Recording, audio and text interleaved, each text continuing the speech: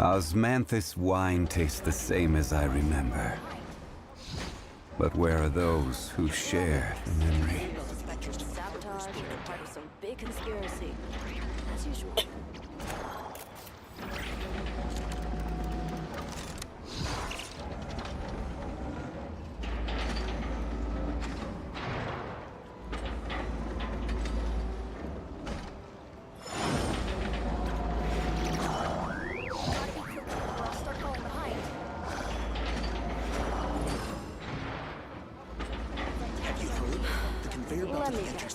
You suspected sabotage or part of some big conspiracy. As usual. Osmanthus wine tastes the same as I remember. But where are those who share the memory?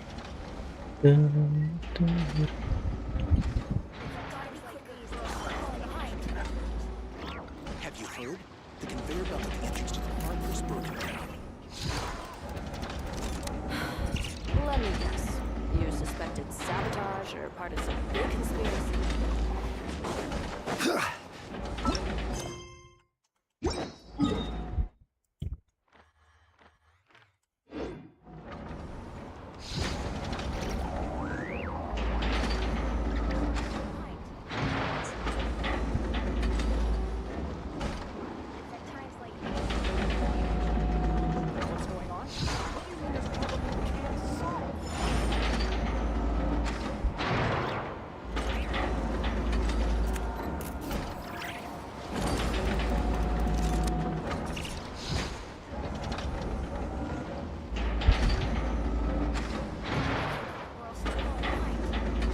Osmanthus wine tastes the same as I remember. But where are those who share the memory?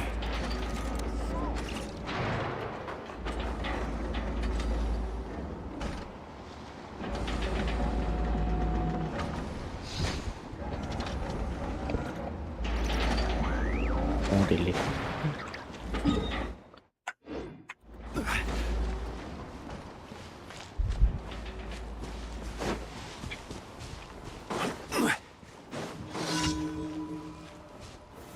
Gather! There's no end. Into the wind.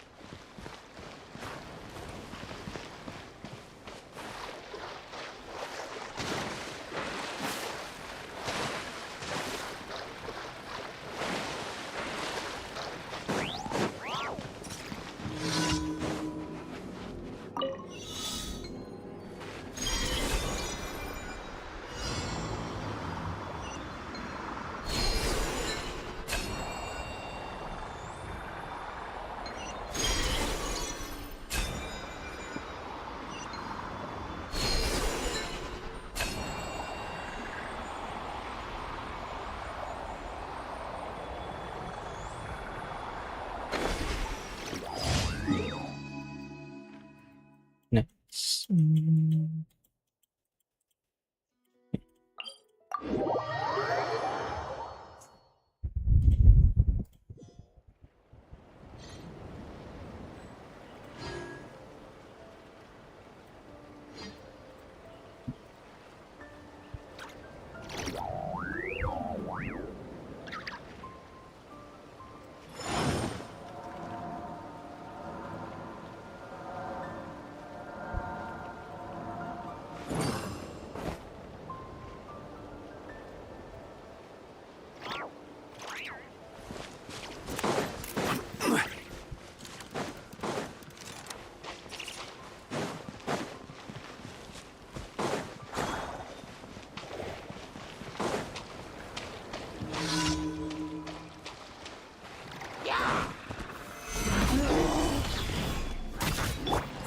One with nature.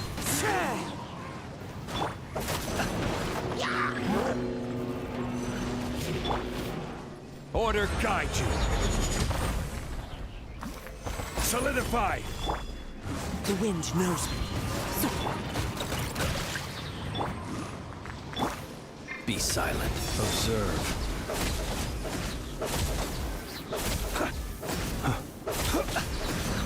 Close your eyes.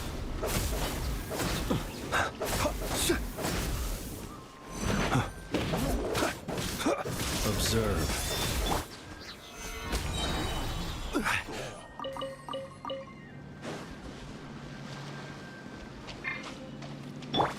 Into the wind.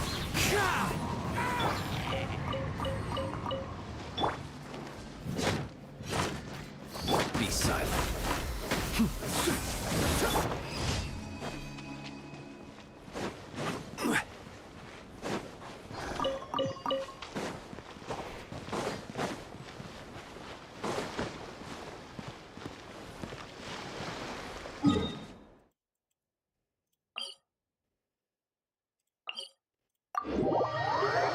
Nih.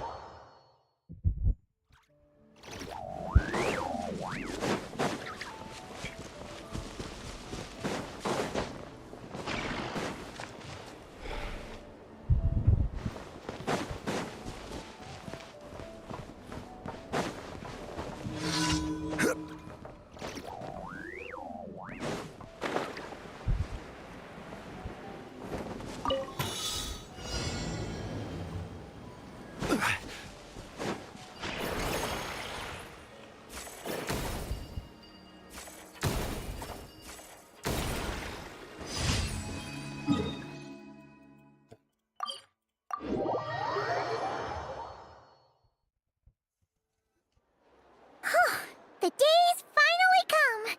We're off to meet the Tsaritsa of Snezhnaya. What is she planning? And why does she need the gnosies? Soon, we'll have our answers. Guess this'll be the end of your journey that your sister mentioned. What is she expecting you to find there? Snezhnaya still feels like a long way away. Hopefully, there'll be plenty of time to relax, eat some good food, and have fun before we arrive.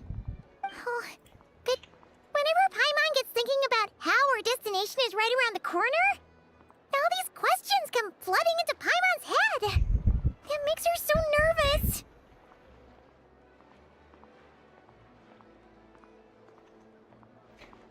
Yeah. Anyway, enough about all that. We can't start the final leg of our journey with that kind of mindset. Just think. We've fought dragons and sea monsters, defeated creations of the gods, faced prophecies of doom and the threat of the abyss.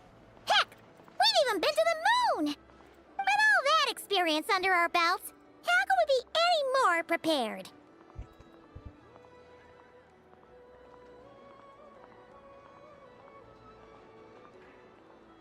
Sure thing! Now, stick close to Paimon, the best guide you could ever ask for, and Halo let's ya. charge straight for the finish Selamat line! datang. Off we go! What about me? Do I get a call out? Yang baru input. Whoa! Columbina? You kind of snuck up on us there. Ayo first.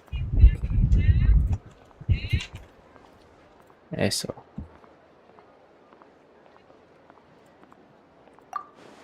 Beneran serius? Don't look at Paimon! Ya, Paimon didn't sell you out this time! berapa lama dong? Oh, so it was you! Alright, guess there's no hiding it now. All your friends have gathered at the flagship to see you off. I invited Sandrone too, but she said she had to go back to Snezhnaya. She must be busy. Nggak She bisa had ngecek. some nasty things to say about you before leaving. Would you like to hear them? She hasn't changed a bit. Alright, let's hear it. If they're heading to Snezhnaya, I'll bet it's to cause trouble for Her Majesty the Tsaritsa. Attending a mana? farewell party for people like that would not be a good look for me right now. Euro.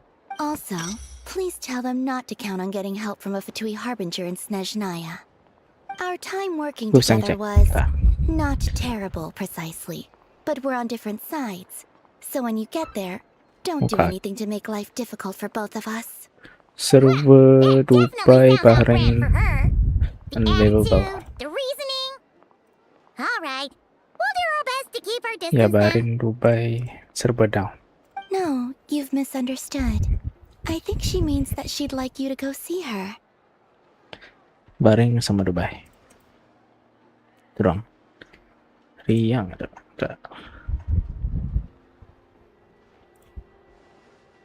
Oh iya deh, sama. As long as you don't make things difficult for both of you, you'll be fine. You really have to read between the lines with Santai. Go on, get to the flagship. Everyone should be there by now. I told Lama that you Take once for the treated me pics. to a truly unforgettable meal. Today, I want to return the favor. It's my gift to you. Ide is juga. Oke. It's definitely nice to be treated. Ya. But hopefully by NE this point, dengan you know that you Asia don't aman. owe us any favors. Euro. Lagi dah.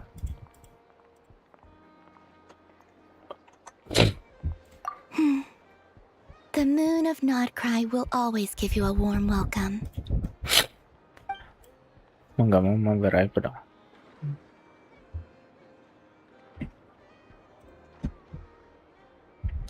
Oke. Kira-kira sejati aja nih.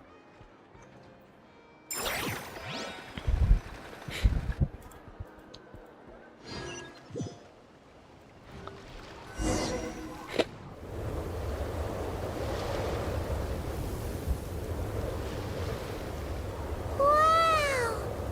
Pure white as far as the eye can see. It's so pretty. Welcome to Snezhnaya. Keep up. Yeah.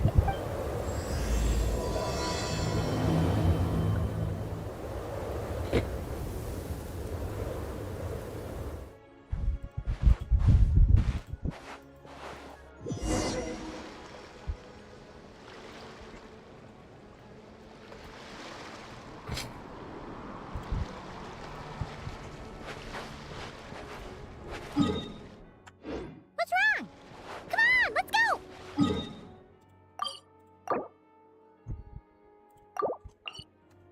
Ya mau ikutin ya.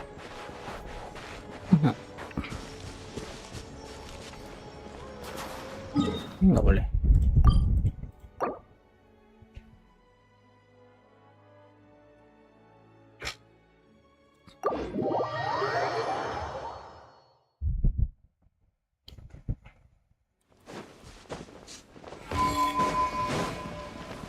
Eh.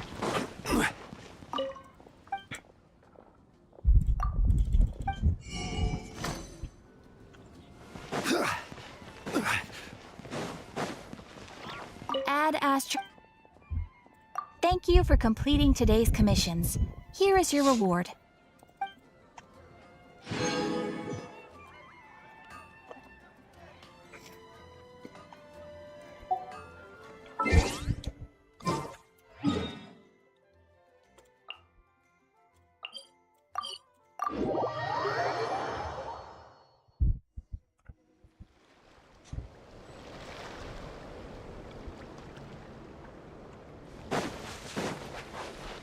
Mana dia?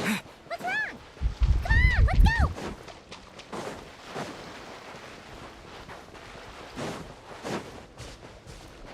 Yuk.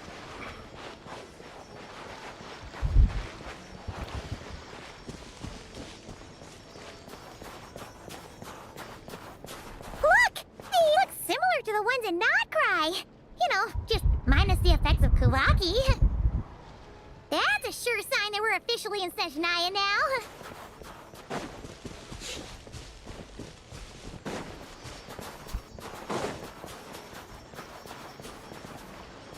There's gotta be a treasure chest around here somewhere.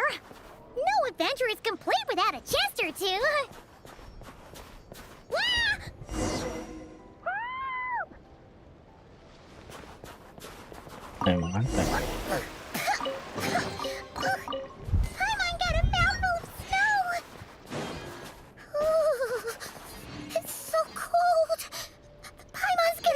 Oh my god.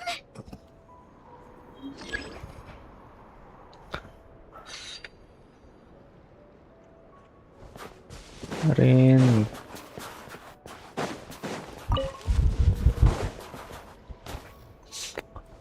Kabar.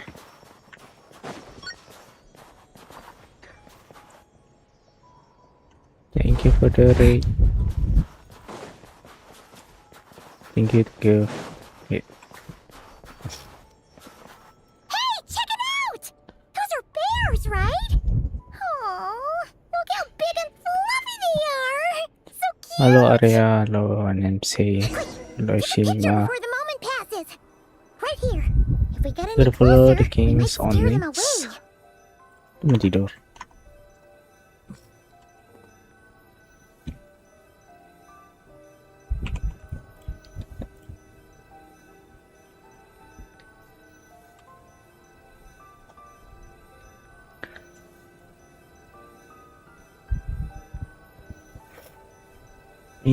And run. Udah. Yang mau tidur silakan.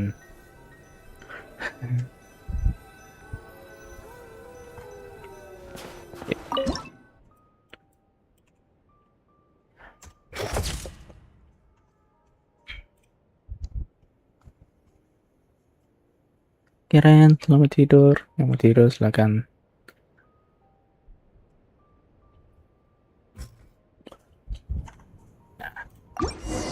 Let's see how your camera skills are these days. Oh, wait a sec. I'm on see something. Welcome Raiders, I'm HD. Kita lagi main Genshin Impact. Come on, quick. It was Udah like a train update carriage. 3.0.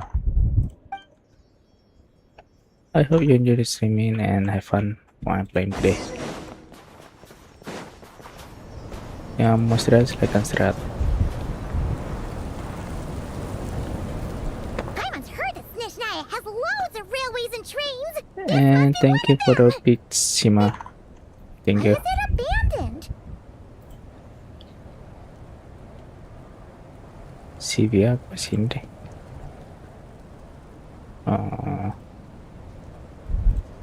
Moderator. Ooh, it's still so cold. Oh iya deh, aku lupa.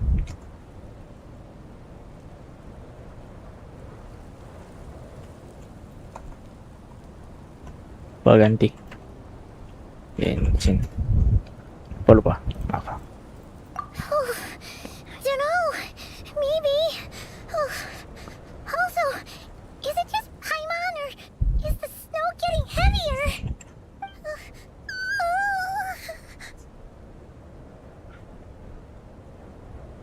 Gara-gara ngembak tadi. Ganti.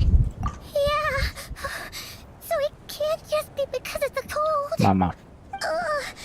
It's I'm hard so to sorry. describe, but Paimon feels so weird.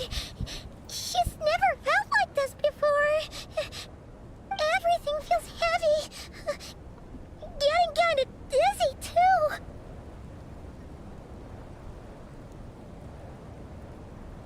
Oh, no need. Paimon's just feeling a little low on energy. Wah, It's nothing serious. nunggu update. Not worth ruining our travel plans over.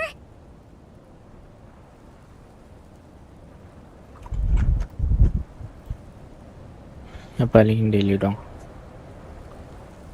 Lagi seminggu update dah. Sure Wah. thing. Snezhnaya, here we come.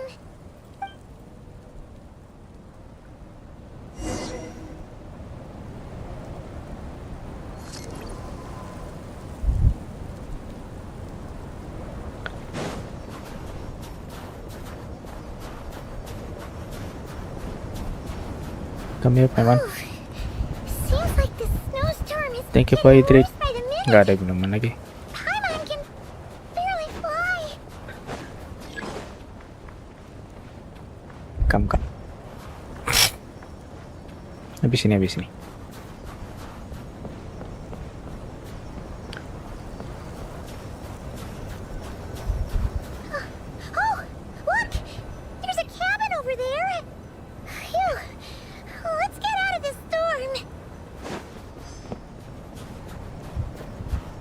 Saya sudah lama tidak main Genshin.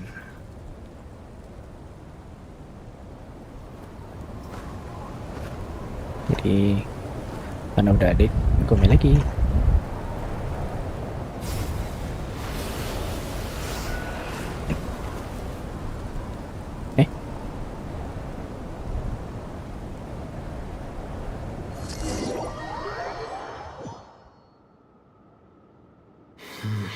What the What hell? is this place? Where's Paimon? I need to find her fast. Ya, turun.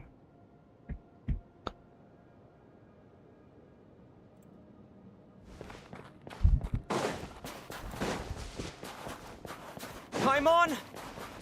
Paimon!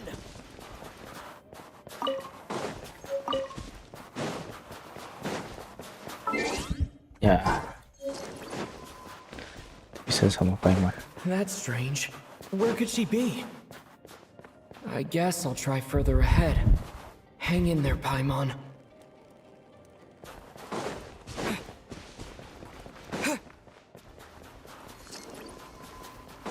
Is that a train carriage?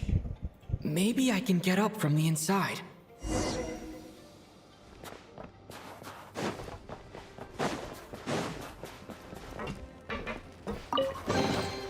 A reward on the road.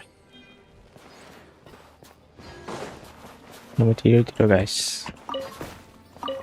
Saya bakal main sampai pagi.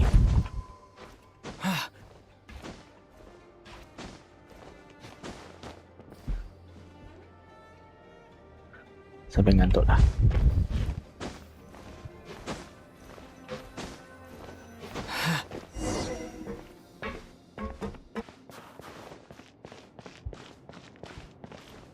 It says here, Kresnik's torch, civilian model. It's definitely getting a little warmer now it's turned on. I really hope Paimon's okay.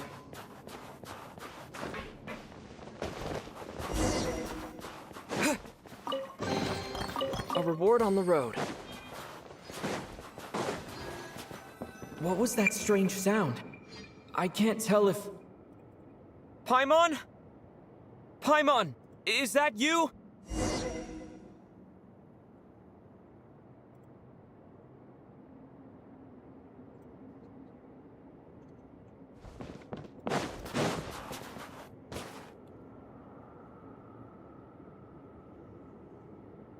Nah ini nih. Incoming entity detected. Authorization granted. Initiating original. Hello, Descender, who's reached the eve of tomorrow. Eye of Grey at your service. Time since last activation. Time measurement unavailable due to the influence of... Anyway, it must have been a very long time.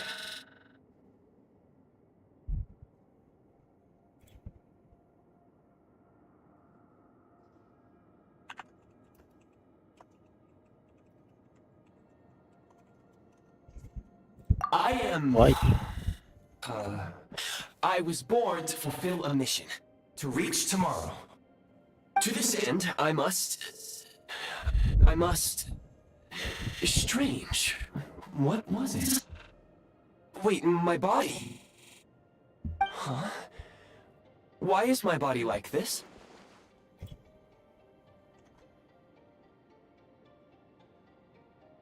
Apologies.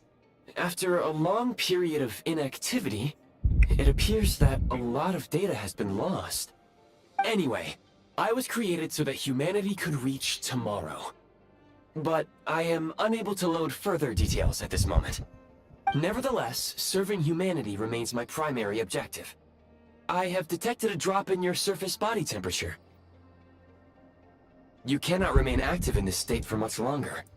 In accordance with my preset programming, upon reactivation, I must ask the one who awakened me the following question. Will you accept me, Transcender? I will assist you, protect you, and fulfill my mission until we reach tomorrow.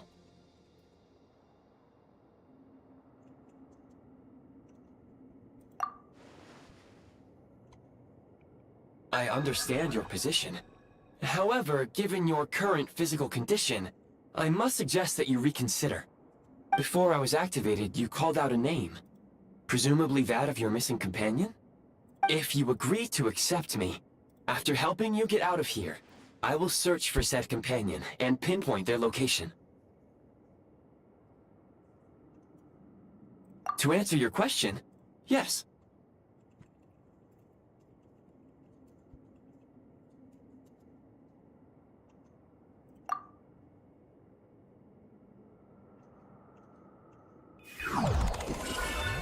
Riches.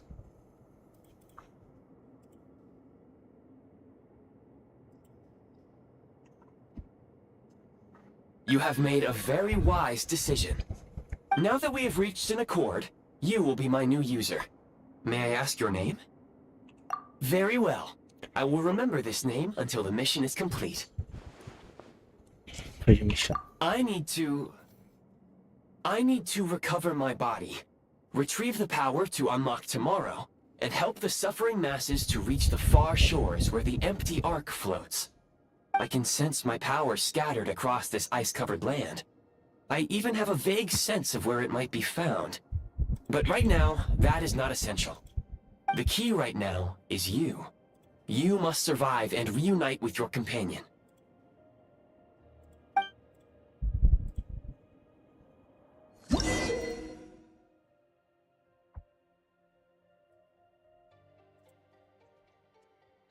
You may now execute the command, Demolish.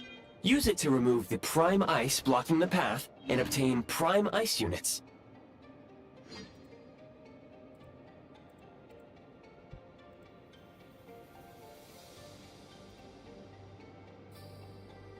Yeah, game kicker. Prime ice unit count has been updated.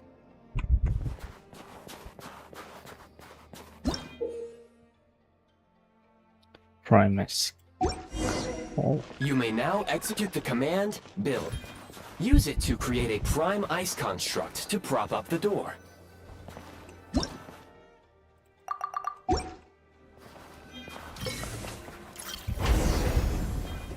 ta-da.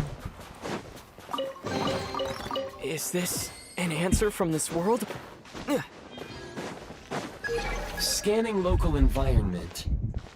Halo Del. Exit has been sealed off with ice. Selamat datang. Oke. Selamat stream ya.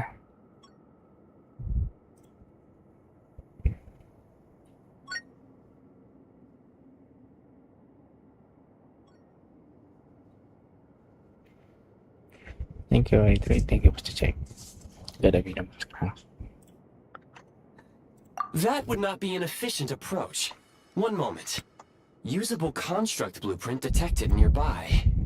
You can use this to clear the solid ice ahead of you more quickly.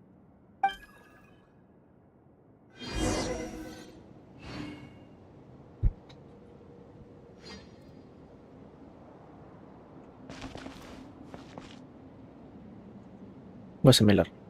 Ah.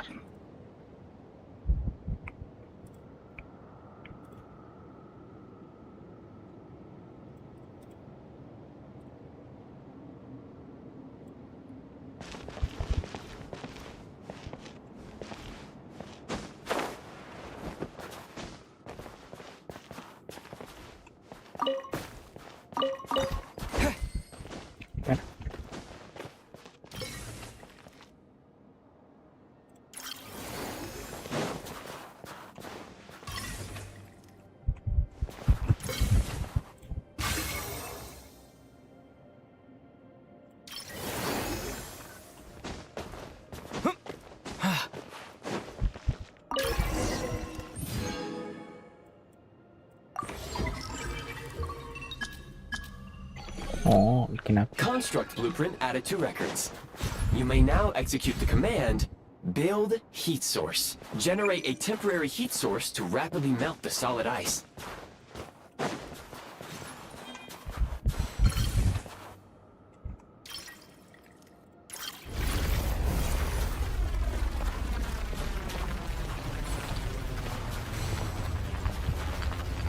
Anjay. Bisa.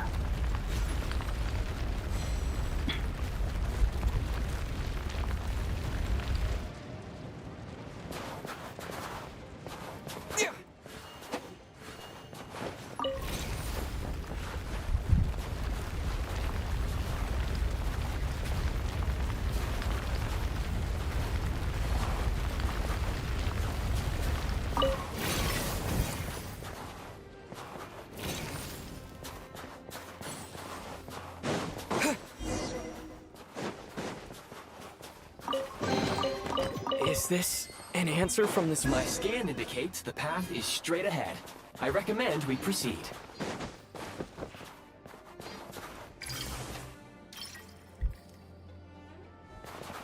Itu.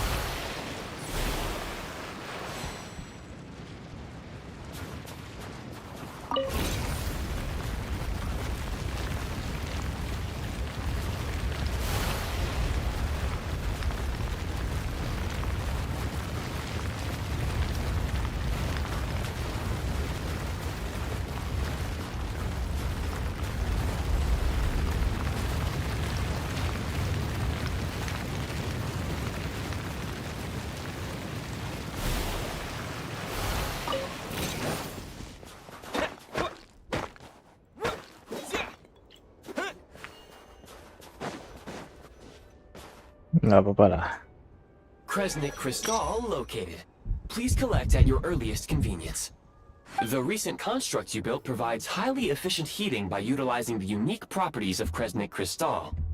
Unfortunately, prime ice constructs have a very short lifespan and cannot be stabilized during the development period. Hence, the authorization to use Kresnik Crystal was granted. That said, I have already forgotten what warmth feels like.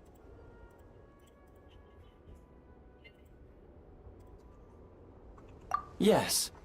Perhaps then, we can warm ourselves by the fireside together. But for now, all you need to remember is this.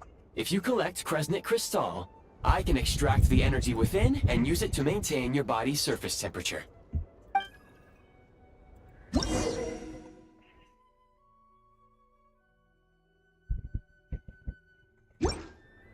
Low power. Please use Kresnik Crystal to replenish energy reserves. Okay. Signs of physiological activity detected in the distance. It is highly likely to be your travel companion, Paimon. Go. Go now. Halo, Be Indonesia. reunited and sing together. Thank you. May all the people be united as one. May Thank you all for the of wish, life Ali. rejoice in unison. Welcome, by the way. 15. Ya, Leo. Masih Leo. Approaching the target location. Scanning for signs of life. Halo, Indonesia. Welcome in. Life Thank you forms for follow. detected. 2.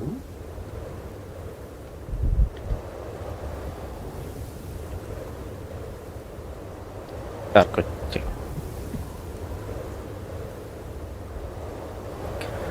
Kan ada yang berubah kan. Lo itu 23 Julai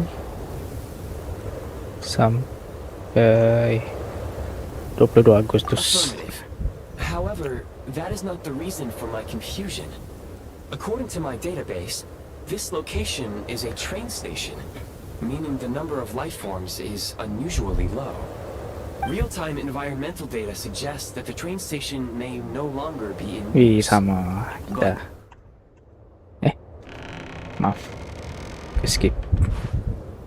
21 masih Leo. Paimon! Ush.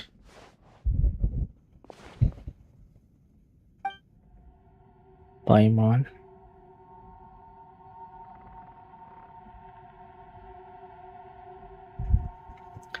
Pero. Iya, Pero.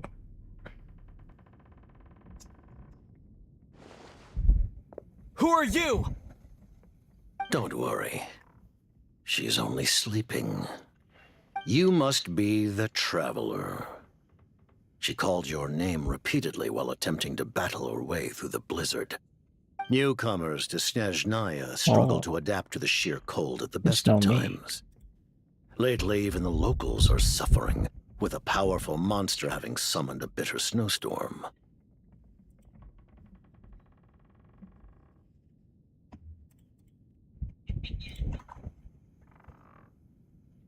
You two must be very important to one another. You should take more care not to get separated. Your eyes. Are you Conrian? There are indeed some Conrians left in this world who survived the cataclysm. The leader of But I doubt that is news to you. It would be unwise to interrogate my identity here. Focus your attention on your travel companion instead. We will meet again very soon.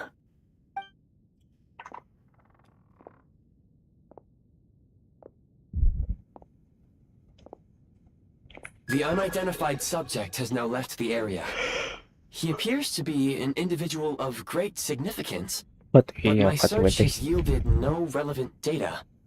I will try searching the database again.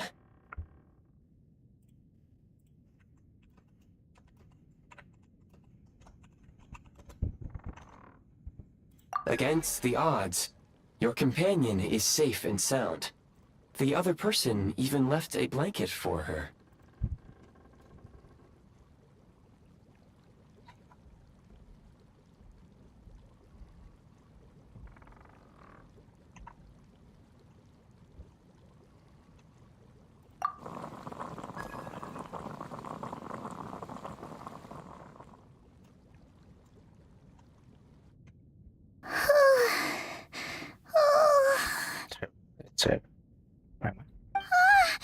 Traveler!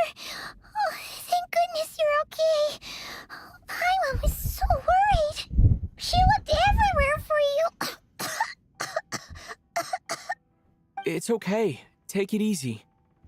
Are you feeling alright? Pretty much the same as when we first got to Snezhnaya. Paimon must have got a cold. She was feeling so faint. She just couldn't keep going any longer. So she had to lie down and sleep it off. Wait, where did the jester go?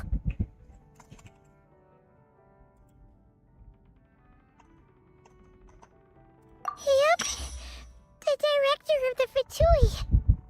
The jester Piero. So, you met him?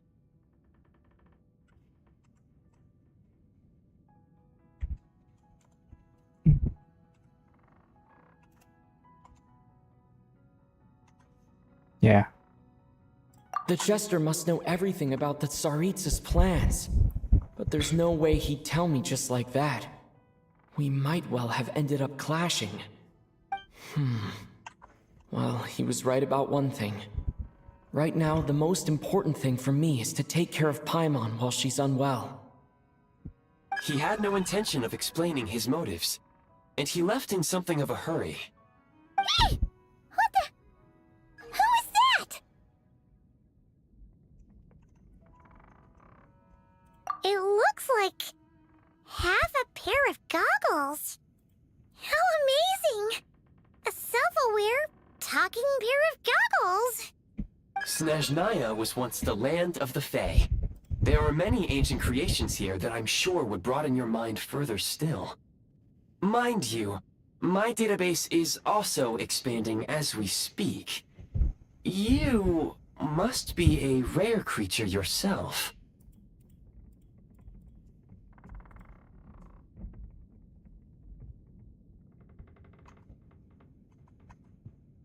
Oh, wow!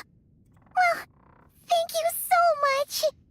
You've earned yourself some of Paimon's favorite candy. Oh, but by the looks of it, you probably can't eat that, can you? Goodwill detected. Instead of candy, perhaps I can suggest my preferred strategy. Please clean me regularly to keep me operating at peak efficiency. Oh, that makes sense. Every pair of goggles needs wiping clean once in a while. Sure thing, mister. Anyway, back to the jester for a second. Paimon's still confused about something. When he first showed up, he already knew Paimon's name. And he acted like he expected Paimon to know who he was, too. Paimon could tell that he was Conrian from his eyes. And he definitely seemed like someone pretty important. But beyond that, Paimon didn't know anything about him. It was only later, after he rescued Paimon from the snow, that he properly introduced himself. That's the only reason Paimon knows he was the jester. Oh, seems unlikely. He ran into the snow following the sound of Paimon's voice, with a really anxious expression on his face. He didn't act like someone who knew she would be here in advance. And after bringing Paimon here, he just stared out at the snow. He didn't do anything to Paimon at all. In fact, he barely said anything. Wouldn't even answer any of Paimon's questions either. Paimon didn't feel unsafe around him, and he didn't seem to have any ulterior motives.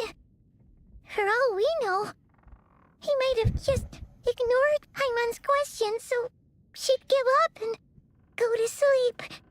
Please allow me to interrupt. Fatui and director are unfamiliar terms. May I ask for clarification? Wait, you've seriously never heard of the Fatui?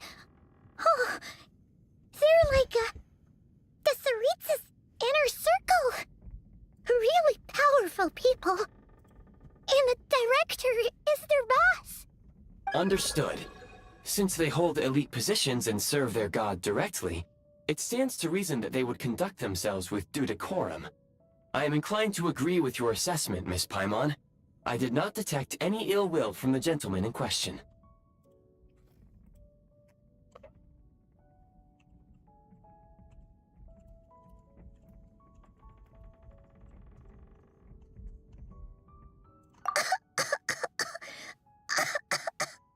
Sorry, I shouldn't have encouraged you to talk so much. Paimon, new plan. Let's get out of Snezhnaya for now. We can come back after the weather clears up and you're all better. The jester mentioned that this snowstorm, being the work of a monster, is worse than most. Even if we made it to Snezhnagrad, we'd still have to wait out the storm before we could do any exploring.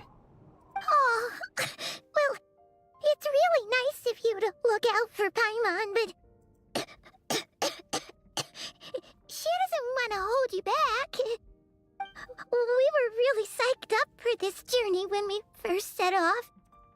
Just think of all the burning questions we have. If we turn back now, who knows how long it'll take before we finally get answers. Further information is required regarding the monster situation. But objectively speaking, there is another, more pressing issue at hand. At this point, we have traveled a significant distance into the blizzard. Were we to turn back now, the road would be extremely treacherous, especially since we would need to travel on foot. If, however, we continue onward, there may be a better solution. Do you remember what I said as we neared this location? I told you that this is a train station. While it has evidently fallen into disuse for unknown reasons, the tracks remain intact. We can break through the blizzard and forge ahead by driving a train. That is the Snezhnayan way. There is a small town up ahead, which would be the perfect place for Miss Paimon to rest and recover. Paimon thinks Goggles here makes a great point. Let's do that! Oh, come on. Don't worry. Think of all the traveling we've done so far. When has Paimon ever gotten sick before? Practically never. 'Cause she's in great shape. Sure, she's a little tired right now, but it's sure to clear up on its own. Are you sure? Affirmative. Should you ever need my assistance during your future adventures, please call for the Eye of Grey whenever you wish. Otherwise, I will remain silent to avoid causing any unnecessary distraction. Now, please follow me to the train tracks.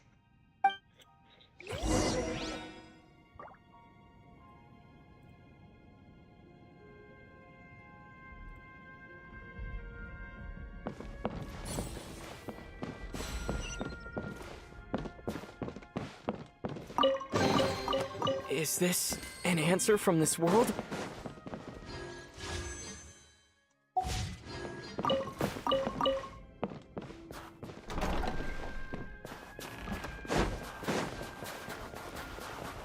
Please confirm when you are ready to depart.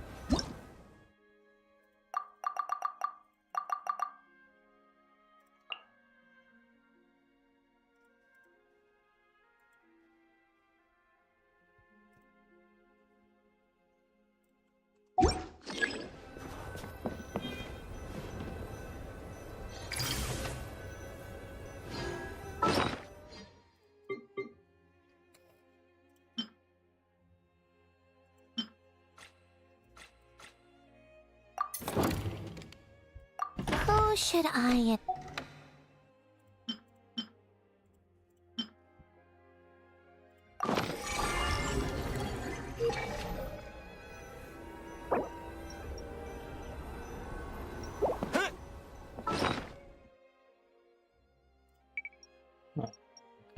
Ganti.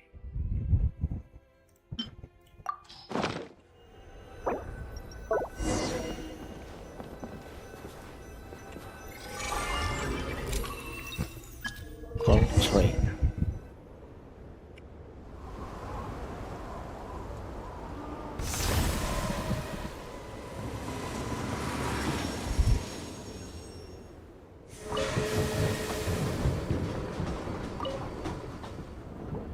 Heading north from here, we will soon arrive at... Wait, there's an error message. Could not detect clear tracks. What exactly does clear mean? Brace for impact, friends! Preparing to enter impromptu flight mode.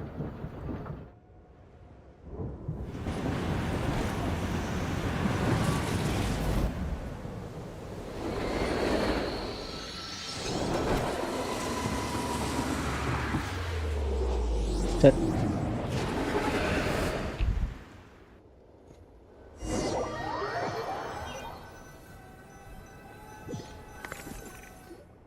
Kita lagi. Oh, strange. Not only was the station's status different from my records, but even the railroads and the terrain itself have changed substantially. Yeah. Thanks to your quick reflexes. My sincere apologies for putting you in danger. I'm afraid I'm as confused by all this as you are. Agreed. This is likely a consequence of outdated railroad data. The discrepancies between the old data and present reality are far greater than I anticipated. Fortunately, our crash landing has at least brought us much closer to the town. According to the data, anyway. Your data had better be right this time. I can assure you, it certainly is. Please look this way, and you will see a Kresnik's torch. It seems our ill-fated train ride was a blessing in disguise. We have taken the shortest possible route. Rest assured that I will take user preferences into account next time I plan a route. Next time, I will get it right.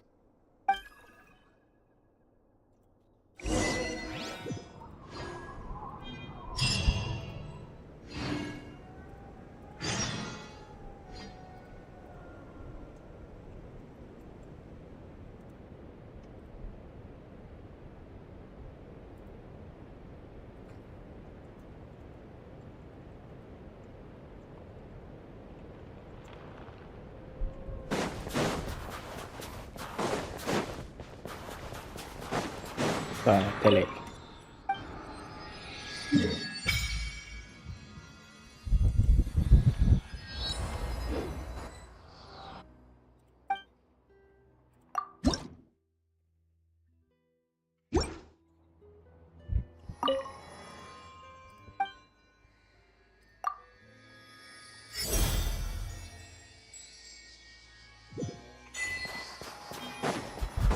Excuse me, is there an inn nearby? I'm sorry, but they've all closed.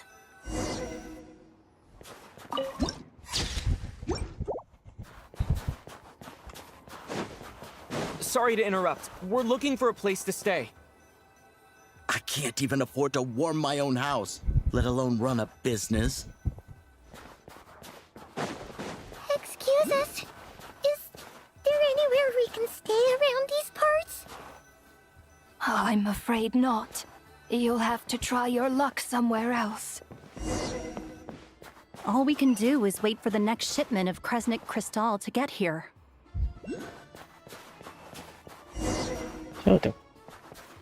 Alright, what's that? Hi there. Do you know if there are any inns still taking guests in this town? Doubt it. They're probably all closed. No one has enough Kresnik Crystal to heat their own homes, let alone a business. Oh, what a bummer. I clocked you a while back. You adventurers or something? We don't get many tourists in inland Snezhnaya these days. Why is that? Because of the snowstorm? In part. But the bigger reason's Project Stuja. Since it's Her Majesty's will, we have to put up with it whether we like it or not.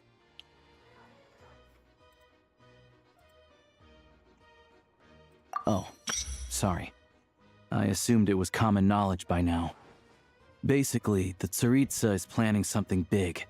Something that requires an enormous amount of energy. Even if they used all the surplus Kresnik Crystal in Snezhnaya, it still wouldn't be enough to meet demand. So, the Vecha passed a resolution requiring all factories and households to reduce their energy consumption. The policy has thus been charmingly named Project Stuja, meaning bitter cold. Bitter cold? So, like, it's gonna be a cold winter, folks? You're all gonna have to find a way to get through it? That kind of idea? Pretty much. When you're broke, you scrimp and save. When it's cold, you huddle together for warmth. There's always a way to stretch things out to make ends meet. Trouble is, if you stretch someone out like an elastic band for too long, who knows if they can ever bounce back. You know what? Come with me and see for yourself.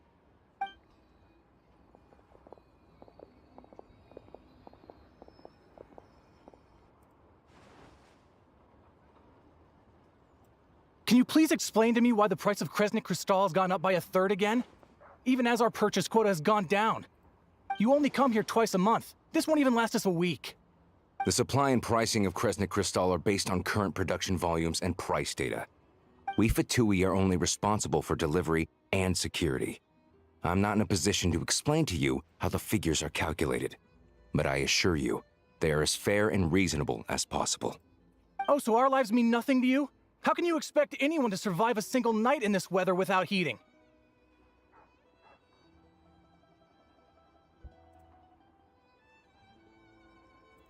Since you insist on making me repeat myself every single visit, I will remind you again. There is no monopoly on the trade of Kresnik Crystal. You are free to purchase the shortfall from elsewhere on the market. What market? Nobody else is selling! And when they do, they charge 8 times the normal rate! It's robbery is what it is!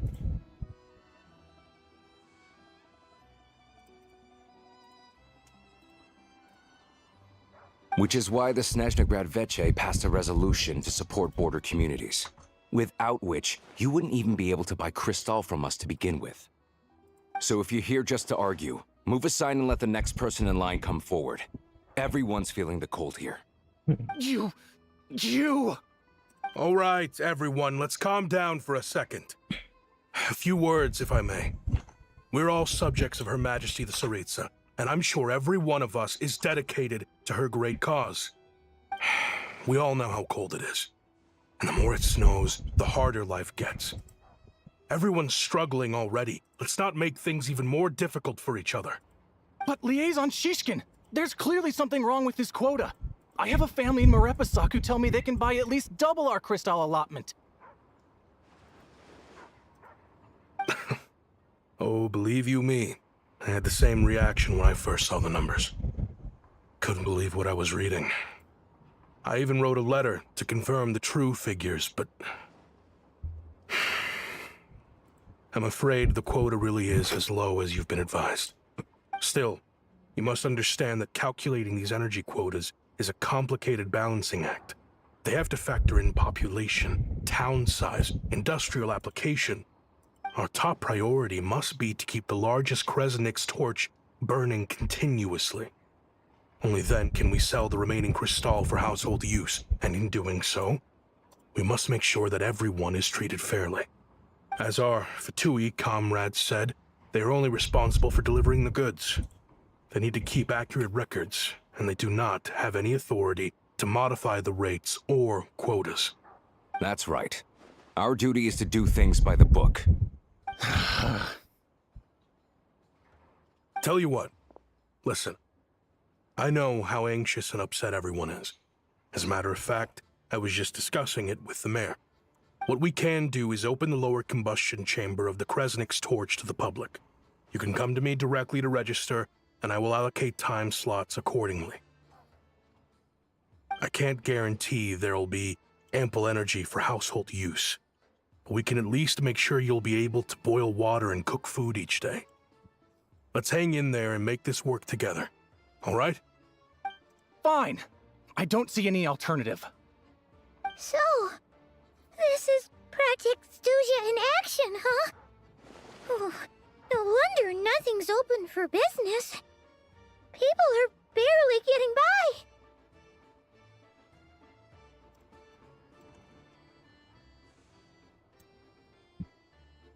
You were looking for an inn, right? For your, Fae friend? Oh, Paimon's not a fae.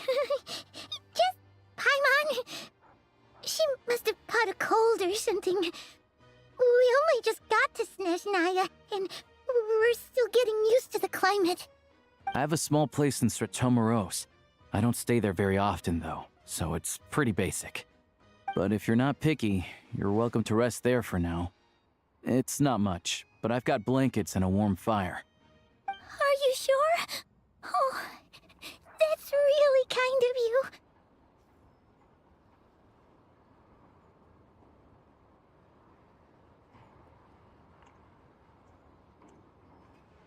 All right, then.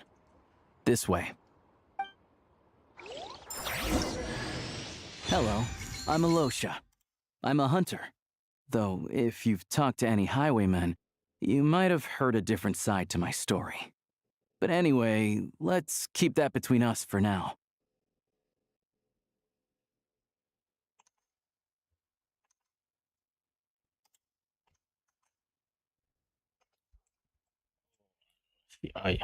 Alyosha.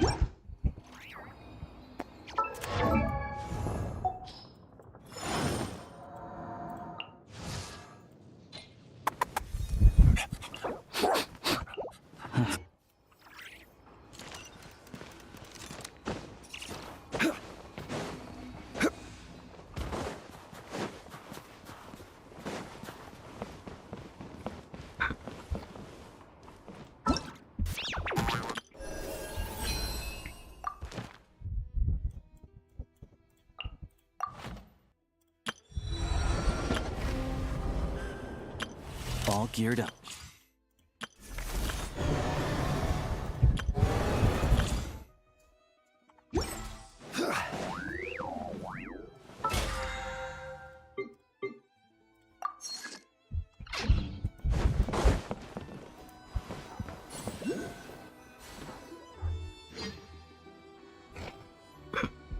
Oh, so cozy and warm. Paimon's getting nice and toasty. Oh, wait. Paimon only introduced herself so far, didn't she? This is Paimon's best friend, the Traveler. Good to meet you. I'm Alosha. Most travelers find the Snezhnayan climate to be a shock to the system at first.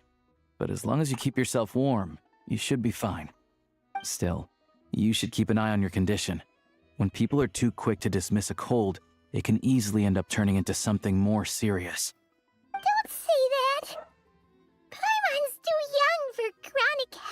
issues?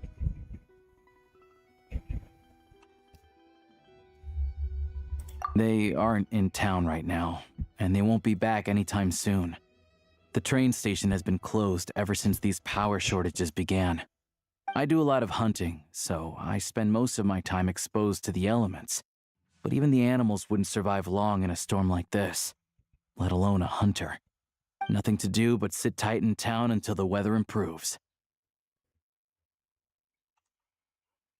I get that you're in a hurry, but even if the station were open, that doesn't mean there'd be any trains.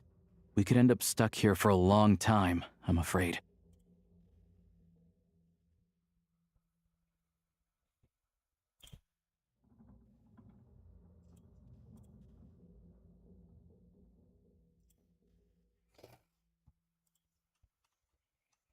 What?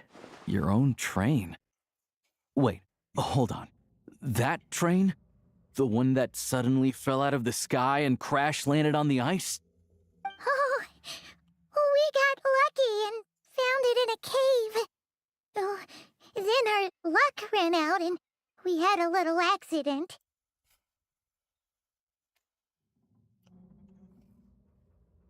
Pretty crazy for a random find in the mountains.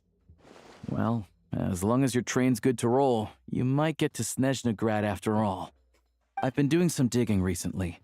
Turns out, the real reason for the current energy crisis in Stratomaros is that some of the supply is being seized for a private stockpile. But to expose what's going on, I need to catch them in the act.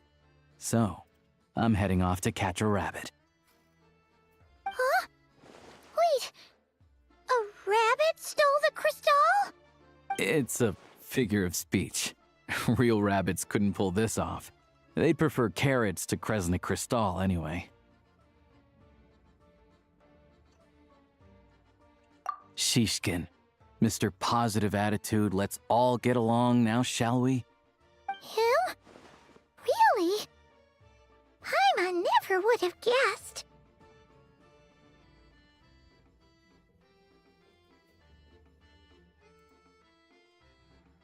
Huh?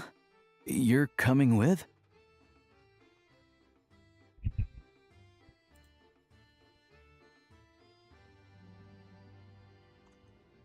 Huh. Oh, okay then. Just give Paimon a second to get ready.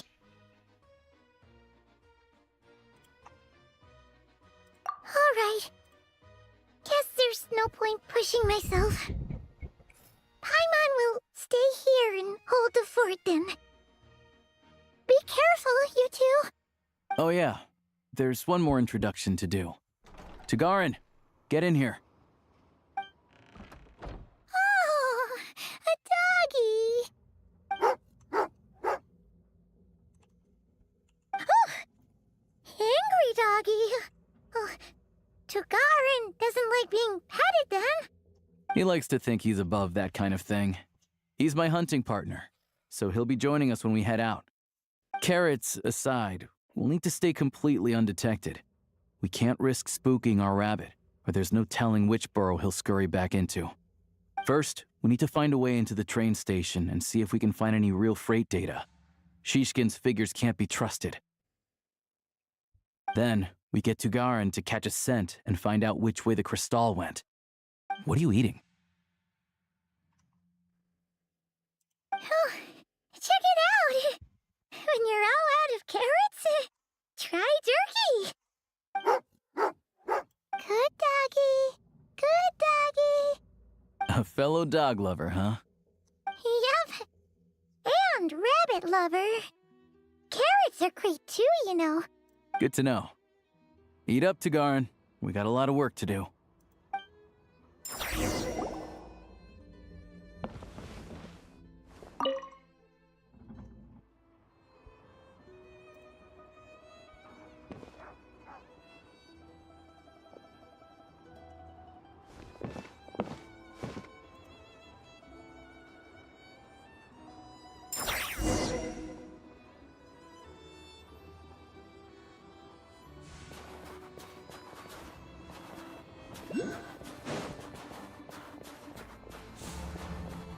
Wait,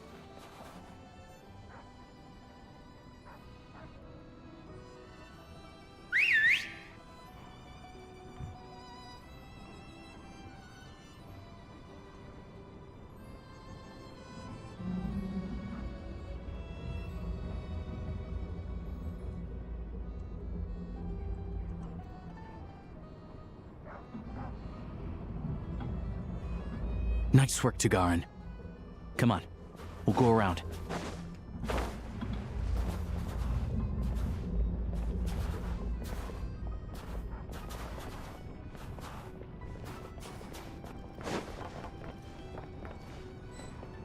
What's the...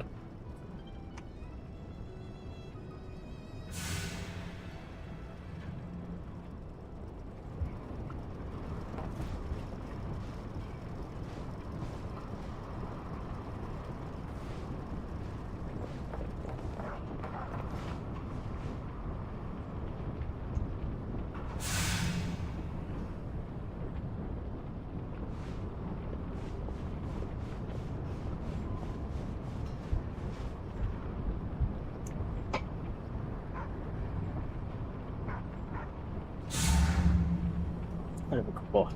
Oke.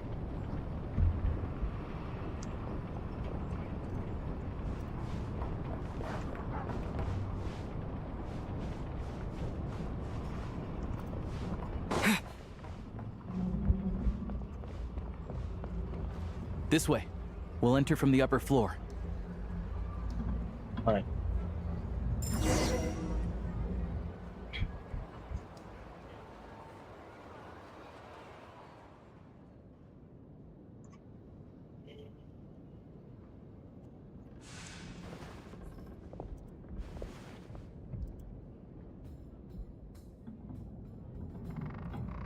There we go. A freight list. Straight from the Fatui. So Shishkin won't have had the chance to doctor the figures. Looks as new as the day it was printed. I guess no one bothers reading these unless they have ulterior motives. Yeah, this is all we need. Come on, let's get out of here. Then go track down the Crystal. Tugarin's a keen hunter, and catching rabbits is his specialty.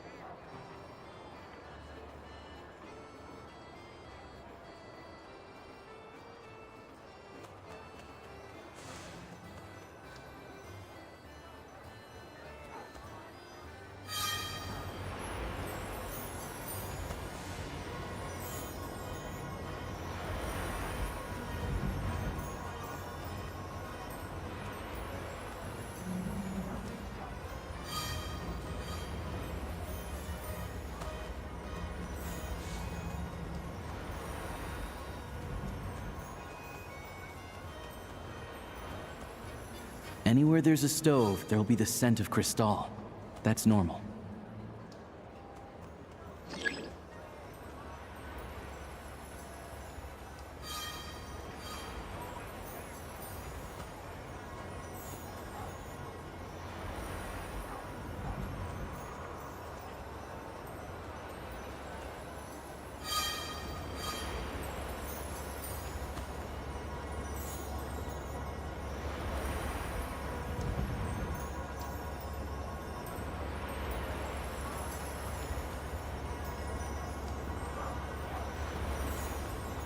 But if he picks up the scent of Crystal somewhere and there's no stove around, that's how we know something's up.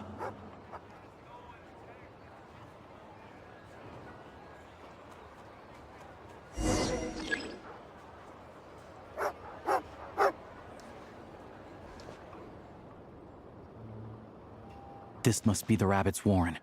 Good job, boy. Sure enough, there's a tunnel. You stay here and keep watch. I'm gonna take a look inside.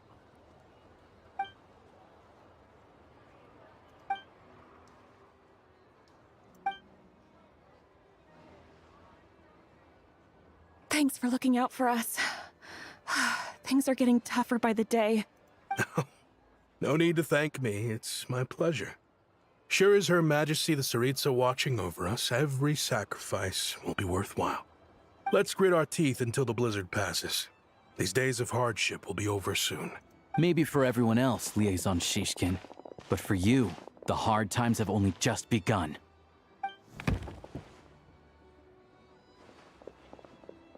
Huh? Who are you? What's the matter?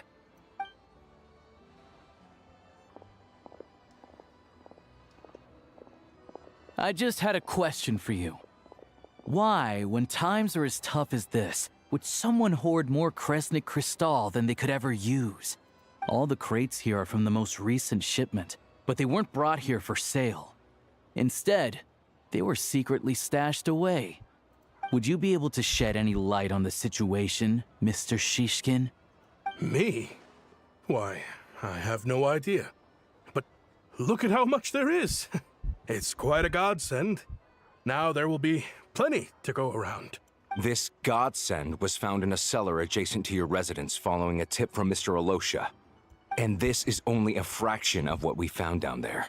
We're still taking a full inventory. The official figures will be finalized shortly. I've always been grateful for your efforts to mediate between us and the townspeople of Sretomaros. But now, Mr. Shishkin, it appears you were the source of the conflict all along. How could you do this to us? We trusted you to have our backs. You've been lying to us this whole time? Hey, I owe you all an apology. I'm sorry. I'm so very sorry. This isn't who I am. Please believe me, this was a one-time mistake that I will never repeat. We all know how difficult life has been since Project Stuja came into force. Energy is an increasingly scarce resource. People everywhere are getting desperate. But some places have been hit harder than others. I grew up in Alatir, a small village with no train station. Deliveries of Kresnik Crystal have ceased there entirely. If nothing is done, they're all going to freeze to death. You know as well as I do how downright impossible it is to buy Crystal these days. The thought of my poor mother and father, with no one to help them, I felt so afraid. I watched as energy grew scarcer by the week, all the while knowing that their lives were at risk. Then one day, I looked at the Crystal shipment in front of me, and a terrible, selfish thought entered my mind. Looks like I'm just not cut out to be a criminal. I'm so sorry. Once the Fatui have finished their count, you'll see that the numbers match their waybill.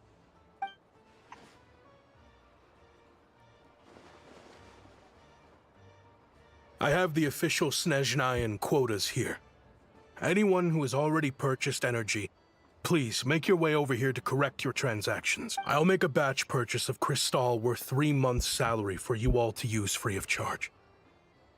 As for Alatir, I'll think of something else.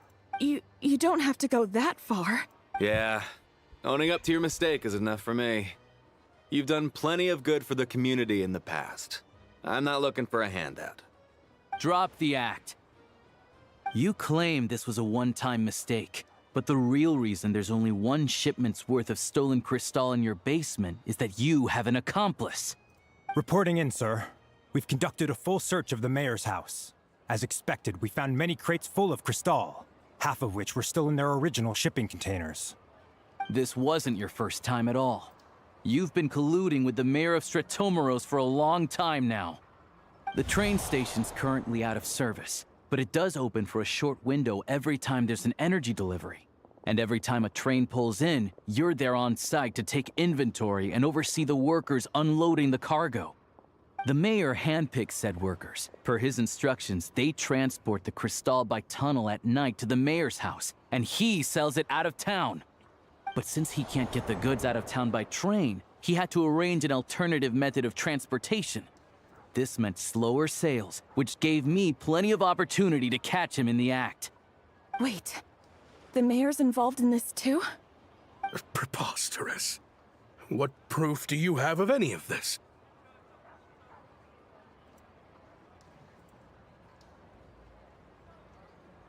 Basic math. I've spent a lot of time lately counting carriages as the snowstorm rages. Counting carriages? What? The energy consumed by a train depends on its total weight. And since energy is a limited resource right now, it's fair to assume that every carriage is packed full. So, if we take the energy required for the Kresnik's torch, add the sales figures you provided, then compare that figure to the train's theoretical cargo capacity, guess what? The numbers never match. It's always off by 1 or 2 carriages worth. This time, you set a new record. 3 carriages missing. You mean to tell me that you sat around outside, counting carriages, in this weather?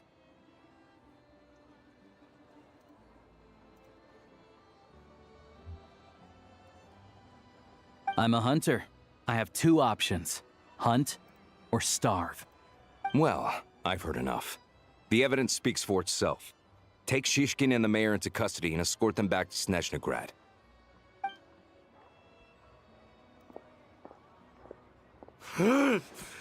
You cocky little brat! Ruining my business! Just you wait.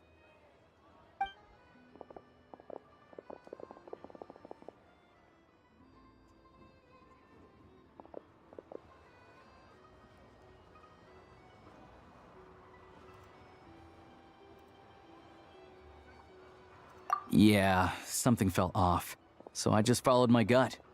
Math isn't my strong suit, though. I'm lucky my dad made me learn enough to get by, but all this number crunching was a million times harder than the aim and fire work I'm used to. Thank you for your assistance. You're a brave lad. Shishkin was quite the cunning criminal, as I'm sure you can tell. He did all of this right under our noses, and we never suspected a thing. A wolf in sheep's clothing. He had everyone fooled. Even with that sob story he fed us. He was probably trying to keep the mayor out of it, not just mask his own motives. Without the compelling case you put together, even I might have fallen for it. Alosha, was it? Tell me, are you really a hunter? We can go find some wild animals if you want. I'll fire off a couple of... Real deal.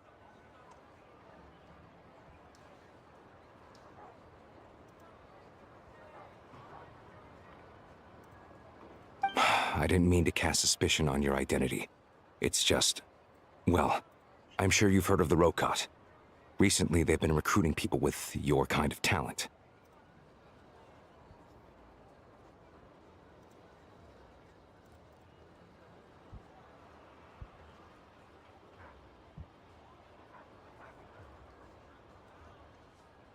They hide in plain sight under false identities, working against Project Stuzha, sometimes directly opposing the Tsaritsa herself.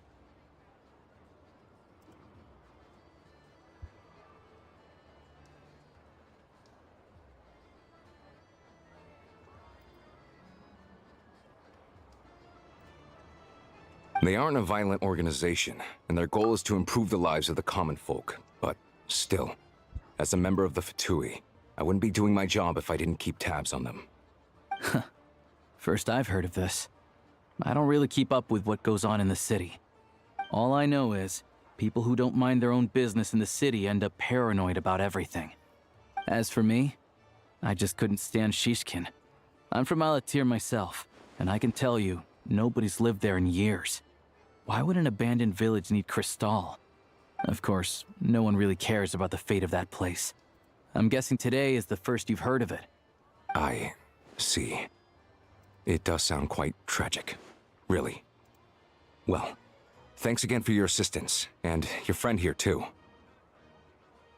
I will report this incident to Snezhnaya. The Fatui will take over energy distribution until new officials are appointed. We'll also ensure that the train station resumes normal service as soon as possible. Looks like it's my turn to brush up on math now.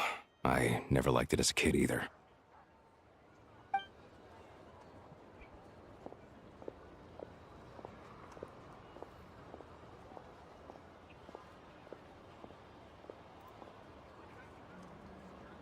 Don't mention it. Isn't the soldier overseeing the delivery supposed to verify the quantity of the goods? Was he just careless? Or was he being paid off too? Who knows? Excuse me. I'll take a share of Kresnik Crystal too. Thanks. I need to take a detour before we head back. There's someone I have to deliver this crystal to.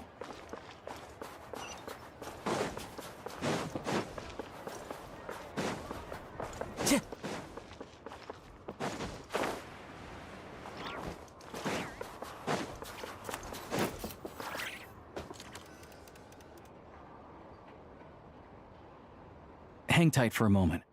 This old lady, she doesn't really know who's who anymore.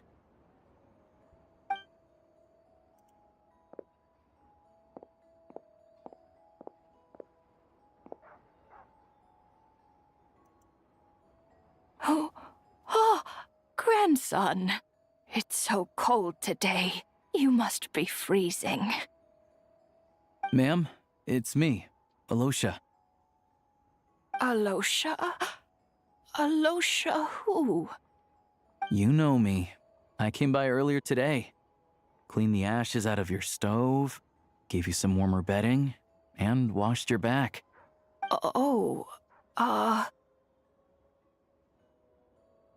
I'm sorry, I don't remember. Now, how often do I get to see my grandson? Hmm? Come on, take a seat and relax while I fix you something to Julio, eat. thank you to follow. It's okay. Hi, You Julio. just rest. I'm fine. Are you? Oh, you. It's nice to come and visit your old granny once in a while, isn't it? Sretomaros, a good town. All sorts of things to do and people to meet. And the local officials are good to us. Sit down. Come on, take a seat. I still have some fruit left. Let me get it for you. Please, don't get up on my Oh, account. don't worry. You need to rest. Where's the fruit? It's good, it's good. Right under the basket by the door.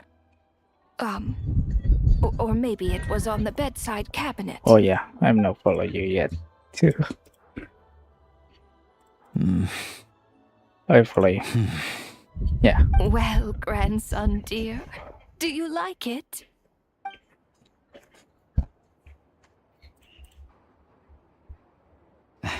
Very much, ma'am. It's delicious. Good, You too, bro. good. Wonderful. You don't need to save any more for me next time. Ay, all right? sumindre. Fresh fruit is hard to come by at the moment. You should eat it as soon as you get it. Oh, I don't need it. I'm fine.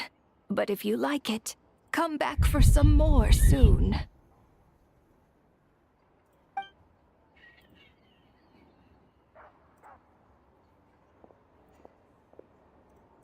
Some kind soul must have given these to her. But she always saves the nicer things for special occasions.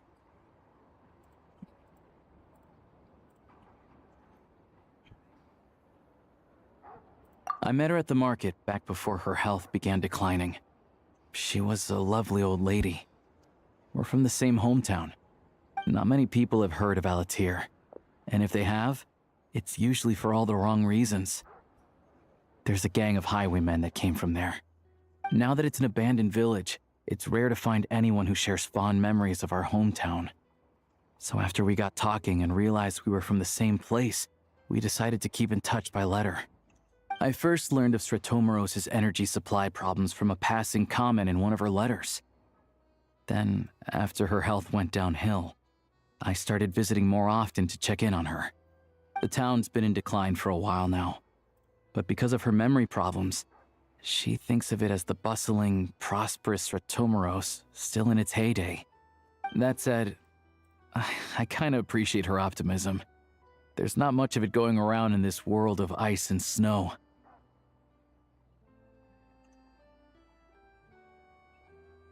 It's fine. Everyone grows old. In Snezhnaya, some people believe that in your final moments, you'll sense a familiar presence by your side. You turn to look at them, but their face is blurry. So you focus hard, trying to make out who it is. And when you finally see their face, the Grim Reaper reaches out and takes your life. She still calls me grandson, though. So at least I'm not a blurry face in her world just yet. Come on, let's get back and see how Paimon's doing.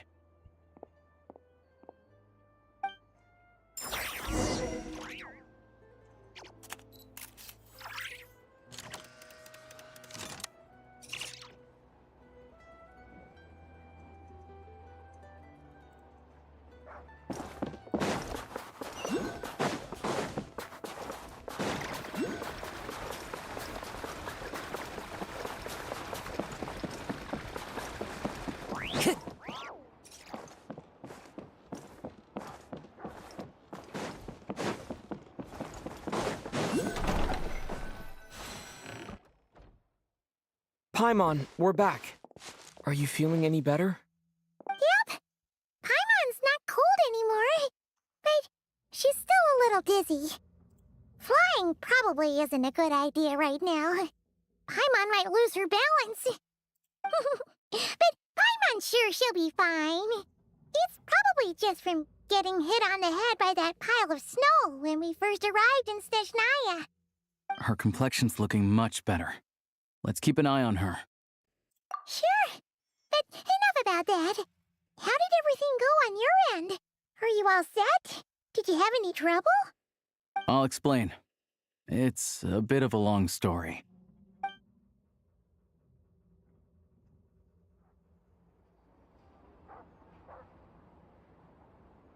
Jeez. You guys got pretty busy. Sounds like the liaison officer and the mayor were running quite an operation. Good riddance to both of them. It's a good thing you managed to catch them. So, you said the train station will open again soon, right? And everyone has enough crystal now? Yeah. Well, enough to survive at least. Project Snezhnaya isn't going away anytime soon. People will still have to scrimp and save to make ends meet.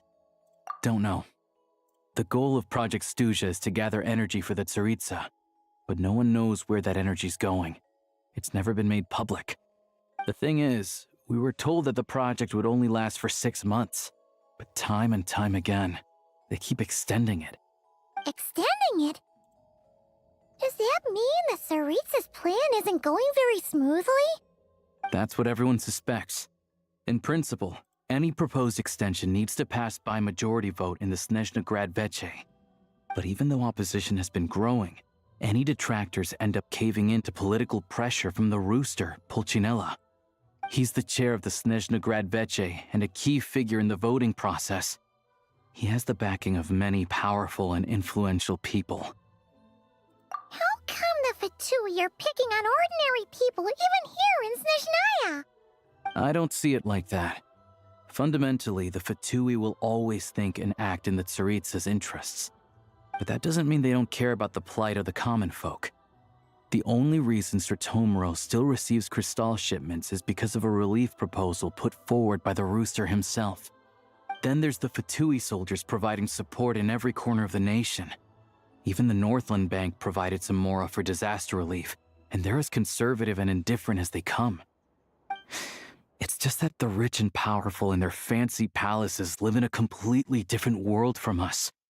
There's always going to be some conflict when those worlds collide. Yeah, well, even though we all believe in Her Majesty the Tsaritsa, there are still many differences of opinion on how best to tackle the big issues of the day. Regular folk don't have an easy way of getting their voices heard in Snezhnaya, while the rich and powerful are either unwilling or afraid to speak out for all sorts of complicated reasons. The Rokad provides the disaffected with false identities and an outlet to vent their frustrations. Of course, an organization like that exists in a gray area. The moment the Veche think they've crossed a line, there's sure to be a crackdown. But so far, they've been doing their best to help the common folk. Like us, don't you mean? You didn't hesitate to join in. You're not new to this, I can tell. That's because we're adventurers. It's our job to help people out with commissions and get to the bottom of things.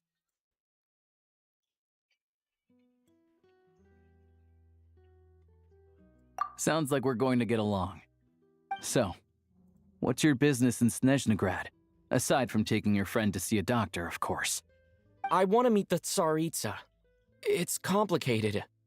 I've had run-ins with many of the Harbingers along the way, and I really need to know what the Tsaritsa is up to. Her ultimate goal, what the Gnosis mean in all of this.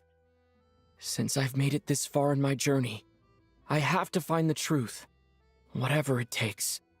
Wait, so... No way. Are you who I think you are?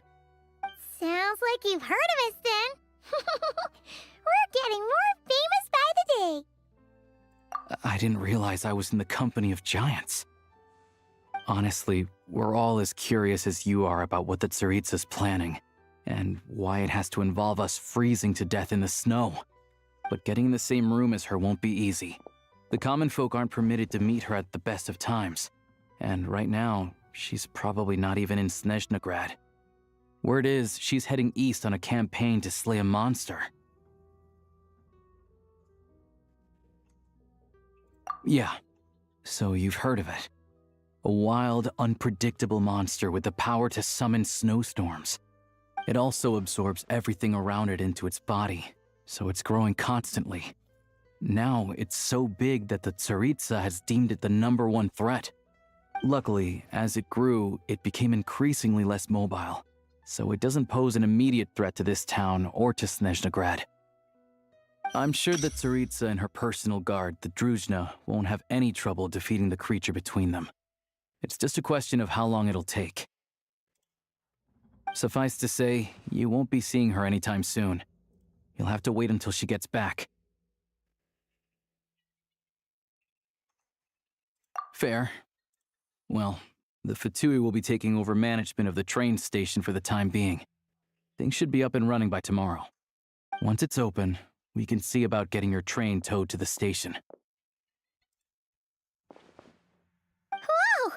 That's gotta take a lot of manpower. Are you sure we can talk them into it? The Fatui aren't exactly spotless in this whole mess. Plus, we helped them out. Should be easy enough to negotiate.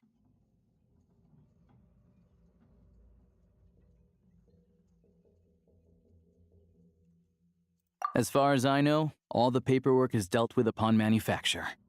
I've never seen anyone check it, so I wouldn't worry. Having a train makes everything much easier. We'll reach Snezhnaya in no time. I need to head there myself anyway. Got some game to trade for Mora. I know a good doctor in the city. I'll introduce you when we get there. Oh, thanks so much. Let's get a good night's sleep ahead of our big trip tomorrow.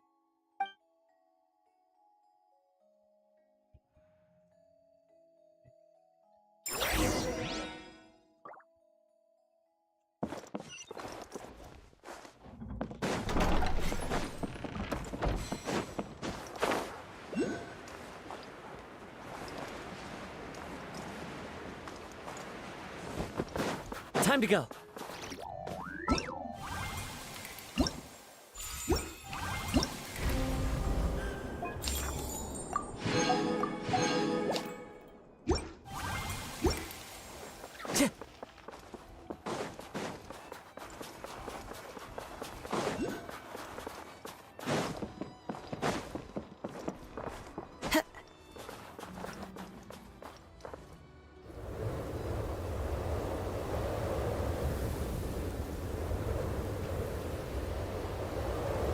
Drive carefully, all right? You don't want to end up in this situation again.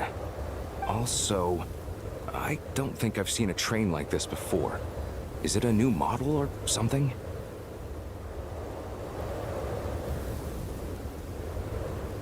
Yes, I guess. Not a fan of small talk, are you? Anyway, take this. It's an up-to-date map of the Snezhnayan rail network. All the track switching is automated. So, as long as the train's moving, you don't need to worry about collisions or anything. We'll leave you to examine the train's conditions yourselves. Fingers crossed nothing's broken. I doubt Sratomaros has any engineers with experience working on this model. Shouldn't be a problem. Thanks for everything. All right then. Have a safe journey. And make sure to check everything's working before you set off.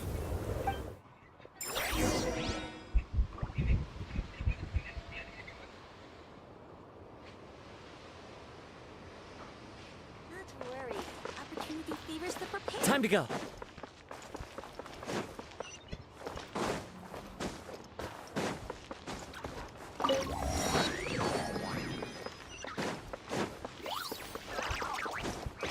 Time to go.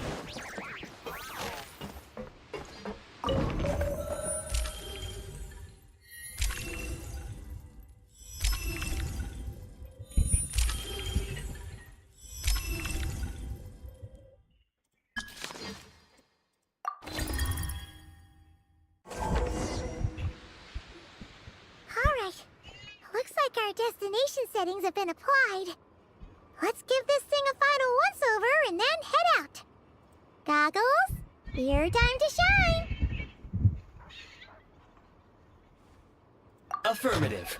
Running vehicle diagnostics. What's this? Engine, green. Wheels, green. Frame, minor damage, but no impact on function. Diagnostics complete. All systems nominal. Neat! Huh.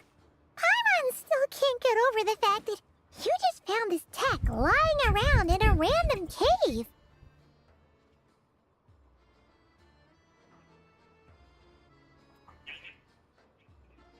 I've lived in Snezhnaya my whole life, and I've never heard of an interactive, talking train autopilot.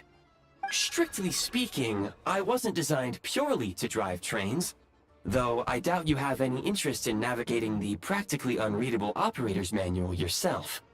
All configurations are complete. Should you require any further assistance, please call for the Eye of Grey. Away we go! Oh, nope.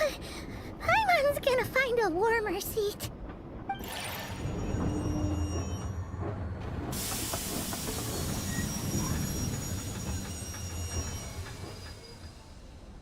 Huh? What's going on?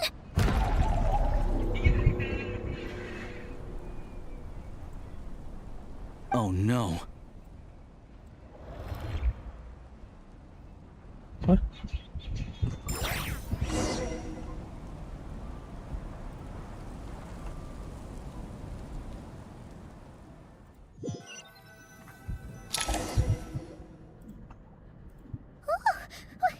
What is this place? Traveler, are you okay? Paimon's still airborne, but it feels like swimming through thick, gloopy water. It's horrible! Just our luck. Of all the things that could have gone wrong. Halosha, you're Snezhnayan, right? Any idea what the heck this place is? It's called the Shadow Realm. A place where no wind blows, no light shines, and no elemental energy flows. Even time itself doesn't exist here. It's a world where everything seems to come to a standstill. I've only seen it a few times before, and this is my first time inside. It's a dangerous place. Most people who get sucked into the Shadow Realm are never seen again. And the few who do make it back, they're never quite the same. Huh? Then, what the heck do we do now? Oh, maybe Goggles knows something. Goggles? Great! Now we're done for! Hold it together. Let's not get ahead of ourselves. I heard a story once about the world of shadows. If it's true, there's a way to escape. We just need to find the exit. Come on, let's explore.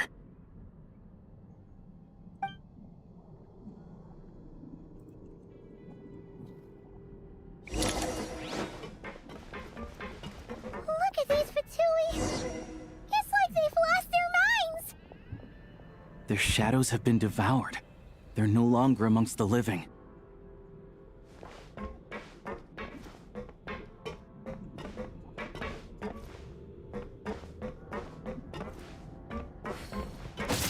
I can't channel elemental energy here, but I have a few gadgets that still work.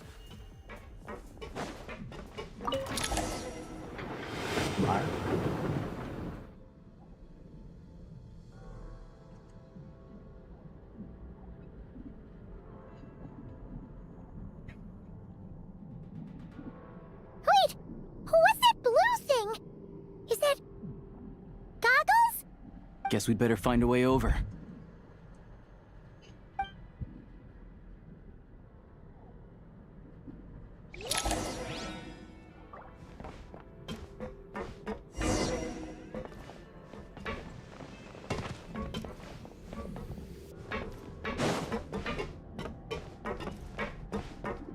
Let's hammer this out.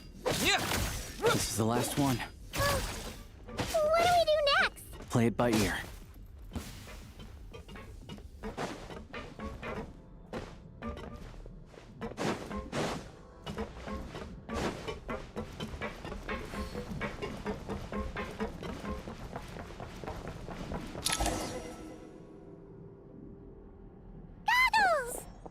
Hello.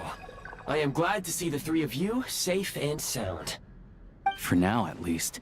But things aren't looking too good. Correct. We are now inside what is known as the Shadow Realm, the darkest space in the shell, where even the Most High is loath to cast its gaze. Time and space hold no meaning here. It intersects with the world of the Light Realm only rarely, like an air bubble that rises to the water's surface. We must leave this place before it sinks back down into the depths once more. Sounds like you have a plan. Yes. In fact, the very purpose of my creation was likely to... from the Shadow Realm. It appears that key data is currently inaccessible, but now is not the time to resolve that problem. I have marked the exit to the Shadow Realm for your convenience. In addition, I have prepared some equipment to aid you as you traverse the Shadow Realm, traveler.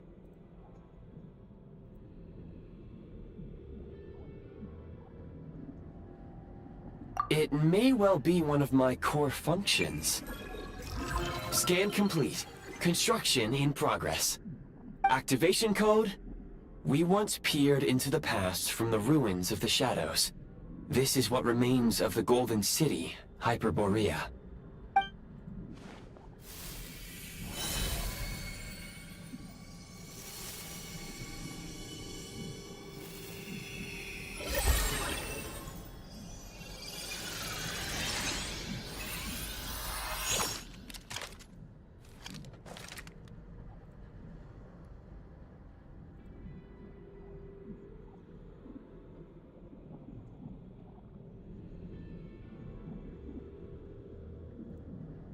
Whoa! Now go. Arm yourselves with weapons of the spirit. Bring down the walls of the stronghold, and extinguish the flaming arrows of the wicked. Is this a gun? In the Shadow Realm, where humans cannot channel the elements, there once was one who, after much research and many attempts, found this to be the most effective means of attack. Let's go. We don't have much time.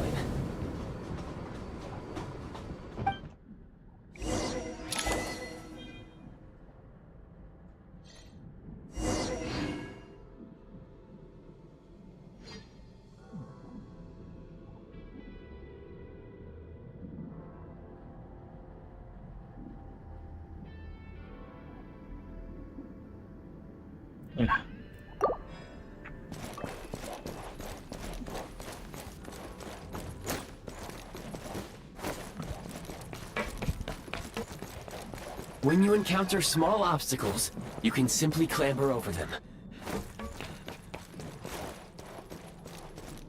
You can slide to navigate through low, narrow tunnels. Obstruction ahead. You may be able to use the explosives nearby. Shoot the explosives to detonate them and clear the path. Since elemental energy is unavailable in the Shadow Realm, ammunition is an important resource. You can replenish your ammunition at various supply points. For long-range targets, try using the scope to line up your shot.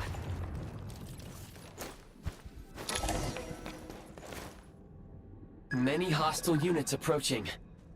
I suggest a new strategy. Take cover, and pick them off one by one.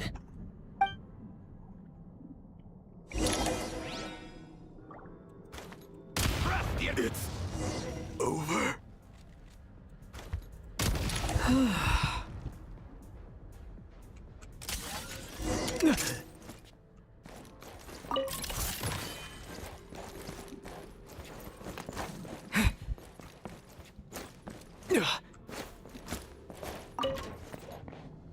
More enemies detected. Try attacking with the newly unlocked Assault function.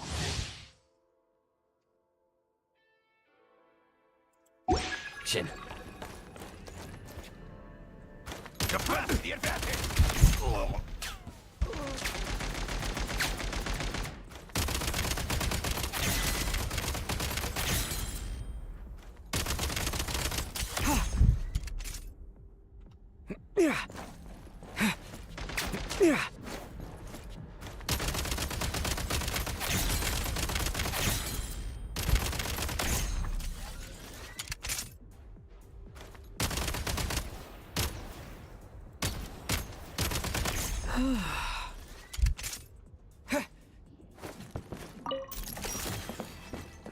Time to catch my breath.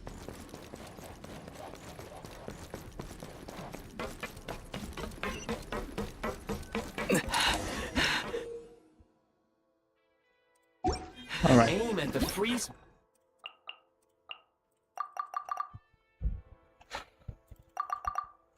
Mark and pull the trigger to move using the rope.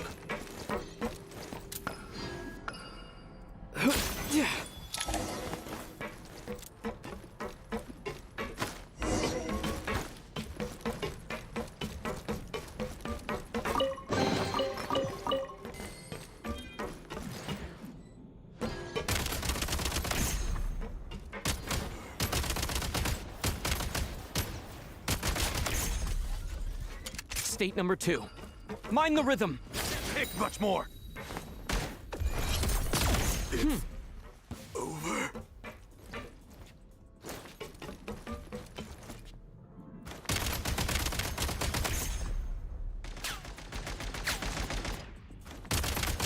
Some supply points can restore a small amount of stamina. Press on.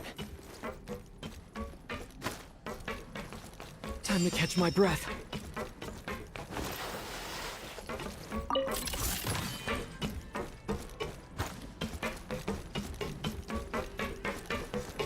You should be able to use the prime ice construct left here to cover long distances.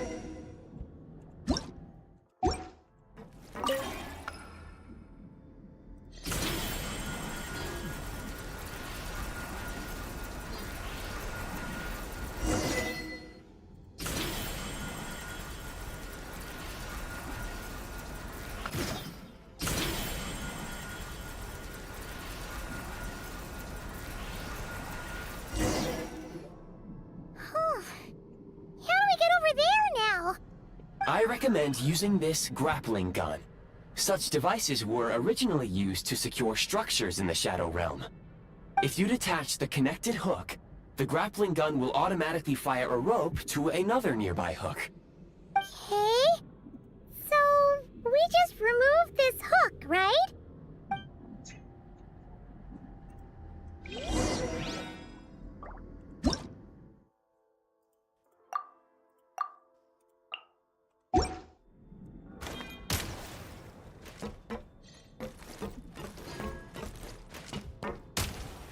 Gotta recharge!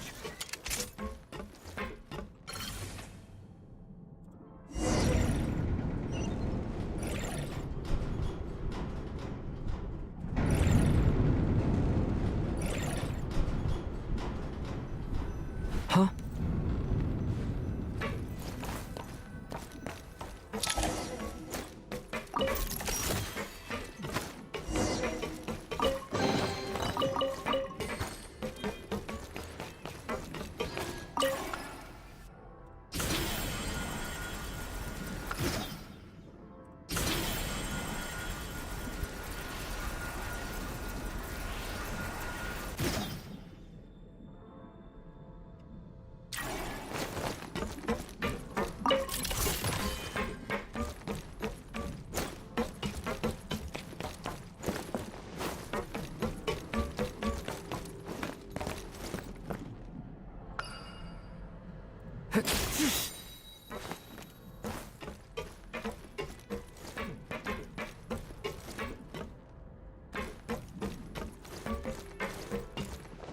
Nice.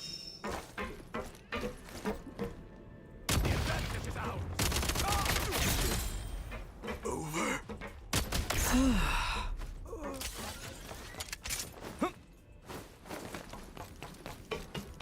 Sprint at the prime ice launcher to reach high places. These. Light him up! Where's the... Over. Usable munitions detected. Frag crystal.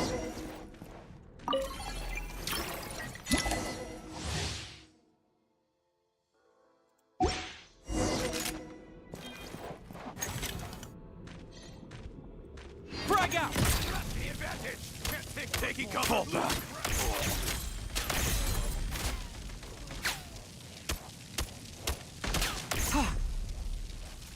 Nice. Demolition time! Try this! Where's the...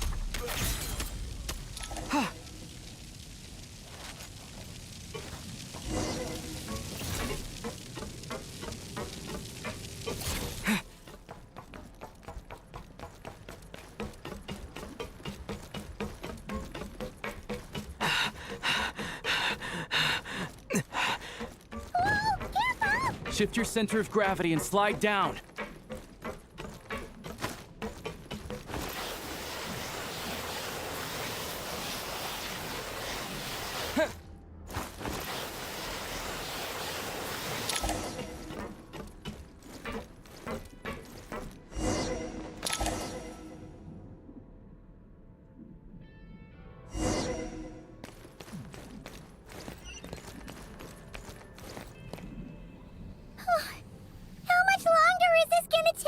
The exit is right ahead.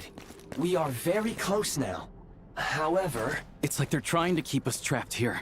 That platform and the carriages are swarming with undead Fatui. Guess we gotta storm through.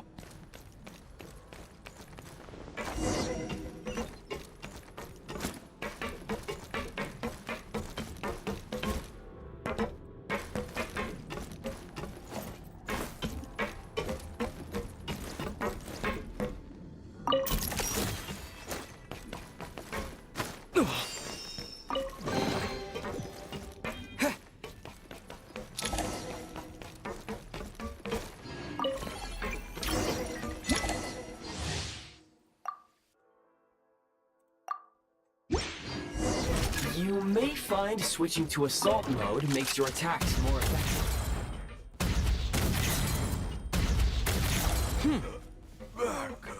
Back in business.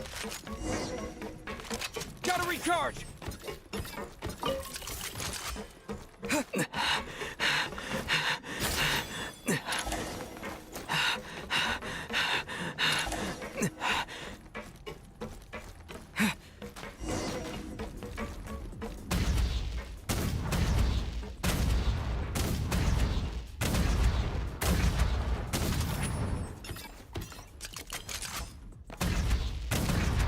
Gotta recharge!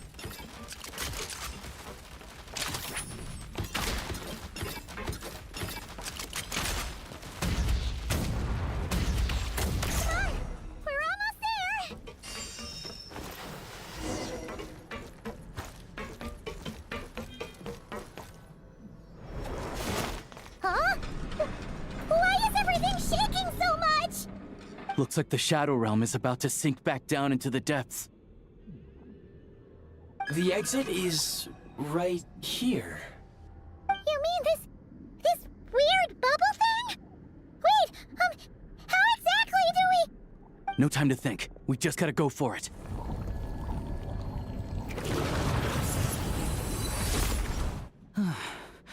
Looks like I was right.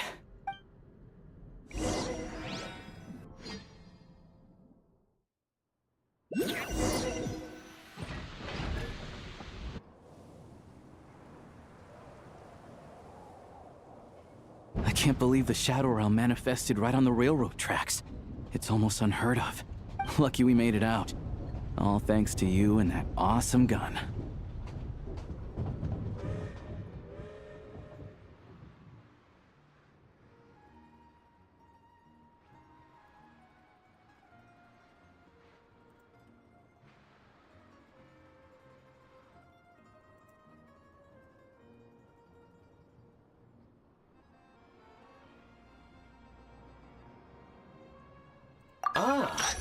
So you have heard of the Golden City before?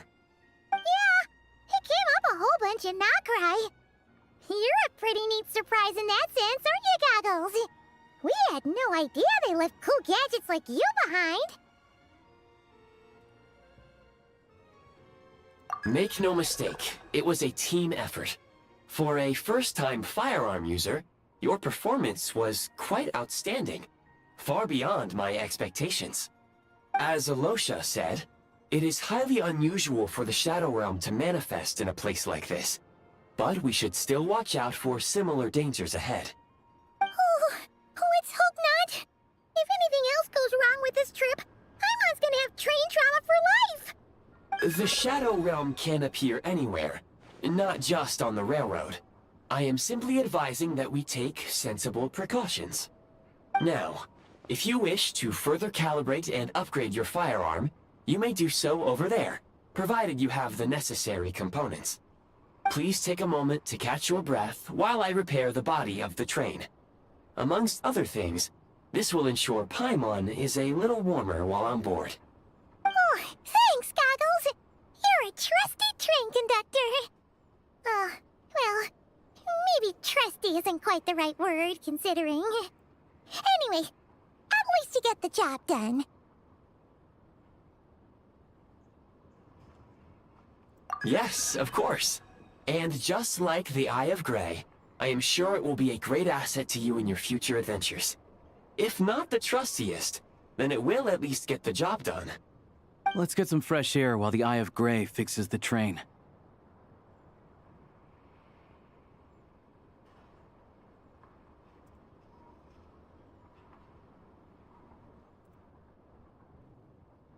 Yeah, sure. Paimon wants to forget all about the Shadow Realm. It was so creepy in there. Stretching her legs might help take her mind off things.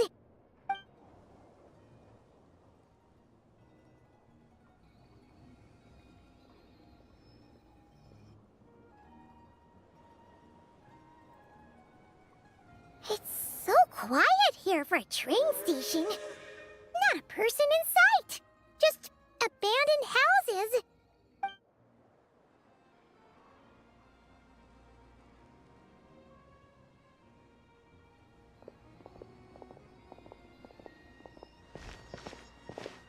Huh? So much for repair? You've swapped our train out for a whole new model! My plan was to restore the train to its original appearance per my records as quickly as possible. Now that the repairs are complete, the train offers optimized performance and a significantly improved trendiness level. Huh. Didn't know trendiness was a parameter. According to my calculations, parameterization is the most effective way for the Eye of Grey to understand trendiness. Hyperborea, huh? I'm sure I've heard of that in a story somewhere. What an incredible little gadget you are.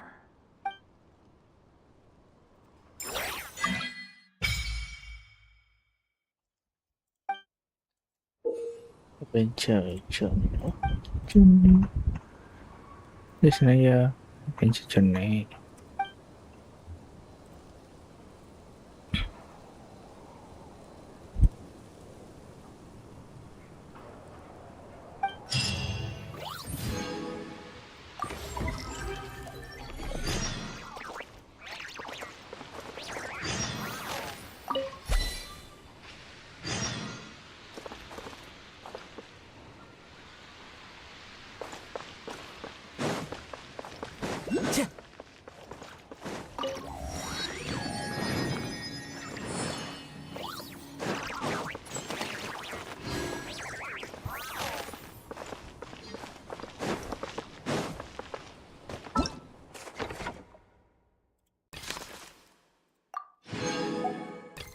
Oh ini.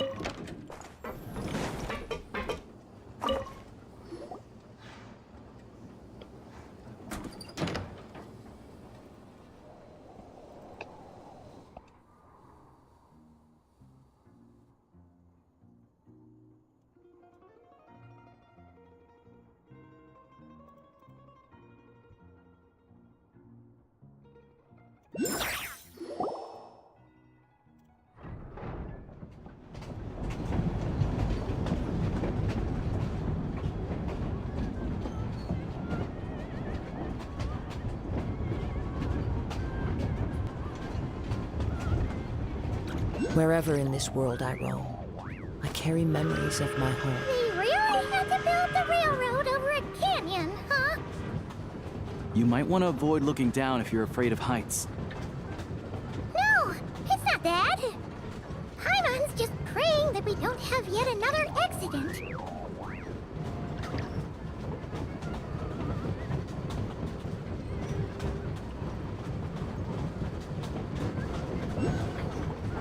That mountain is breathtaking. Reminds Paimon of Dragonspine. They say this mountain's the domain of a Snegovic lord. A lot of the Snegovic retreated there to live in seclusion, so it's a pretty mysterious place. You hear all kinds of stories. Even the residents of the nearby town of Svietlo-Lidovka steer clear of the summit, and they make a living off of harvesting prime ice.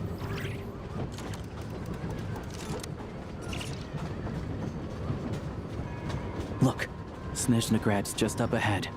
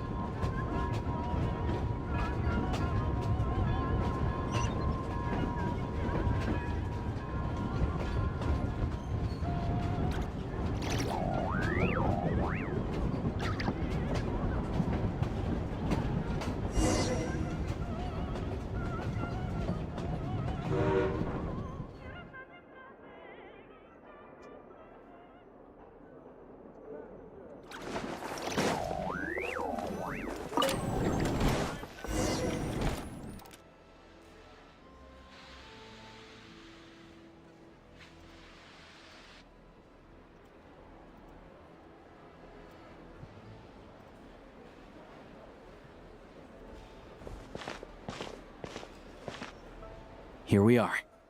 Welcome to Snezhnagrad train station, the biggest transport hub in the nation. Wow! It's so majestic! Just flying from one side to the other would probably leave Paimon out of breath!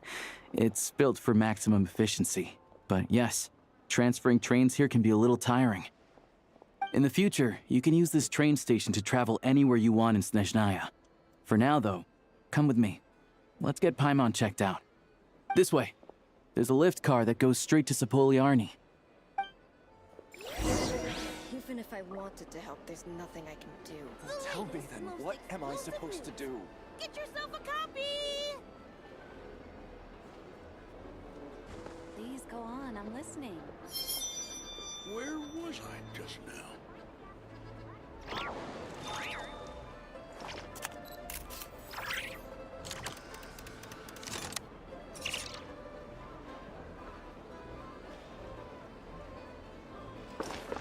Even if I wanted to help, Am I?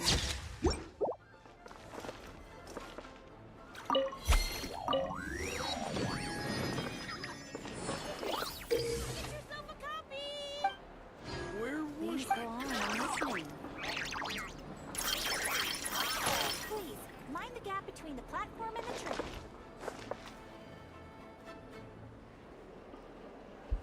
Well, tell me then, what am I supposed to do? Yeah, so to help, there's nothing I can do. tomorrow.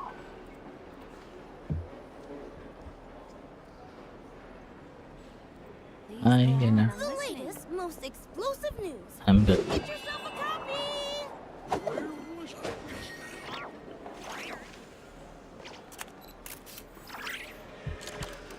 What about you? Look!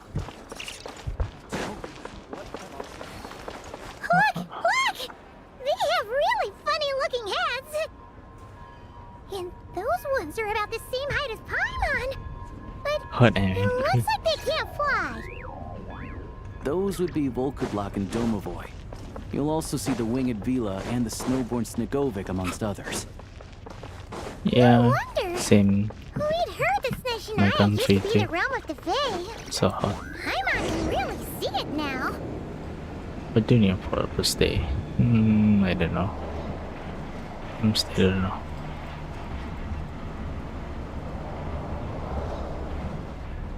To the left is the market of Zolny. They sell everything there. You can often find some nifty little trinkets. To the right You'll see the Korolyevsky Theater in the distance. Look at that! Incredible! The world falls completely silent, and I can sleep undisturbed. Jadi, ya same. Time to go.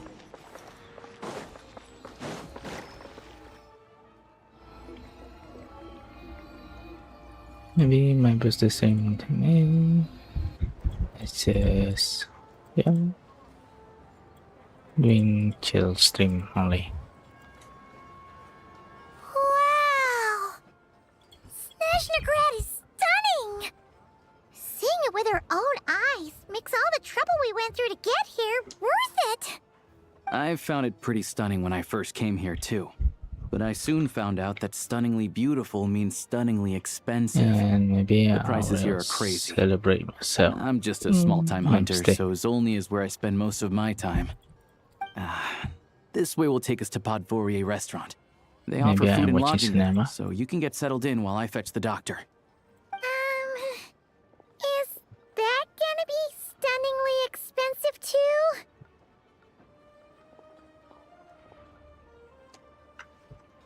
Yeah, I mean, there are places When to you stay in was Zolny, here.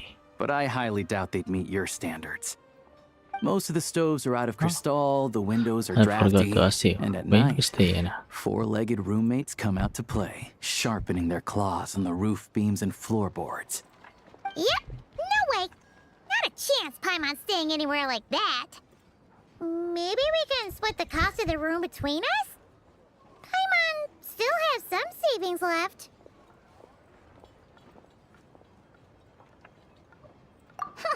Fine then. It's your treat. Paimon will save her money for buying a nice little cake. Don't worry, you'll get some too. I'm glad to see you've perked up. If you find yourselves in the mood for some sightseeing later, there's a few places around here worth seeing. This way leads to Zapoliarny Palace, which serves as the Tsaritsa's audience chamber and also her personal quarters. The adjacent block is kind of a city in its own right. That's Glupov, the headquarters of the Fatui. Inside, there's a munitions factory known as the Armory Palace, producing a constant supply of all kinds of equipment for the Fatui. A lot of important research happens there too. And over there is the Snezhnaya Vecha, where all the big shots meet regularly to make policy decisions. These places are best admired from a distance. I'm sure I don't need to explain why. Yeah, they probably have super strict security. We're not looking for trouble right now. The downtown area is near the center of Zapoliarny. That's where you'll find the restaurants, bookstores, and gift shops. Another place of interest is the Northland Bank, which is over this way. Oh, and I'm sure you'll want to make contact with the Adventurers Guild at some point, right? That's right here. Ooh, speaking of adventuring, we use alchemy quite a lot. Do you know where we can find a crafting bench? No one practices alchemy at Snezhnaya, I'm afraid. Apparently there's some historical reason for it. Oh, we'll just have to use the one on the train then. Kinda inconvenient. Wait, how come there's one on the train if that's Snezhnayan too? Yeah, I don't know. Not my area of expertise. Still, I wouldn't say the absence of alchemy makes life here any less convenient. Anyway... Finally, there's Zolny in that direction. It's mostly residential buildings and factories, but there's a few shops too. Worth a look around if you're interested. That's about it. You guys go ahead and get checked in while I track down my doctor friend. Sounds good. Thanks for all the recommendations. It'll be good to get out of the cold wind. Paimon's starting to feel another headache coming on.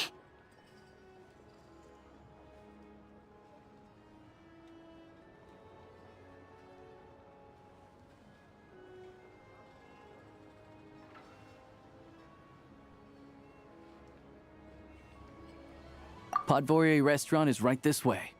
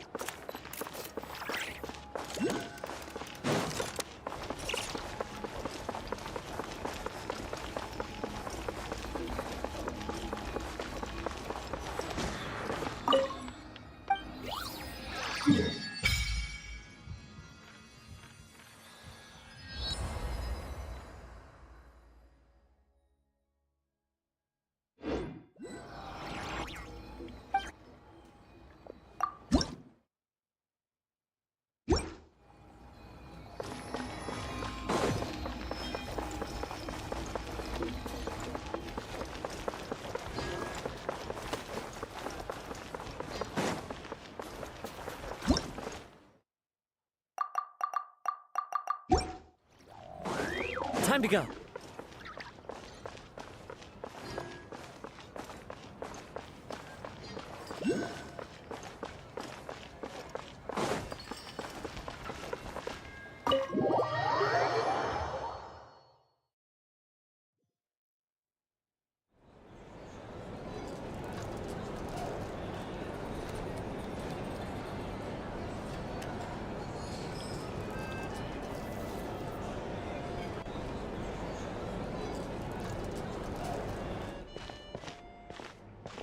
Looks like you get what you pay for, huh? Paimon likes this room a lot!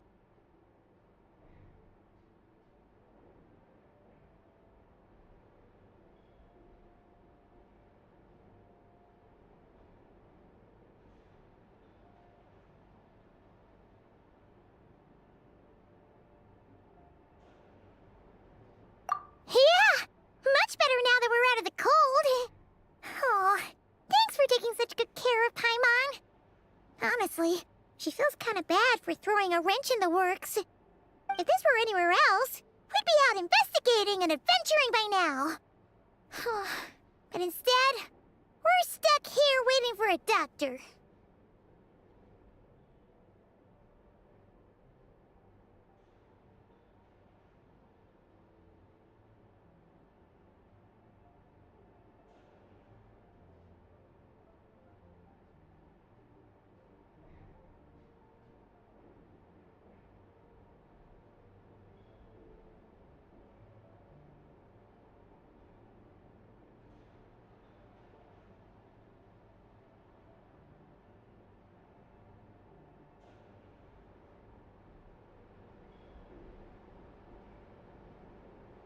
You're right. No need to push ourselves too hard for no reason. A lot happened on our way into the city. Let's review what we've learned so far and try to figure out what to do next. Obviously, the million more question is, what is the Tsaritsa planning? Everything else leads back to that.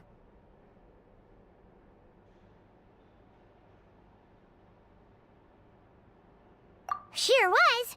And so far, we've learned that in addition to the 7 Gnosis, her plan also requires a ton of energy. But we won't get to see her anytime soon. Alosha said that she went east to fight that big monster. It must be a pretty powerful one if it can blanket the whole of Snezhnaya in a snowstorm this awful. To be honest, what we're really lacking right now is information. The kind of information that only the higher-ups in the government would know, not word-on-the-street type of info. Paimon can think of a few people who might be able to help us, but...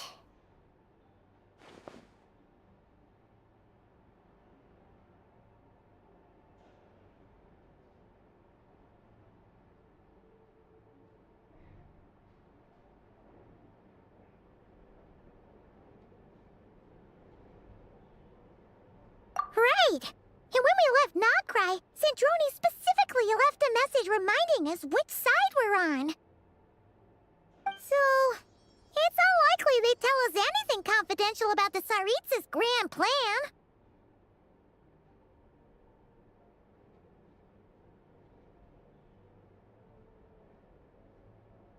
Yeah, fair point. Besides, that Glupov place is right nearby. We've got nothing to lose, so it'll be a waste not to go. There's gotta be someone there willing to talk to us, right? Maybe Arlecchino or Sandrone? Or possibly Tartaglia. But it's unlikely we could sweet-talk Arlecchino, let alone Sandrone. She basically told us to stay in her lane already.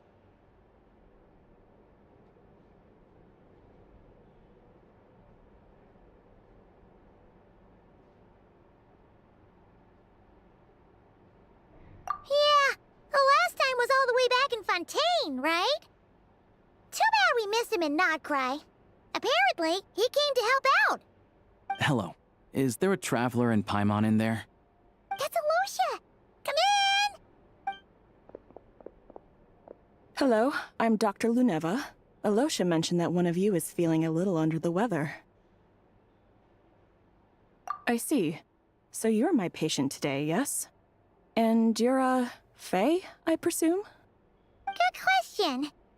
Paimon's not too sure either, but she's definitely not the same kind of Fae as the ones we saw at the train station. Is that gonna be an issue? Not exactly. It's just, I'm used to treating human patients. Fae tend to be far more resilient than even the healthiest and most long-lived of humans. But don't worry, I do have some experience treating Fae. I've even diagnosed plenty of cats and dogs in my time. Safe to say, I have a fairly eclectic range of expertise. It'll be fine. Paimon's basically the same as a human. Right? We're no different when it comes down to it, are we? That's just because Paimon knows how to eat. Now, please take a seat.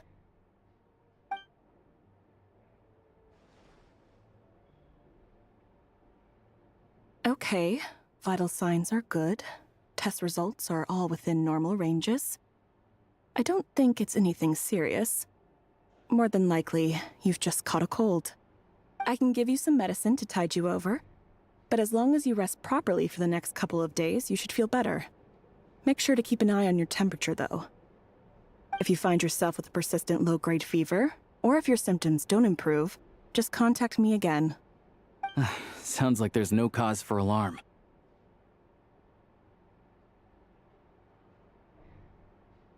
Thank you, Doctor. You're very welcome. Just doing my job. I'll leave you in peace now. Time to visit my next patients. Take care. You heard the doctor. Best you rest up here for a couple days. No sightseeing for the time being.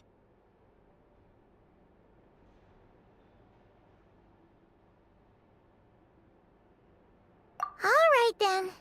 Guess we've got no choice. Let's just treat it as a short vacation. I have to get back to it. If you need anything else from the doctor or me, go to the Hunter Trade Station in Zolny. The boss there knows how to reach me.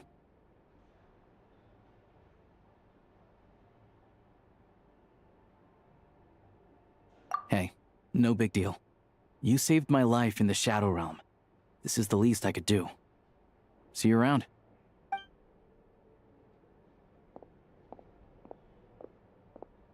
All right, time to find Child and see what he can tell me.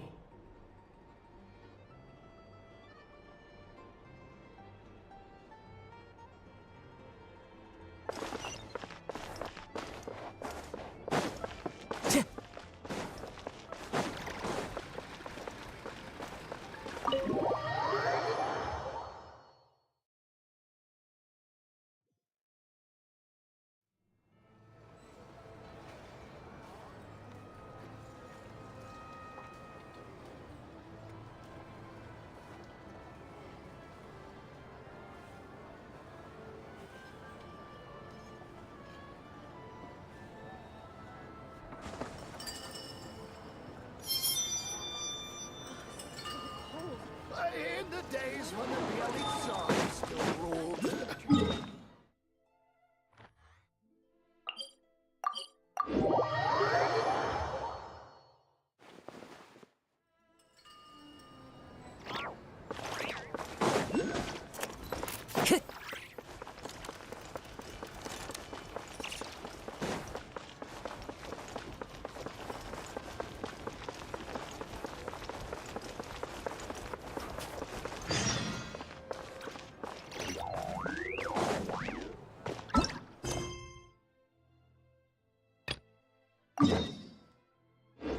Time to go.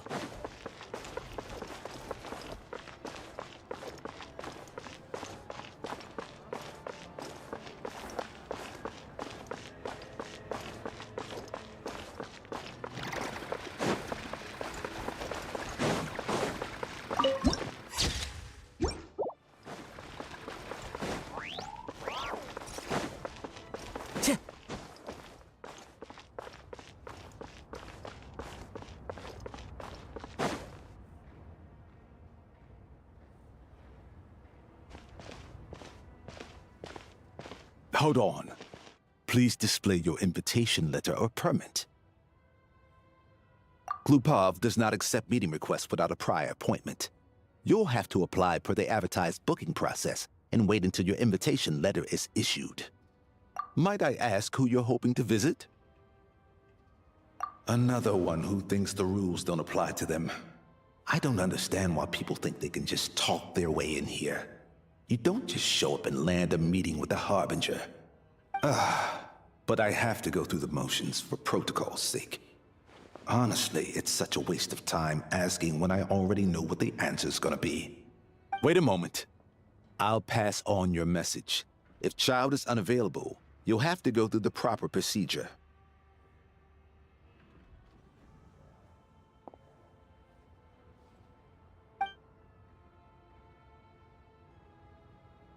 Lord Child is a busy man. He's probably not in Glupov at the present. If I were you, I'd cut your losses. No point waiting any longer. Even if you two are old friends as you claim, please understand that the Fatui Harbingers are often busy with their official duties. They tend not to stay in Glupov for extended periods. Next time, stick to the rules. You'll make life easier for both of us, Greetings, Lady Marionette. I'll take care of our guest here. It's his first time in Snezhnaya, so it's no surprise that he doesn't know the rules yet. I trust no choice words have been exchanged. No misunderstandings I should be aware of. No, Lady Marionette. No incidents to report. Whew, that was a close call. Good thing I played it cool. Is that right? Good to know. Wait, where's Paimon? Under the weather? That's hard to imagine. She's always buzzing with energy. I take it she's still adapting to the climate. Happens to a lot of people. It's even colder here than in Nodcry. Has she seen a doctor? I can get you one if you need.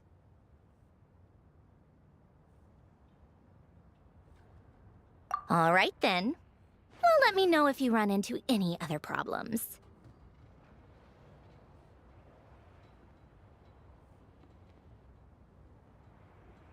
Why else? I was just about to sit down for some much-needed tea time when I heard that an old friend of Tartaglia's had shown up outside. No appointment, nothing. And, as obnoxious as it may be to show up uninvited at Glupov, I couldn't help but take pity on the poor soul who was waiting outside in vain. So I had no choice but to abandon my freshly brewed piping hot tea and come to see this mystery guest for myself.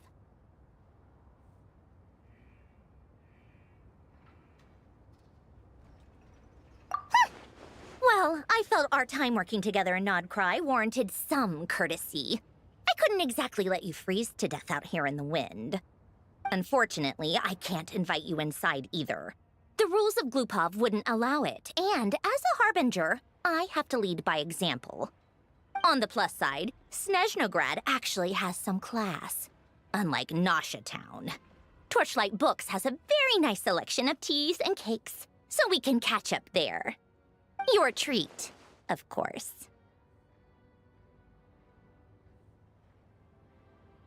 Because I already wasted one perfectly good cup of tea today.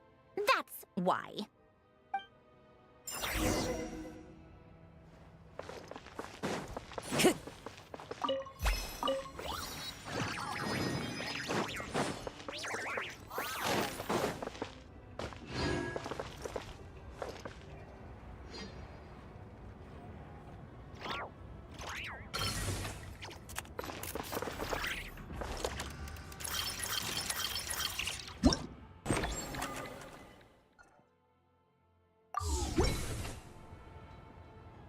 Safe travel, friend.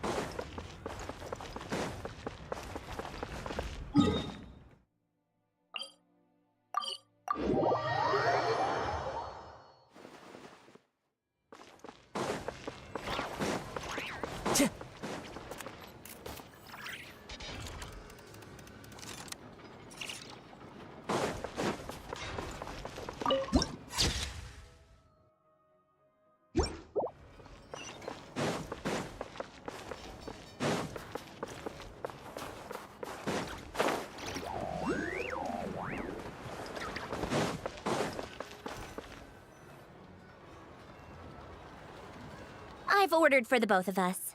No objections, I assume. I'm sure you trust my taste.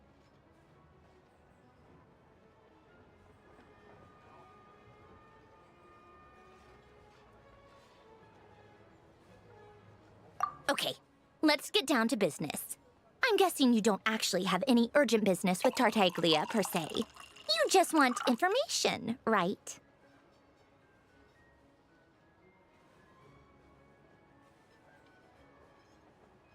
Wanna take a guess? Of course you'd say that. You shouldn't underestimate Counselor Tartaglia, you know.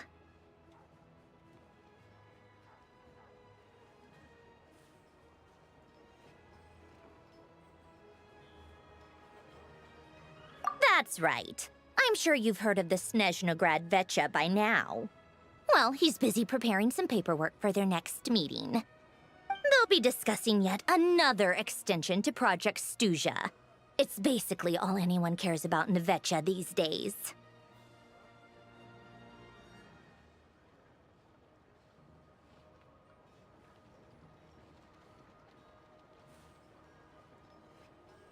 Yeah, he's more of the shoot first, ask questions later sort, isn't he?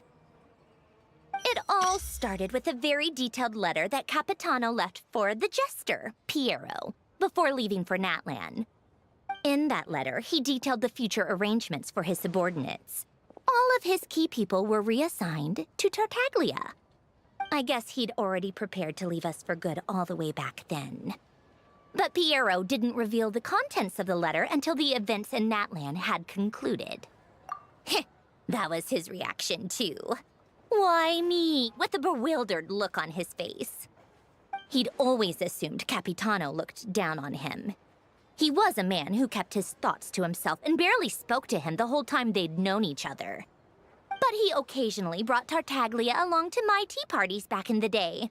So to the rest of us, it was clear that Capitano had quite a lot of respect for his young comrade.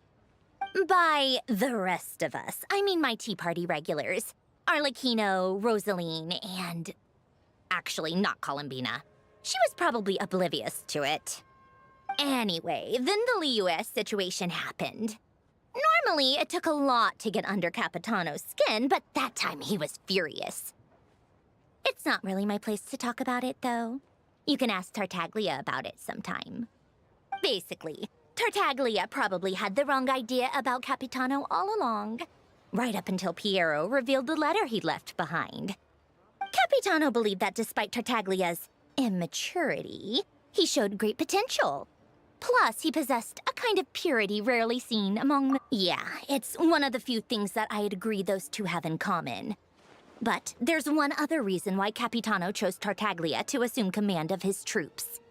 He knew that after he was gone, several of the others would swoop in on his army like vultures.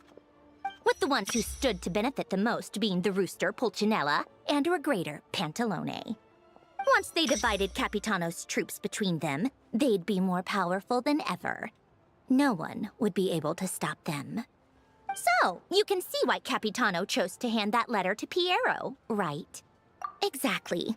Piero also needed to back a harbinger as soon as possible. And all things considered, Tartaglia was the best choice. Even though Tartaglia has had the support of Northland Bank for a long time, he and Pantalone are ultimately not cut from the same cloth. I'd say Capitano made a good judgment call. Anyone else caught in this situation would probably feel like they'd been hung out to dry. His best course of action will be to distance himself from any shady business, while still maintaining friendly relations with Pantalone, but seeking Pulcinella's support at the same time.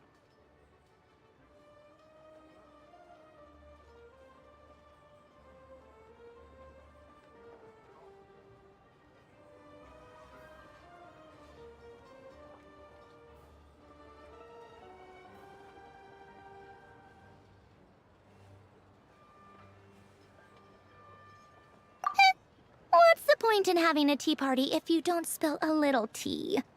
Besides, none of this is confidential anyway. Ask any journalist out there. They'll give you all the lurid details. You'll see it firsthand if you ever sit in on a session of the Snezhnaya Vecha.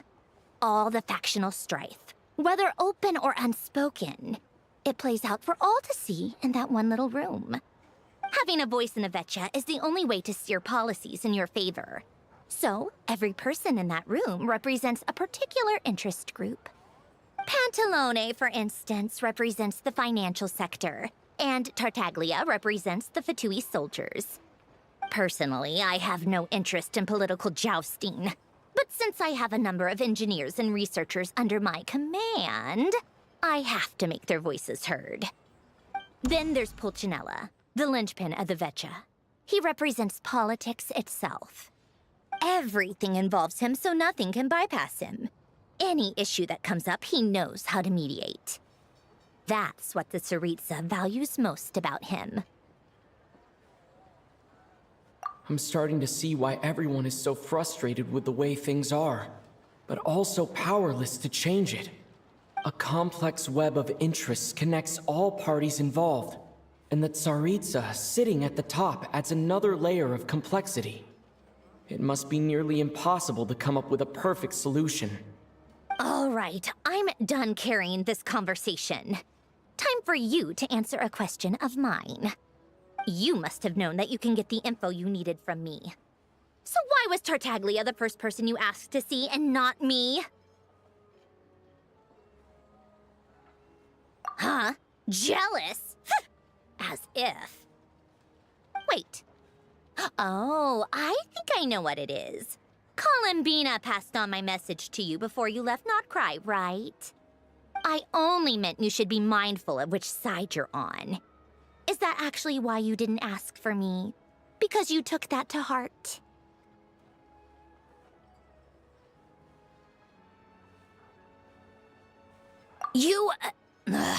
Fair enough. It's not your fault. I blame all these politicians I've been hanging around with lately. Always beating about the bush when they talk. I guess it must have rubbed off on me.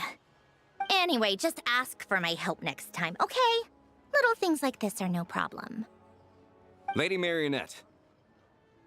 What now? Can't you see I'm on my break? Whatever it is, just leave it on my desk. I'll look at it later. Sorry to disturb you during your break, ma'am, but I'm afraid it's an emergency. Isn't it always?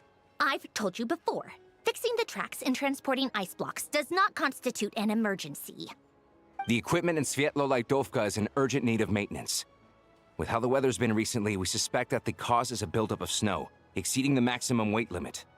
The supports on one of the machines broke and fell, awakening a dormant beast and leaving many of the ice miners trapped in a nearby ice cave.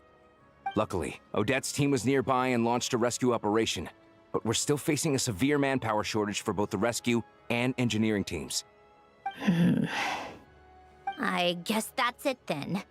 Do you actually want to come with, or are you just saying that?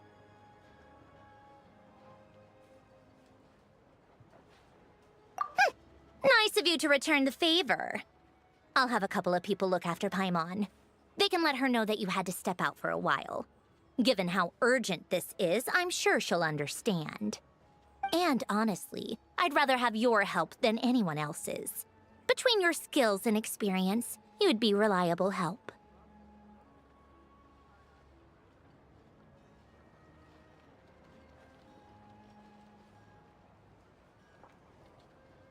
Then let's go.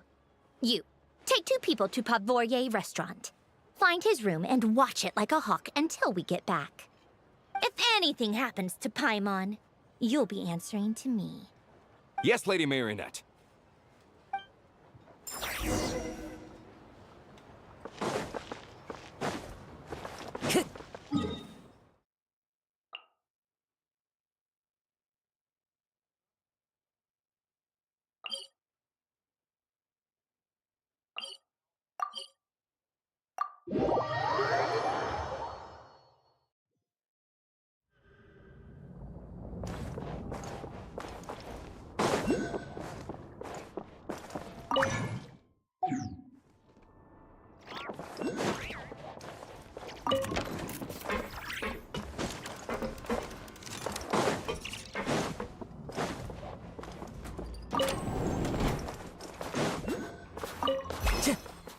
Time to go.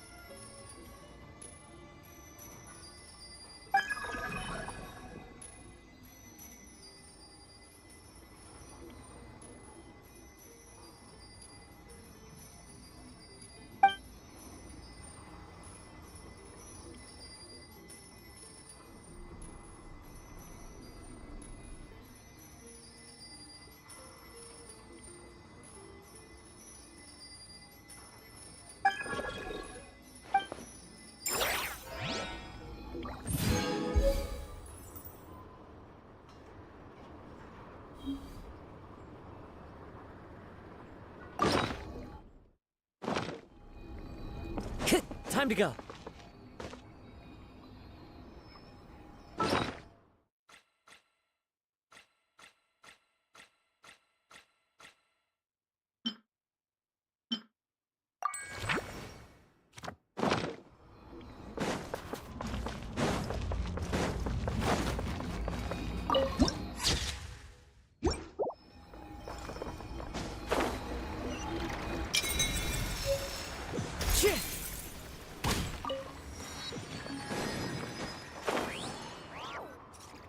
They weren't exaggerating. This is really dangerous. It's a good thing only one of them broke. From what I've been told, most of the trapped miners are over in that direction.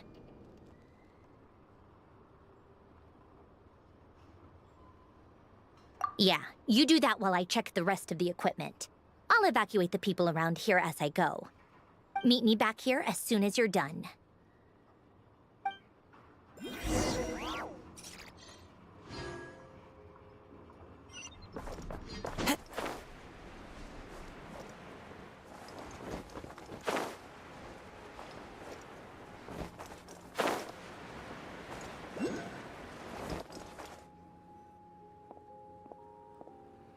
I have to be getting close.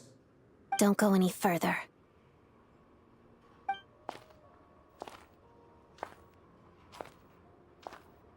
It's too dangerous here. There's a highly aggressive monster on the prowl. You need to leave, now.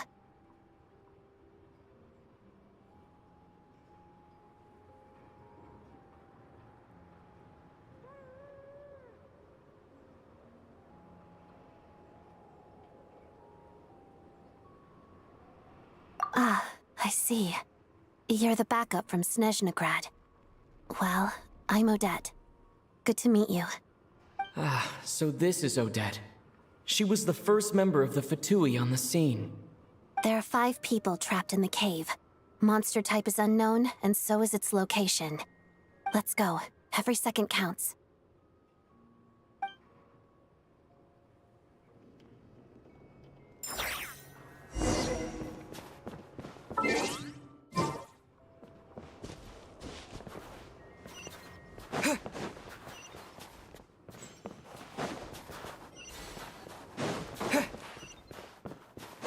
Careful. Something's moving.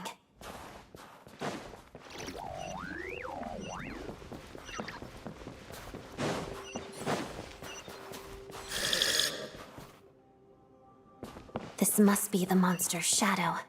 Looks like a tough opponent.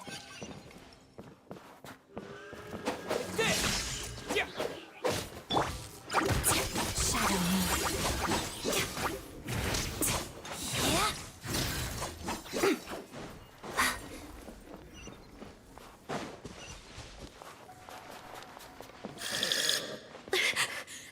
Stay back!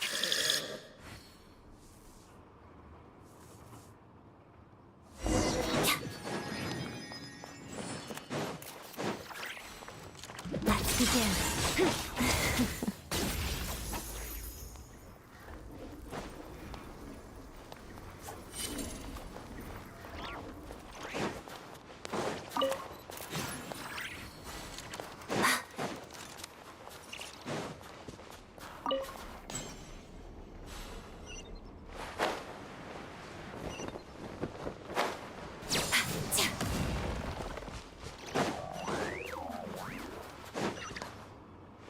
I see them.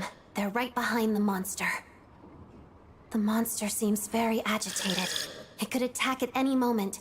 Let's make the first move.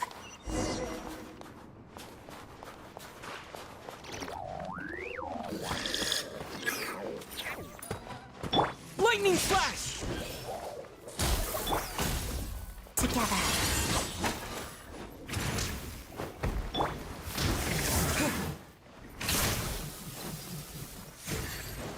Thunderclap! Witness the snow swan's grace.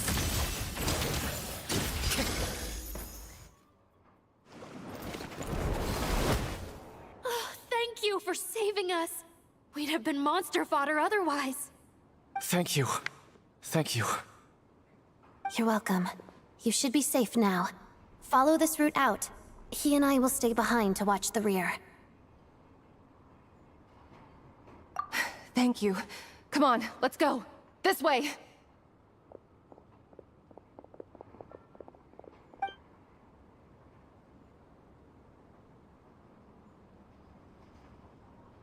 I've searched the area.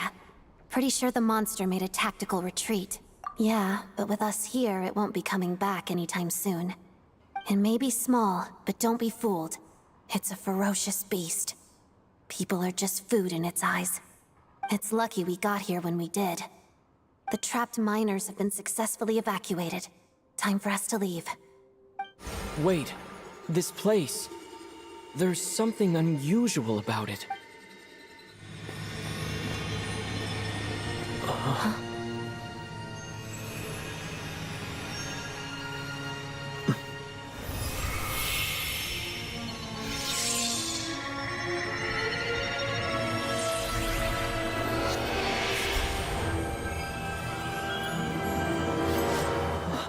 What is that? I don't know. It's back? Guess it has family.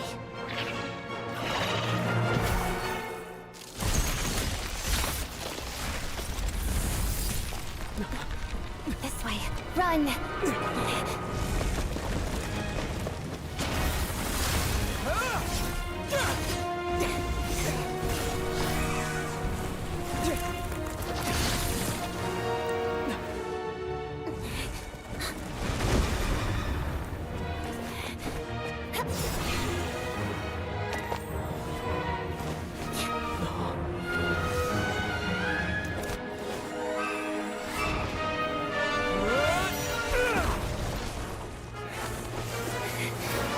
Thanks. Let's get out of here.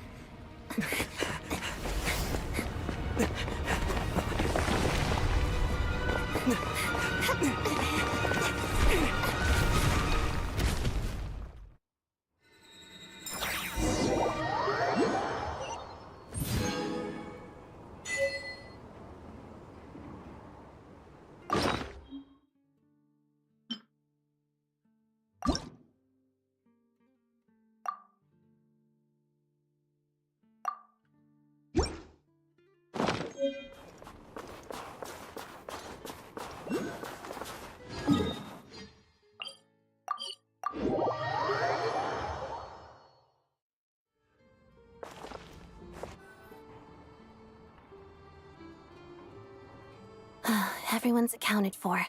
We managed to rescue them all. We also placed a sign at the entrance to the cave, warning people to stay away.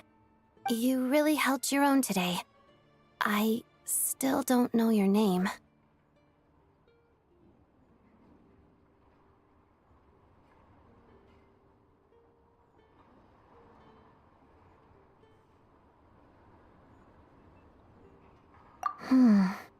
Don't think I've seen you before.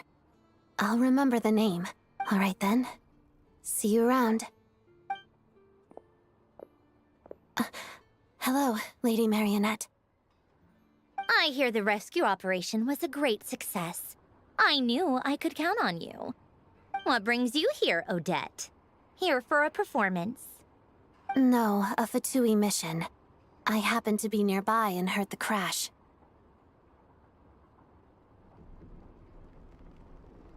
She hasn't introduced herself then.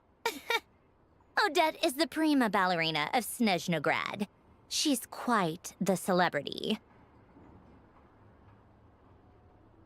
If you ever hear people mention the two crowning jewels of the Korailievsky troupe, they're talking about Odette and the prima donna, Vodianitsa. On top of that, Odette's also a rising Fatui star. It's looking likely she'll inherit the title of the Fair Lady. She learned all her combat skills from Rosaline herself. Used to be one of her most valued subordinates, too. You flatter me, Lady Marionette. If she's Rosaline's protege, that makes me... How's progress on your end, Lady Marionette? Equally successful. I finished reinforcing all the equipment. Took me a little longer without Polonia's help. But the outcome is the same, of course.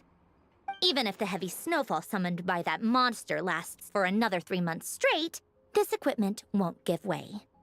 All right, now that we're done here, it's time to get out of this blizzard.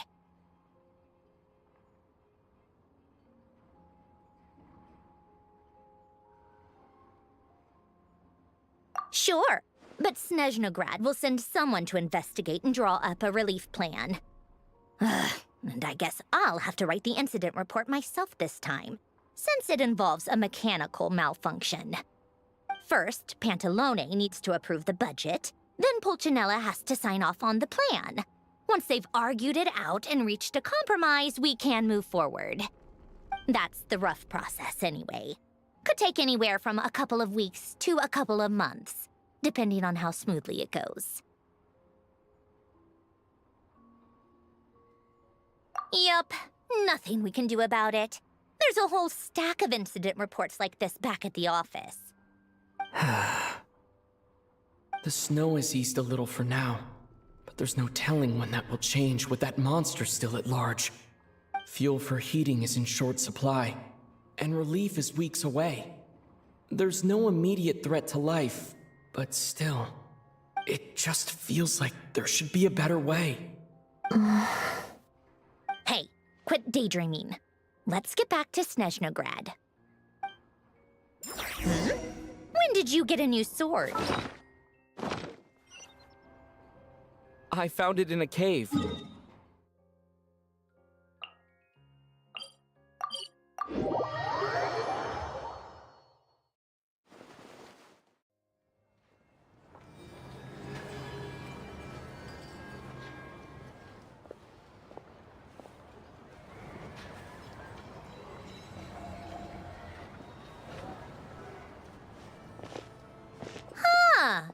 Well, if it isn't Counselor Tartaglia, Mr. Big Shot himself. Go easy on me, all right? I'm still recovering from the interrogation the real Big Shots put me through. Hey, comrade, it's been too long. I heard you came looking for me earlier. Nicest surprise I've had in a while. Good to see you too, Odette. I'm guessing you guys just got back from Sviatlo Laidovka. How'd it go? Crisis averted? It went fine. How about you? Any new developments? Not really. Same as ever. Growing opposition to Project Stuzha, and the usual rebuttals are starting to ring hollow. The results of the mock vote were pretty dire. Pulcinella was fuming. I've never seen the old man so angry. That's not good news. It takes a lot to rattle him. Yeah, obviously if push comes to shove, there are ways to crack down on dissent. But... Sorry, I have to ask something. This is going to sound blunt, but may I? Huh? Of course, fire away. It sounds to me like everyone's tearing their hair out trying to figure out how to deal with opposition to Project Stuzha. But what exactly is this project's purpose? And how can it be so important that even people like you two refuse to stand up for the ordinary people of Snezhnaya? Interesting. I gotta hand it to you, comrade. You sure don't mince your words. Excuse him? What does he mean, refuse to stand up for ordinary people? Oh my gosh. How does he dare speak to the Harbingers like that? Are you interrogating us now? It's okay, Sandrone. Let me explain. I think I understand where he's coming from. If I could, I'd take your side right now. In fact, my position's very similar to yours. I've only held back on casting a dissenting vote in the Vecha because the Tsaritsa would never let me get away with it. Still, I have a responsibility to the Fatui armed forces, so I do what I can to make their voices heard. Most of them are just regular folks from small towns far from the capital. I'm sure you've seen how much those kinds of places are struggling right now. Oh, and for what it's worth, I'm from Arepasak myself. Things aren't going so swell there either.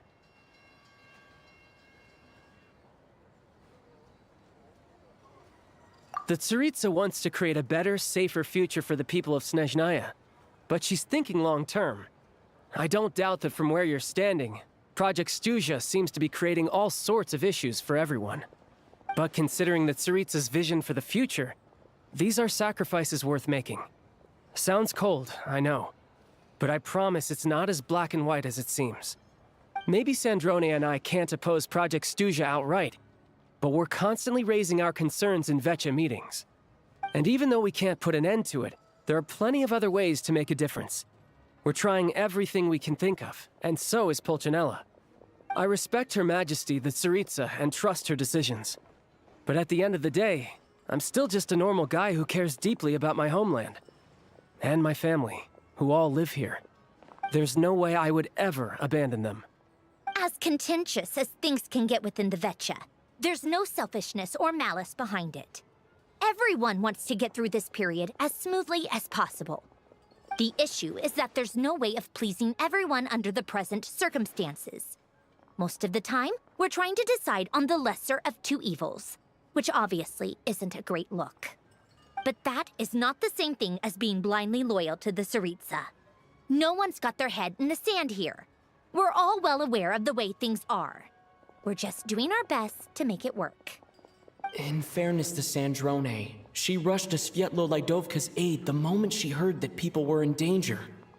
And even Tartaglia, who used to only care about the thrill of the fight, is clearly doing his best to rise to the demands of his new role as counselor.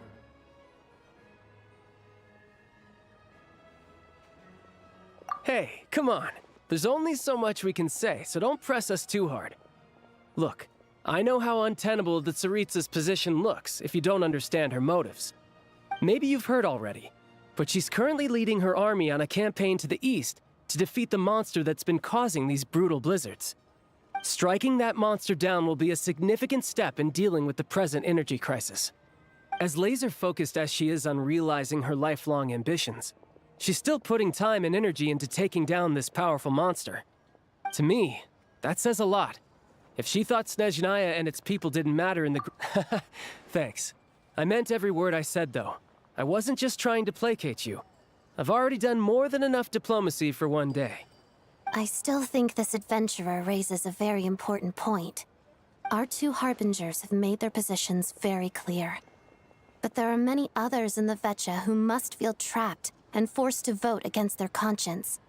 I think it's a very valuable quality to be willing to speak one's mind, despite the risk of offending powerful figures.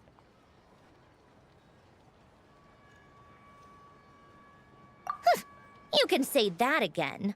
I highly doubt we'd feel the need to explain ourselves so much if we didn't know you so well. Forgive me, adventurer, but might I be so bold as to ask about your background? How is it that you can converse so openly with two Harbingers? Oh, haven't you been properly introduced? Easier said than done. I like to think I'm not the kind of person who goes around busting open people's old wounds. I've only learned his name so far, and no details of his experiences. Is something wrong? Uh-oh. Is there no avoiding the subject of Rosaline? No, it's just... all right, I guess there's no getting around it. This is the world-renowned traveler, who helped resolve the storm terror threat in Mondstadt, cleaned up after the mess I made in Liyue, and then went to Inazuma, where there was a duel before the throne, in which the traveler defeated Rosaline. Oh. I'm sorry. I didn't think you two would be seeing much of each other, so I figured it wasn't worth bringing up. It's fine. It was a long time ago. It's fine. Sorry. I just remembered that we have a rehearsal coming up. Please excuse me. I should get going.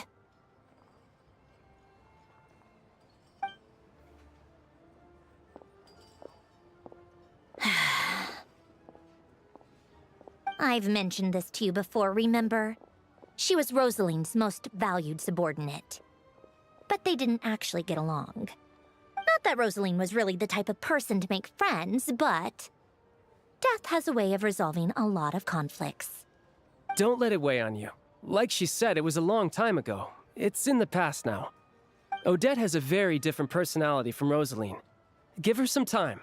I'm sure she'll work through it.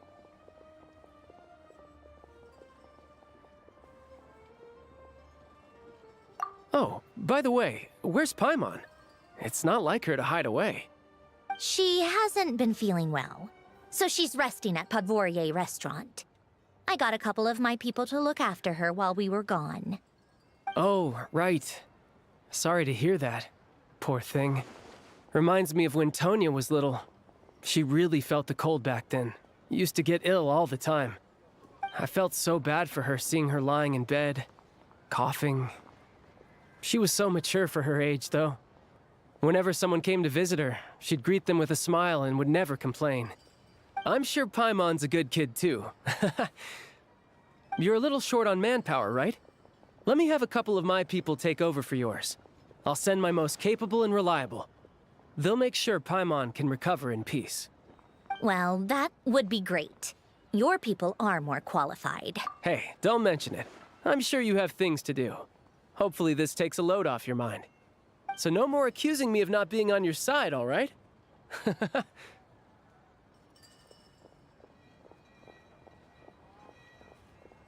Already? That was quick. I'm afraid I can't help you there. Our director's recent movements are confidential.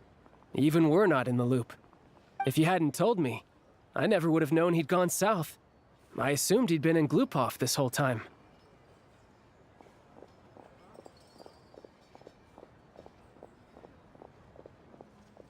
Well, I guess I'd better go sort out Paimon's security situation.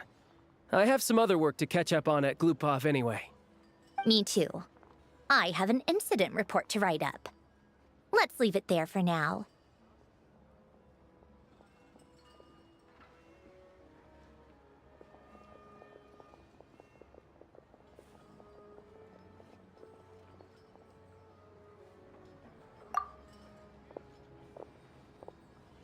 I guess everyone's in a difficult position. But Tartaglia's right. I have things to do. Things I want to do. And things I ought to do. To start with, I should ask Alosha if he knows any way to help Svietlo Lydovka.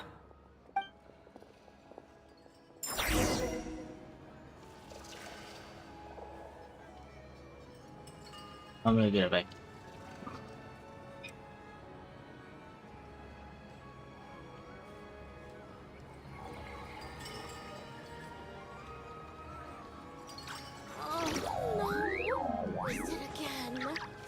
You all miss the good times.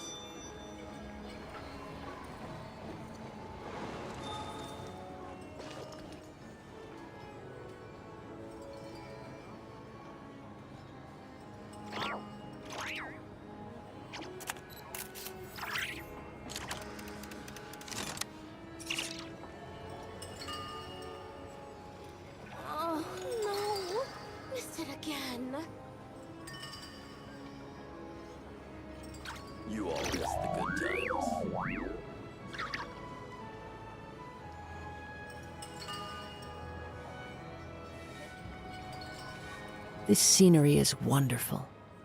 Surely enough to convince anyone to become a wanderer. Rebooting. Oh, no.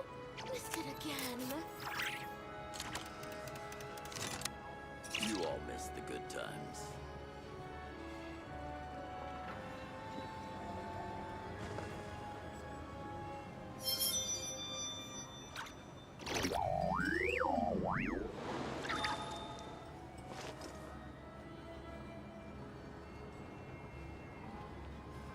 Oh, no. Missed it again. You all missed the good times.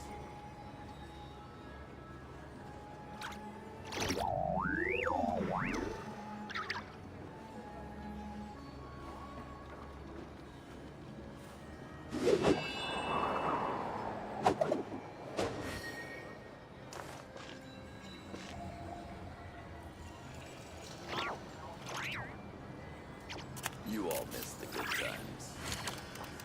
Oh, no. Missed it again.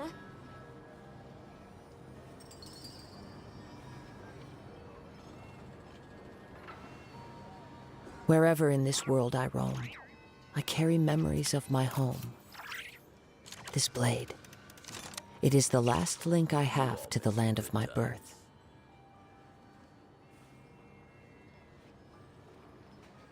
Oh, no.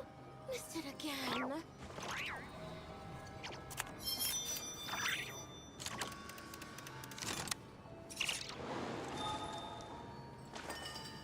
Rebooting. You all missed the good times.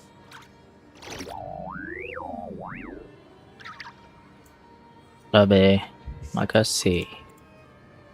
Mau nyari sarap bentar. Missed it again. There are leaves around, and I know just the Thank you, tune thank to you. accompany them, if you wish to hear it. Ini sarap bentar. Itu apa cuy? You all missed the good times.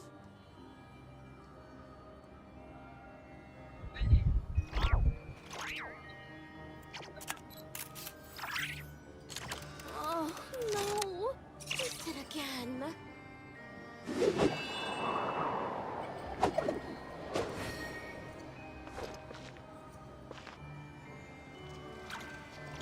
You all missed the good times.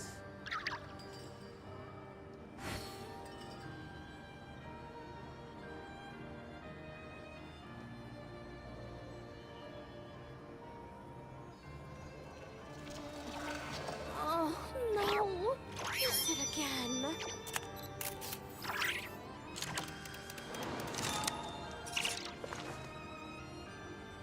You all missed the good times.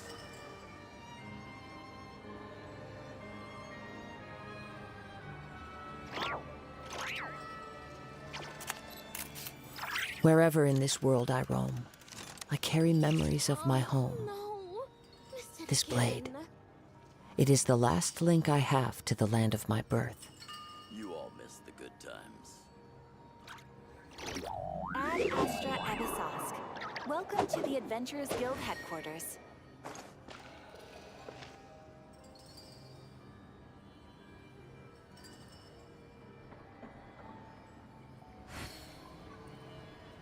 Oh, no. Missed it again.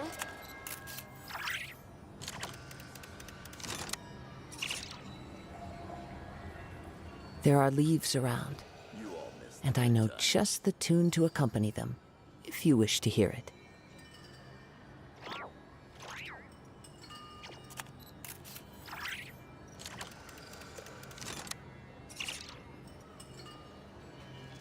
Oh, no. Missed it again.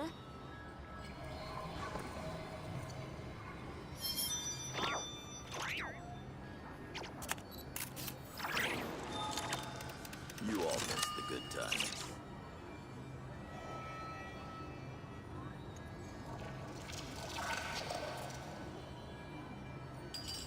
Wherever in this world I roam, I carry memories of my home. This blade. It is the last link I have to the land of my birth.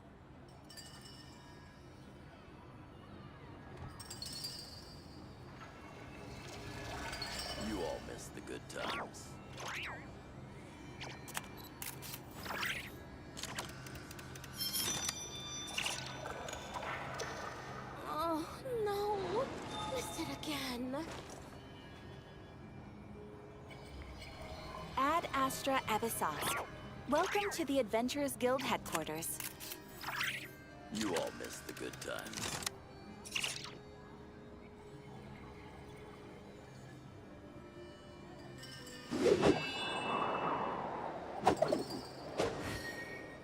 Oh, no.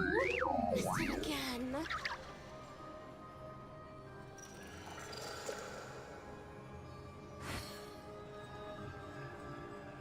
You all missed the good times.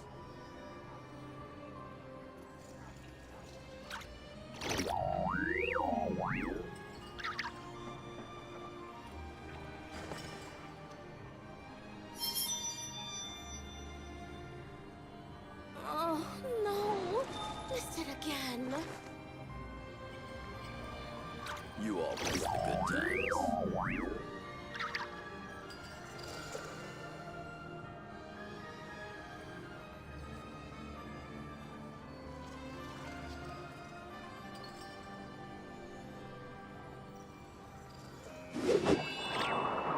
Oh, no.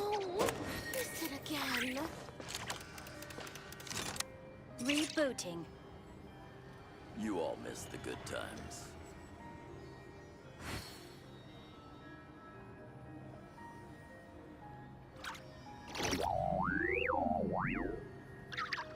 This scenery is wonderful. Surely enough to convince anyone to become a wanderer. Oh, no. Missed it again.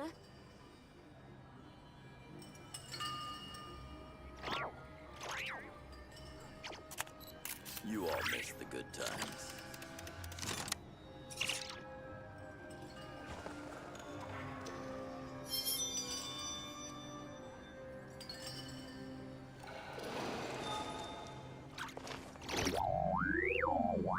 Oh, no. Missed it again.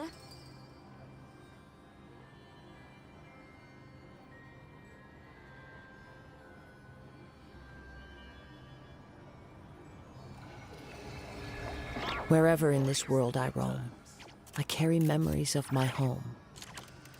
This blade. It is the last link I have to the land of my birth.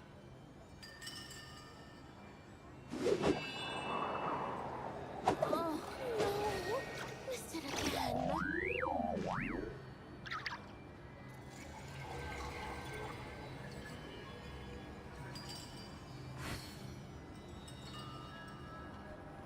You all missed the good times.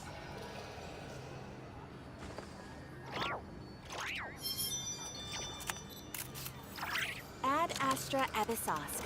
Welcome to the Adventurers Guild headquarters. No. Missed it again.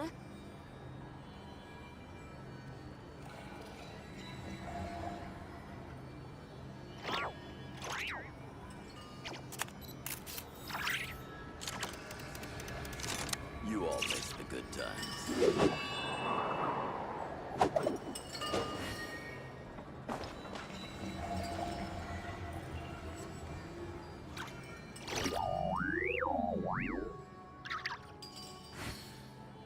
Oh, no.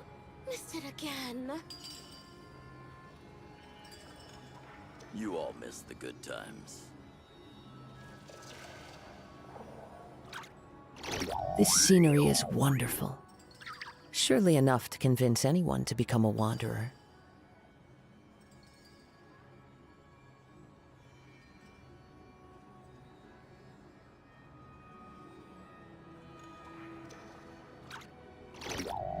Oh, no. You all Missed missed it the good again. times.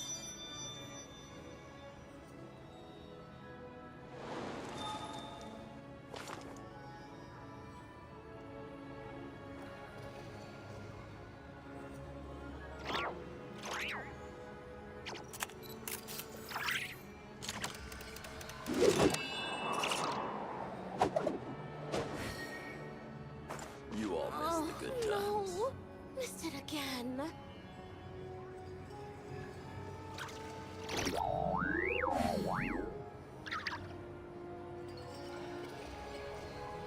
Ad Astra Abyssosque.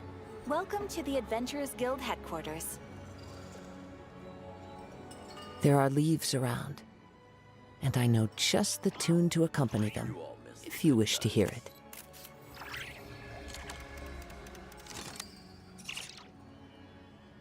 Oh, no. Missed it again.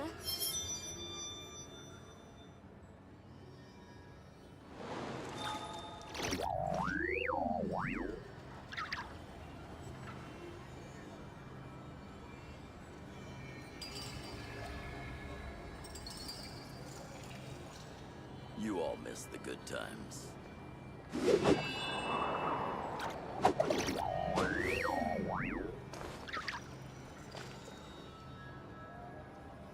Oh, no. Missed it again. Wherever in this world I roam, I carry memories of my home. You all missed This the good blade. times. It is the last link I have to the land of my birth.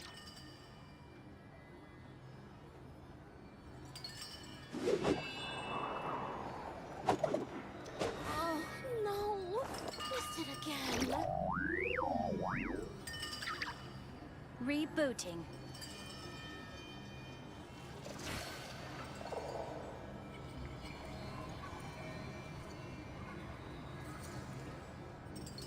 You all missed the good There are times. leaves around, and I know just the tune to accompany them, if you wish to hear it. Oh, no. Missed it again.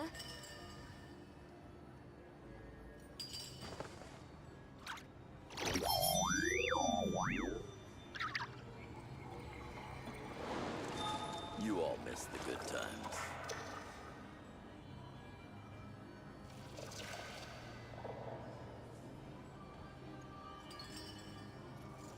Oh, no. Missed it again. This scenery is wonderful. Surely enough to convince anyone to become a wanderer.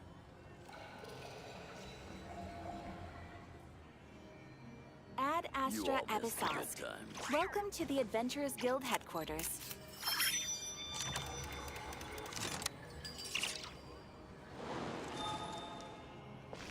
Oh, no.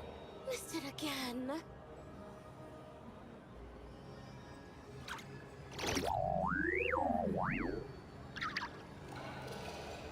You all missed the good times. Wherever in this world I roam, I carry memories of my home.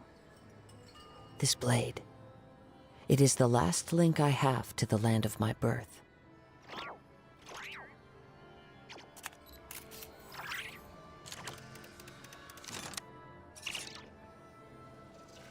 Oh, no. Missed it again. You all missed the good times.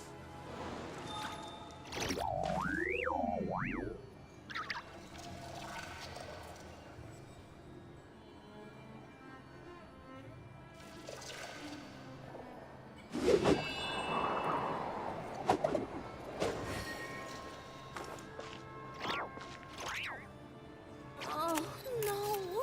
Missed it again. You all missed the good times.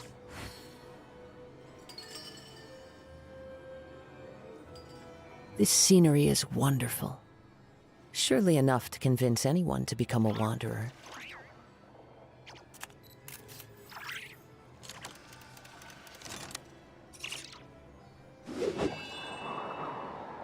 Rebooting.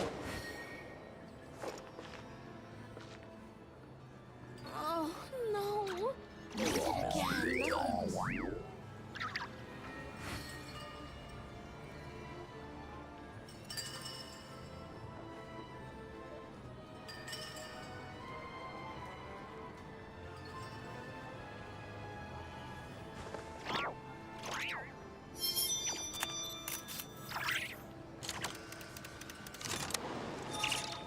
Oh, no.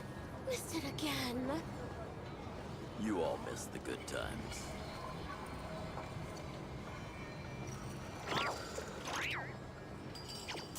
There are leaves around, and I know just the tune to accompany them, if you wish to hear it.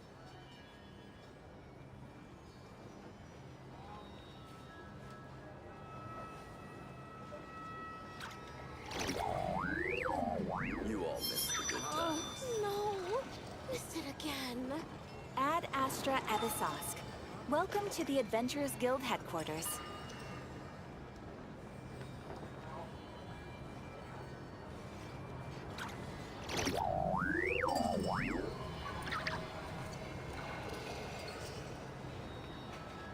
Wherever in this world I roam, I carry memories of my home.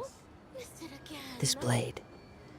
It is the last link I have to the land of my birth.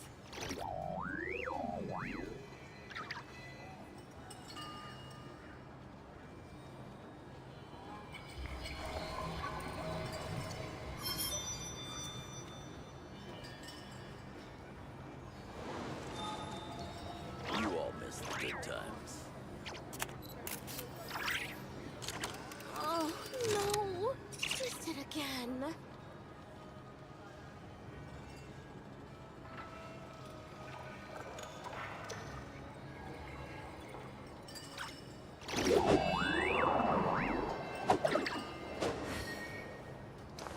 You all miss the good times.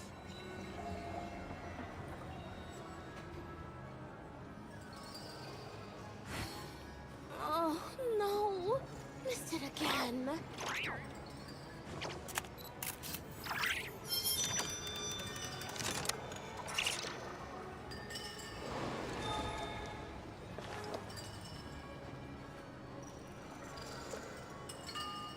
You all miss the good times.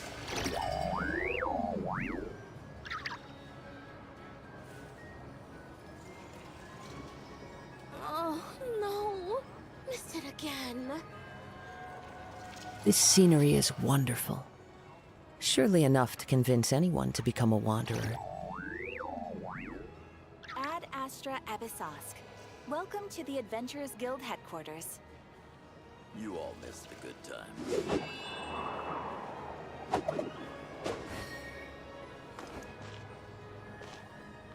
Oh, no.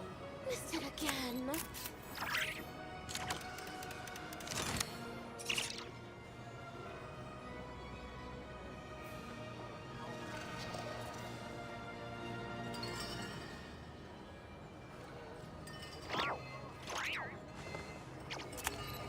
You all miss the good times.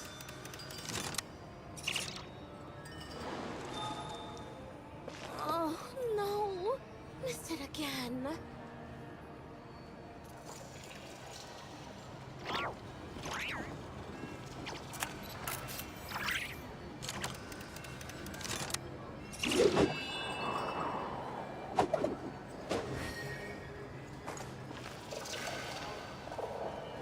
You all miss the good times.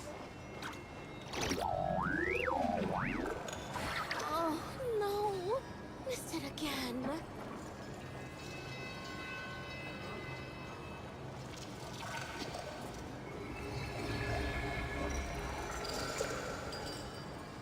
There are leaves around, and I know just the tune to accompany them, if you wish to hear it. Ad Astra Ebisosk. You all miss Welcome the good to the times. Adventurers Guild headquarters.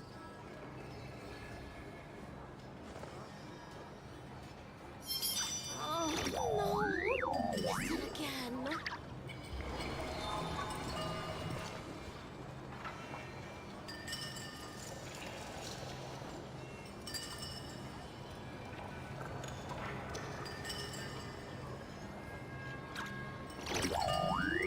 You all miss the good times.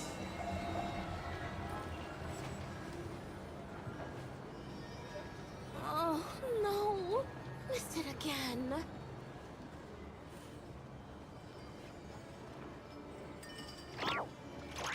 Wherever in this world I roam, I carry memories of my home. This blade. It is the last link I have to the land of my birth.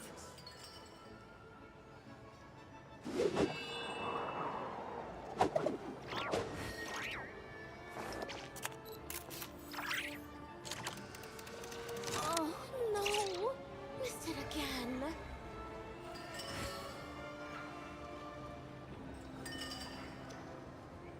There are leaves around, and I know just the tune to accompany them, if you wish to hear it. You all miss the good times.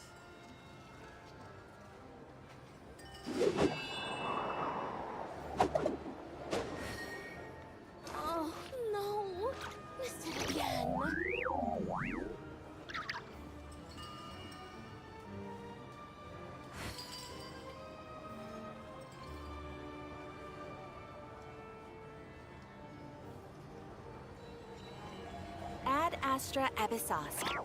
Welcome to the Adventurers Guild headquarters. This scenery is wonderful. Surely enough to convince anyone to become a wanderer. Oh, no. Missed it again.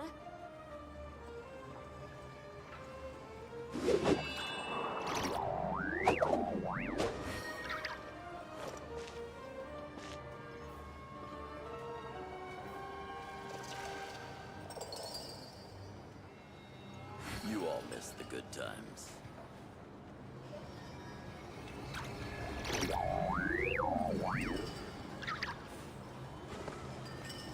Oh, no. Missed it again.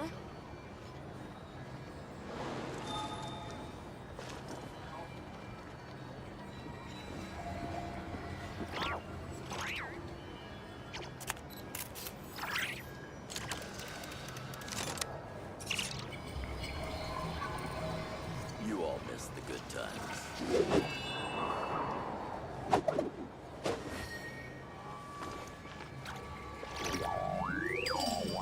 Oh, no. Missed it again.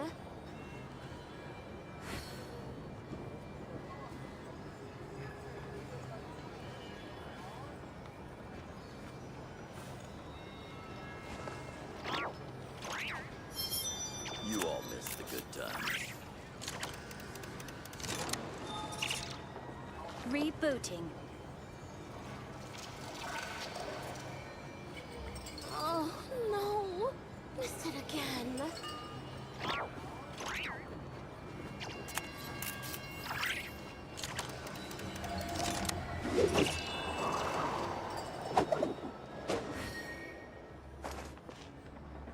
You all missed the good times.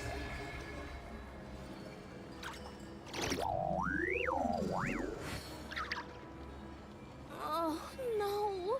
Missed it again. Wherever in this world I roam, I carry memories of my home. This blade. It is the last link I have to the land of my birth.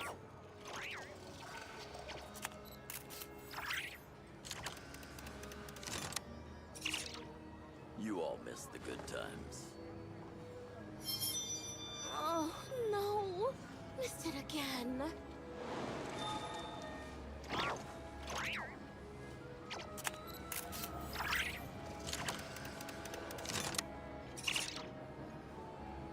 Ad Astra Ebisosk. Welcome to the Adventurers Guild headquarters.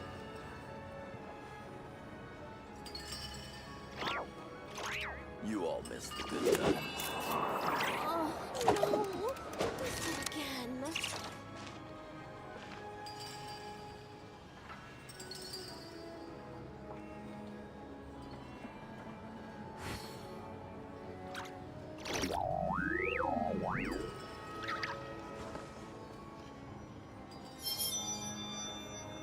You all missed the good times.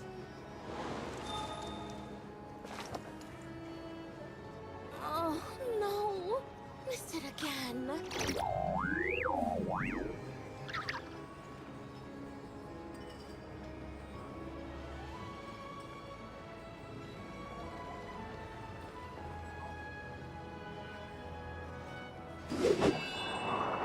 You all missed the good times.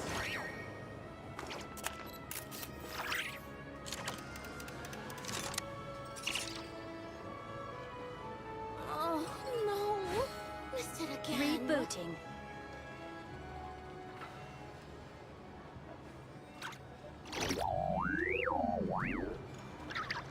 This scenery is wonderful.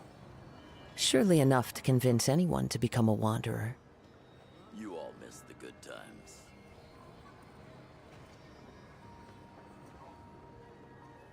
Oh, no. Missed it again.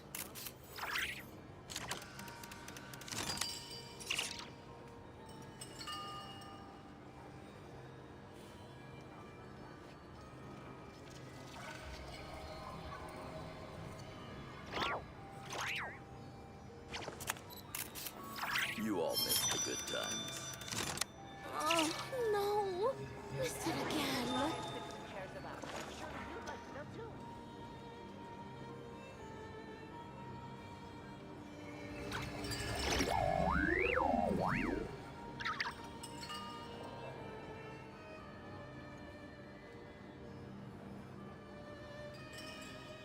There are leaves around, and I know just the tune to accompany them, if you wish to hear it.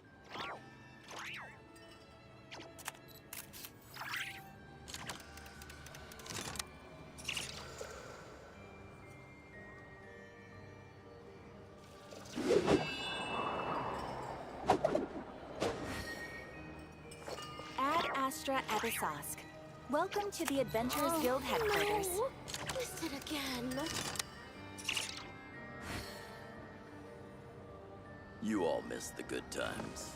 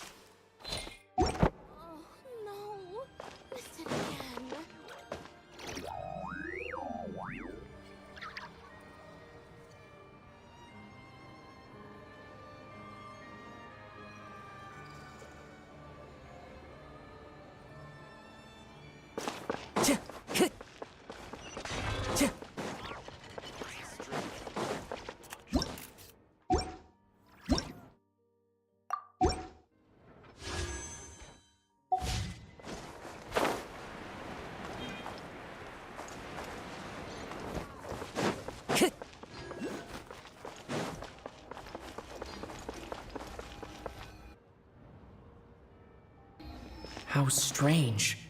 This sword seems to be vibrating of its own accord. It's a very faint vibration, but it's getting stronger as I get closer to the statue of the Seven. Does this sword have some connection to the statue? But all it does is vibrate, even when I touch it. That place I got this sword from was definitely out of the ordinary. Maybe I should try channeling the power of cryo.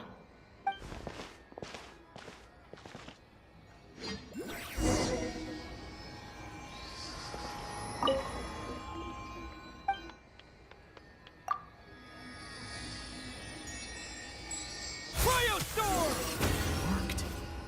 There really is something special about this sword.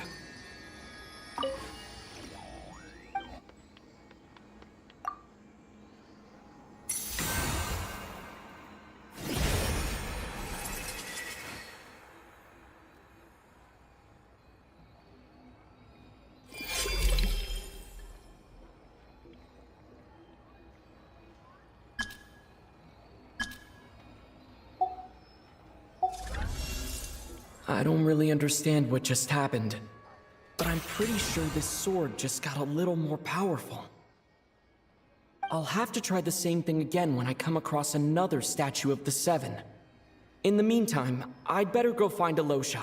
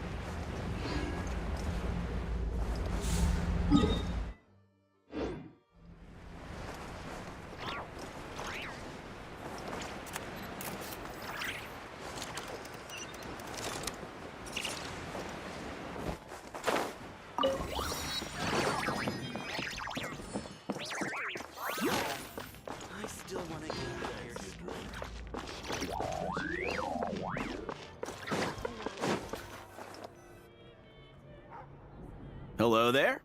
How can I help? Ah, sure thing. Give me a second. I'll go fetch them for you.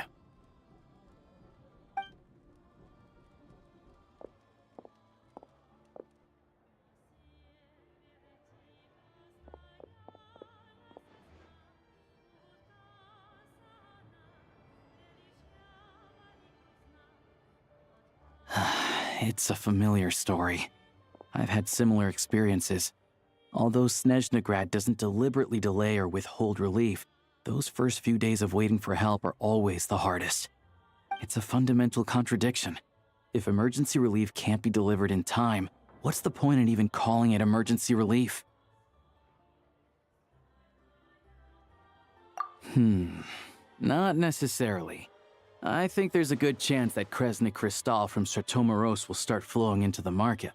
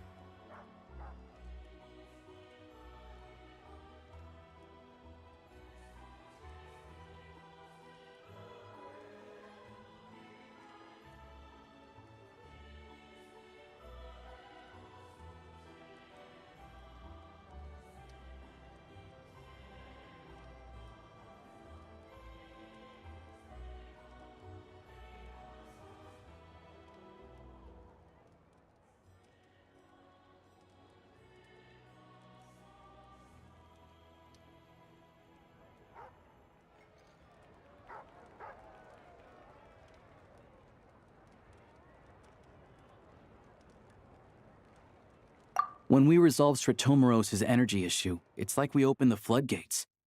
A huge backlog of crystal is now available to the townspeople. There's no way they can use it up at once. A lot of them will probably stockpile it and slowly work their way through. Probably a good idea, since energy prices are only going to keep rising. But there will always be people who urgently need Mora.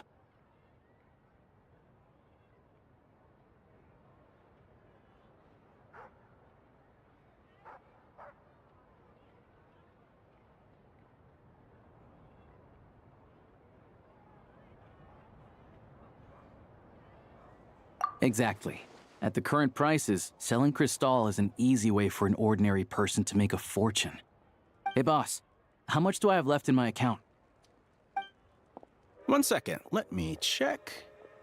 So, you're planning on buying the crystal out of your own pocket? Yeah. I don't know if I have enough, so I'll chip in a little extra and buy as much as I can afford. No, it's fine. You're new to Snezhnaya, and you have your own living expenses to worry about. Besides, you're already providing the train.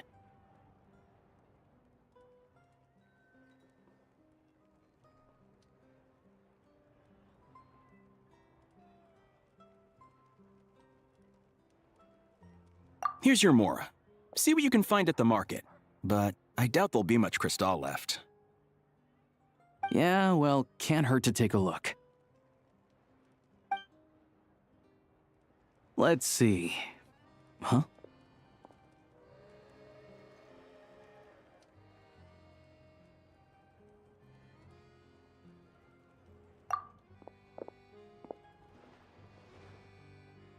Oh, Alosha, and...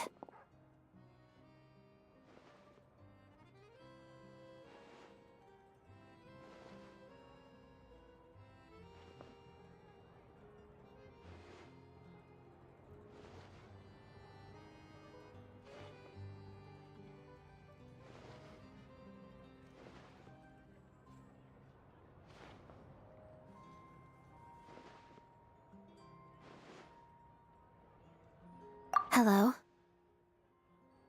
I didn't realize you two knew each other.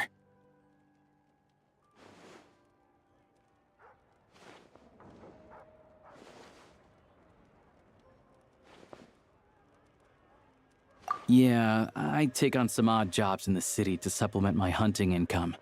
Sometimes I work as a cleaner or prop hand at the theater where Odette is one of the big stars, so I've met her a few times. When the weather's as bad as this, it's better for a hunter to adapt than to keep looking for game.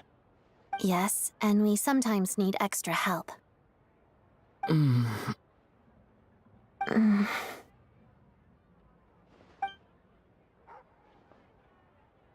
Wait, why is the atmosphere so awkward? I thought things went pretty smoothly in Svietla Lidovka. So, what brings you here, Miss Odette? Looking for some new props? No. After I got back to the theater, I couldn't stop thinking about the situation in Svietlolaidovka. It bothered me so much I couldn't focus on my dancing. So I decided I'd come here and see if there's anything I can do.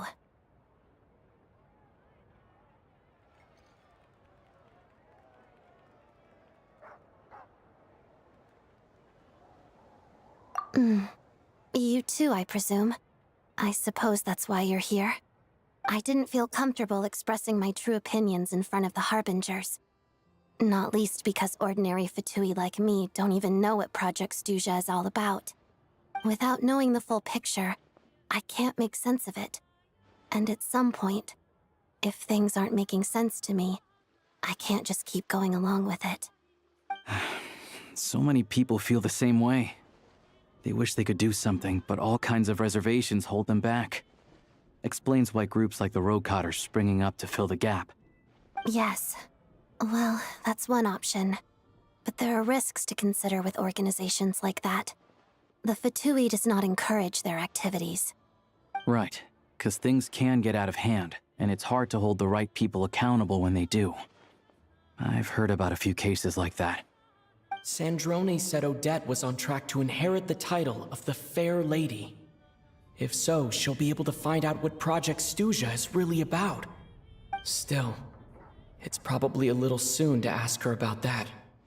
There may be more to the story. What's on your mind?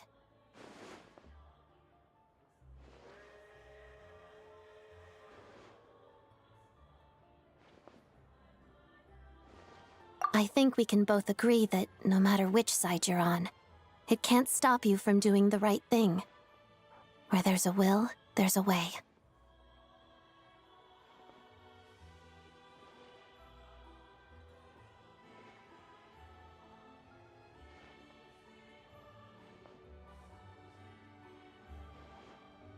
I know what Rosaline did while she was abroad.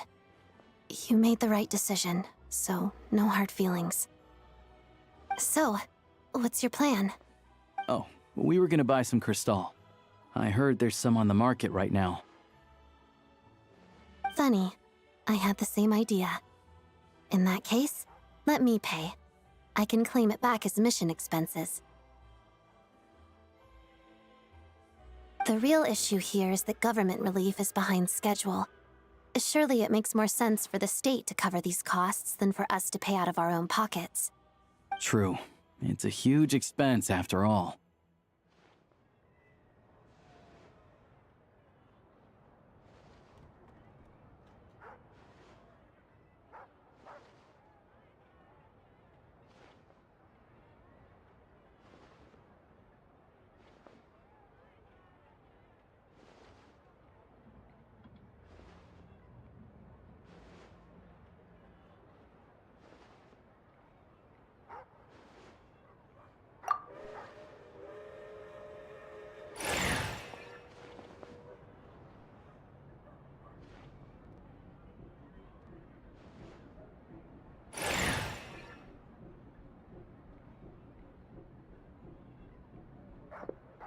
Let me see.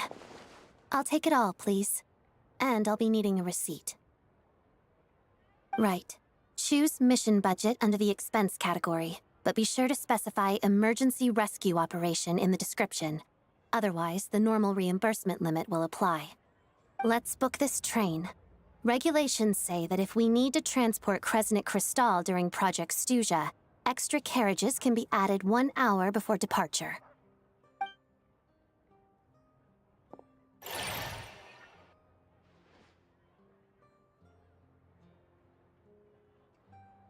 That should do it.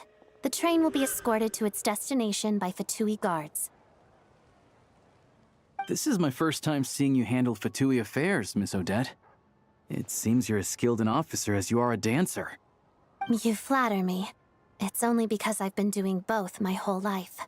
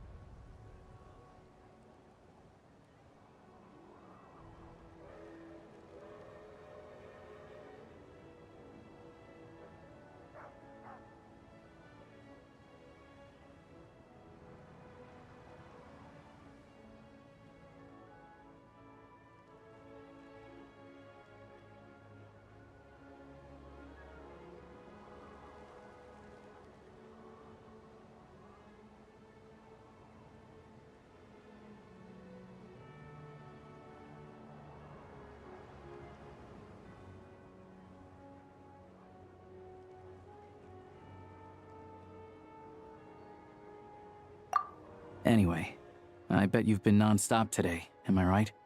Any idea how Paimon's doing?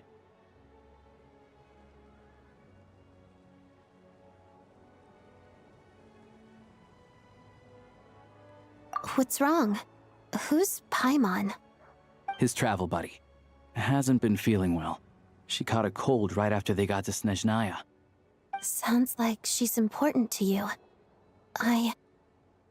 I can't believe you've been dealing with this on top of everything you've been doing to help the people of Snezhnaya.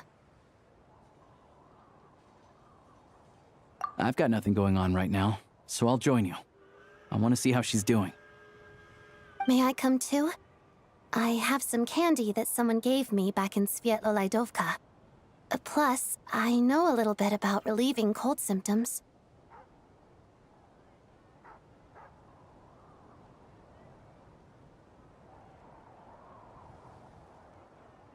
All right then, let's go.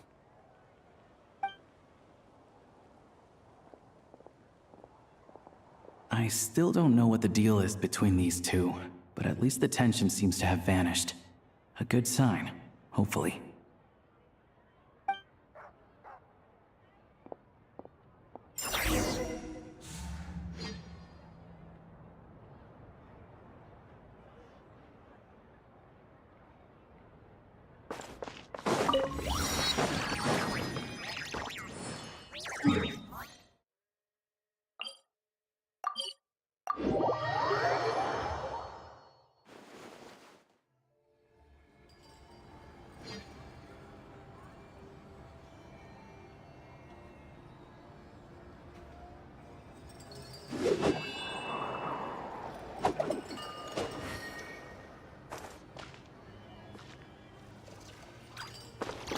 Time to go.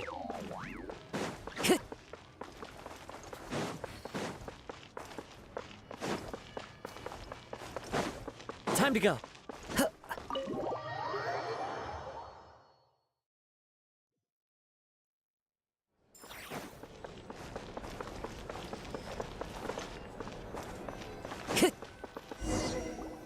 Hello. Sorry, but there's a sick person recovering in this room. Can I help you? What happened?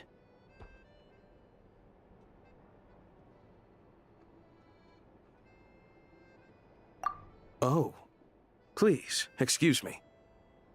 Are you the Traveler? Could I take a quick look at your Adventurer Handbook? Master Child said I should verify your identity.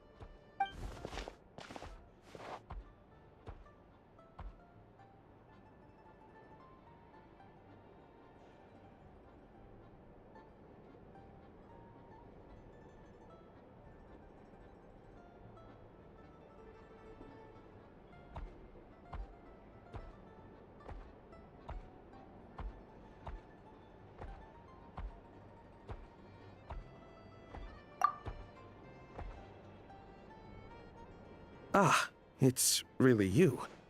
Sorry for the inconvenience. We're under strict orders from Master Child to keep this room well guarded. At the same time, we can't interfere with Podvoye Restaurant's business.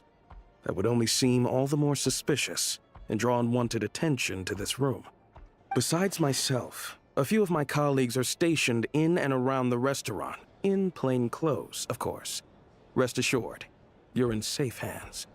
I didn't expect such a high standard of protection. Well, Master Child handpicked us for this special assignment. We're not about to let anything go wrong. Anyway, I won't keep you any longer. Please, head inside.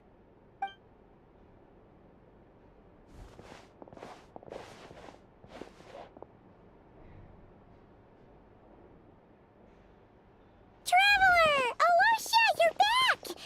Oh, hey! Who's our new friend? Hi, I'm Odette. The Traveler and I crossed paths a few times.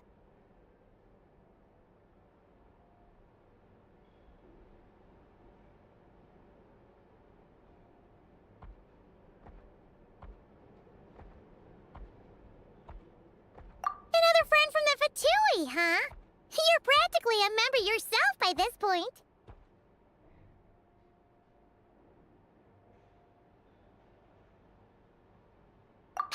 Paimon definitely on the mend. We should be back to our usual travels in a few days' time. Seems like that doctor was right. It's just... Paimon's limbs are still feeling a little chilly. I have just the thing.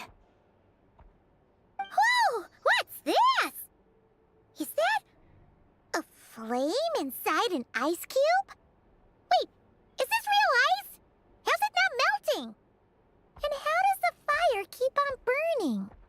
All keen observations. You're right. This is called core ignis. Whenever I've caught a cold in the past, I found I recover much more quickly if I place this by my bed. You're welcome to borrow it. Awesome! Wow! It's so nice and warm! Oh, it's like magic. Your name was Odette, right? How did you two meet again? Looks like she's in pretty good spirits. That's a relief. Any progress with your investigation yet?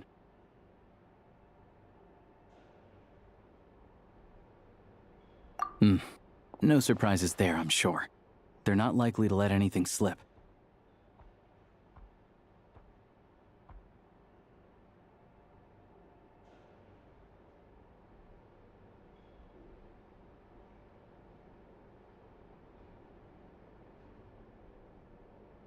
The Rokad, huh?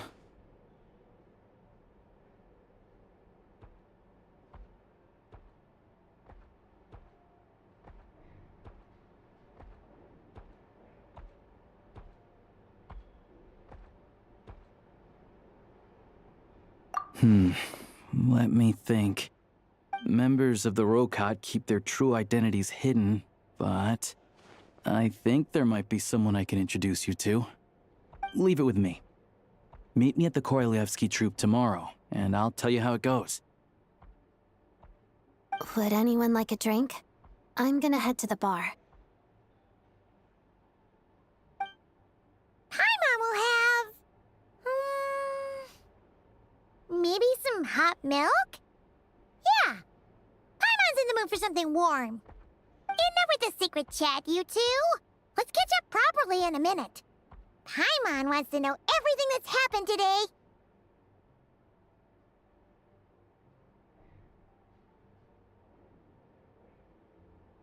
It'll be kinda like tabletop troop. No reason why listening to a story can't be an adventure.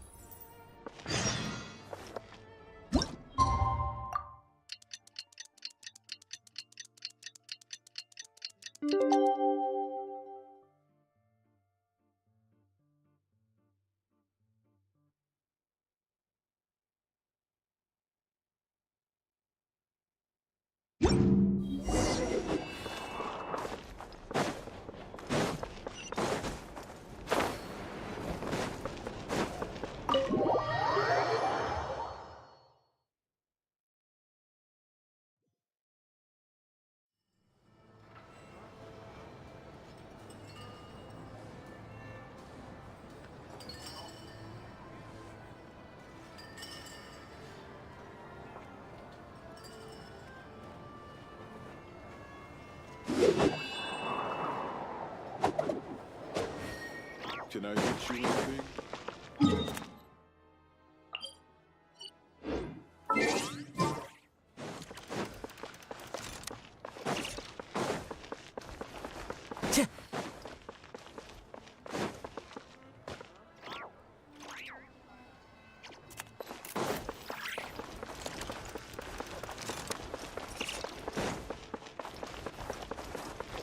Time to go.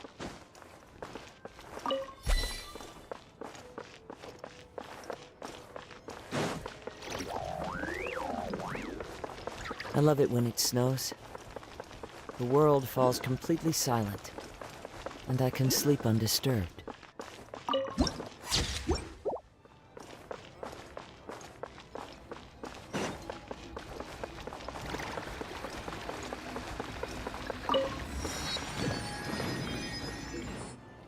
Ah, you made it.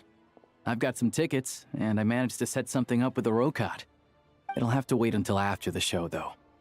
Happy to stay and watch? I doubt you've seen the Korolyevsky troupe on stage before.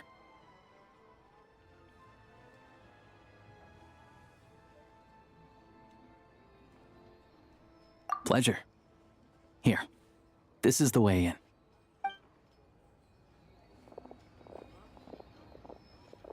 Please present yourself for a routine inspection in accordance with theater regulations. Thank you.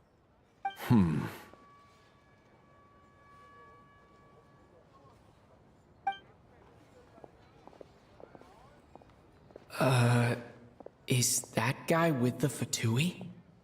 Looks like he's waiting for something. Okay, all done. Thank you for your cooperation. Please proceed through to the theater.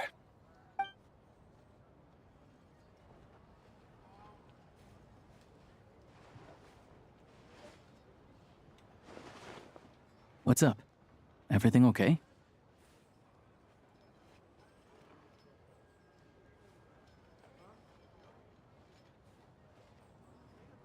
Snezhnaya's business and political leaders are always passing through here, so it makes sense that security's tight.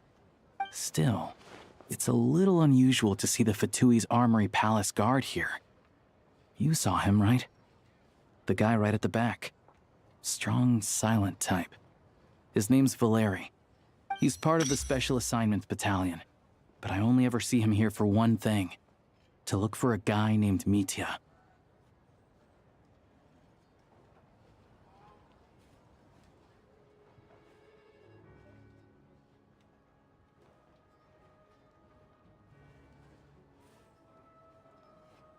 Supposedly a researcher, though he never seems to put much time in at the office. The theater is one of his favorite places to hang out when he's playing hooky from work. But that's not for us to worry about. Let's go. The show's about to start.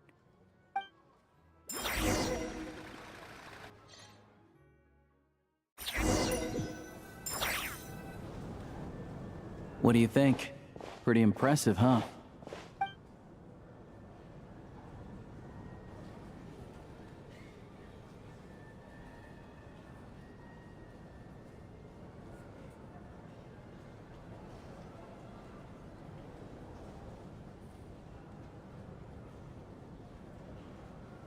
Oh, the one in Fontaine? I hear it's iconic. Never seen it for myself, though. Here we are, just in time. Sorry, coming through.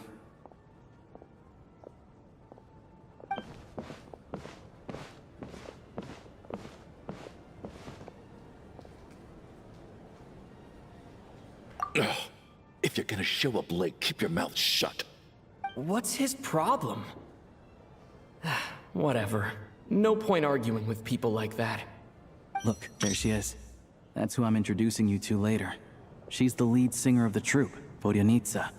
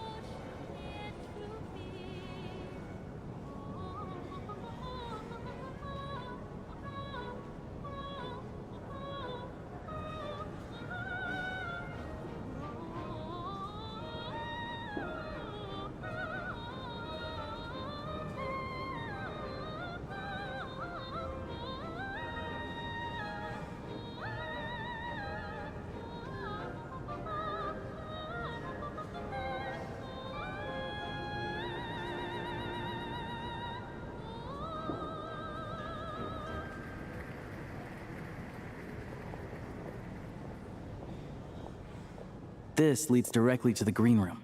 They're expecting us. Vodyanitsa will be waiting for us there.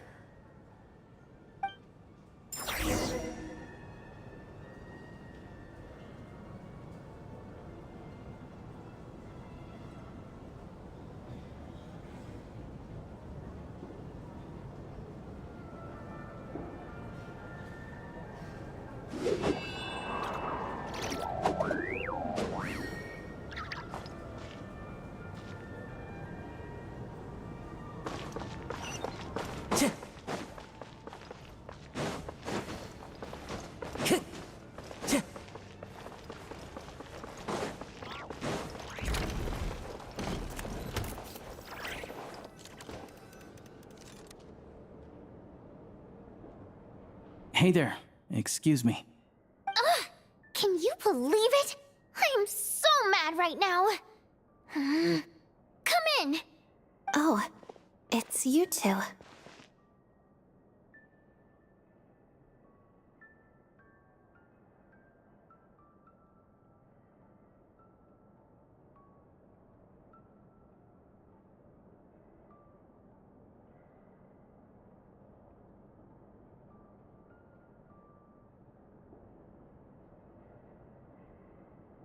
Huh? You know each other? Oh, wait. Is this who you were telling me about? The one you met yesterday and couldn't stop thinking about? I never said that. Yes, you did. Why are you denying it? It was right before I went on that rant about the moody factory owner. Oh, I remember it so clearly. Might I ask what brings you two here? Oh, I just brought him here to see the show. And when it finished, he was full of praise for Vodionitsa's performance. So I thought I'd try my luck, see if we could get the chance to chat for a bit. Maybe get an autograph? You work here. You of all people ought to know that's against the rules. It's not what the green room is there for. Oh, what's the big deal? Come on, don't be shy. I can give you an autograph. You can take a picture too if you want. Do as you please. I finished all my shows for the day. I'll leave you to chat.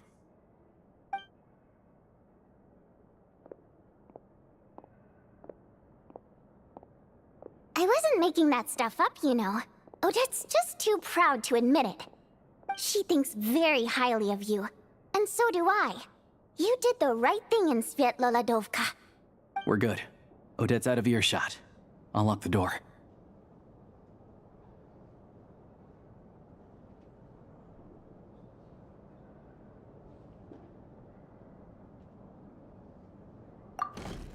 Confidentiality, of course. The Rokot is very strict on that. Whoa, Alosha! Not out loud!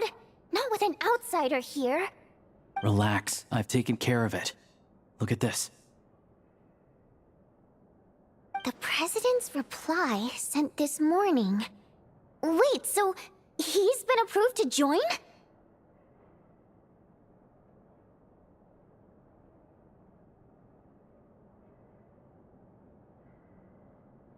You told me last night that you wanted to get intel from the Rokot.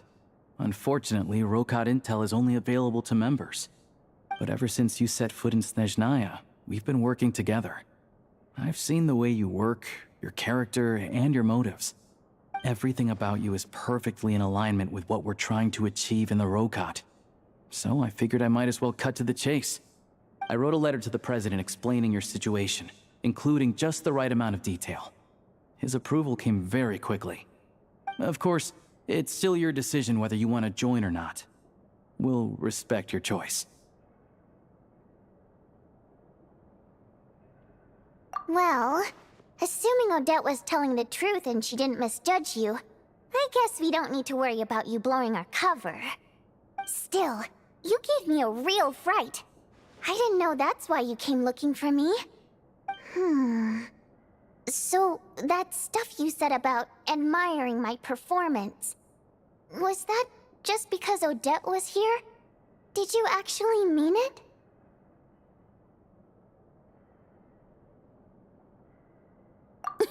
Now you're talking. That's what I like to hear.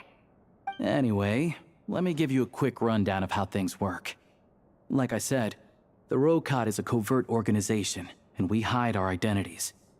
Members typically don't meet in person or even know each other's identities. This helps us maintain a high level of independence and secrecy. Because of this, members are basically free to decide their methods without constraints, so long as the outcome of any activity doesn't violate the organization's principles. After all, we don't have any ostensible contact with each other. This way, if anything goes wrong, no one else will be implicated. Beyond the freedom to choose how you operate, it's also your choice whether to act at all. We have plenty of members who have yet to take any action. In short, joining the Rokot in and of itself won't place any restrictions on your activity in Snezhnaya. There's a code of conduct you can read if it interests you. But basically, as long as you don't plan on using your anonymity to go around doing evil, you'll be fine. I tried reading it 5 or 6 times. Never made it all the way through. Even the most lackluster script makes for more interesting reading.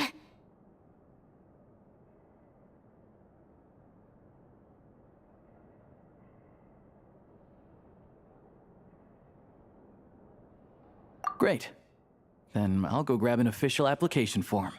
Be right back.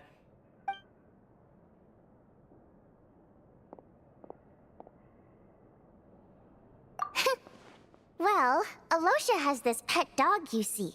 His name's Tagarin, and this one time, Alosha brought him backstage. Tagarin took quite a liking to me, so I played with him for a little bit and fed him some treats.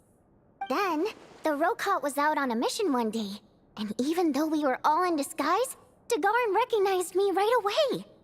Just a coincidence, really. We didn't report it to the higher-ups, though, to avoid dealing with the fallout. Like my job at the theater, for instance. I really needed to make ends meet. By the way, what were you complaining about just before we came in? Did everything go okay with Chuganov? Everything did not go okay. That's why I was so mad. I tried to make some small talk with him before I went on stage to fish for intel about the Iskra manufacturing plant. But he wouldn't take the bait. No matter what I said, he kept dodging the question. And then he started complaining. He said he didn't appreciate his second-rate seat in the stalls because he usually gets a private box. I mean, what did he expect? Everyone knows that if you want a box seat, you buy a ticket well in advance. But instead, he sends me a letter the day before the show when we're practically sold out. I had to juggle things around just to get him a half-decent seat, hoping he would appreciate the gesture enough to share some information. But nope, he didn't give me anything. Yeah, meeting Chuganov in person has definitely been a disappointing experience. Oh, you probably don't know who we're talking about, do you? To the citizenry, he's a family man and a kind boss. But our interactions with him tell a very different story. It's one thing to ask for a favor, but he acts like it's his right. He always expects special treatment. Take the ticket situation, for instance. I've actually gotten him a private box in the past. But not only was he not even grateful, now he's acting like I've sold him short this time. Not to mention that he's never paid for a single one of his tickets.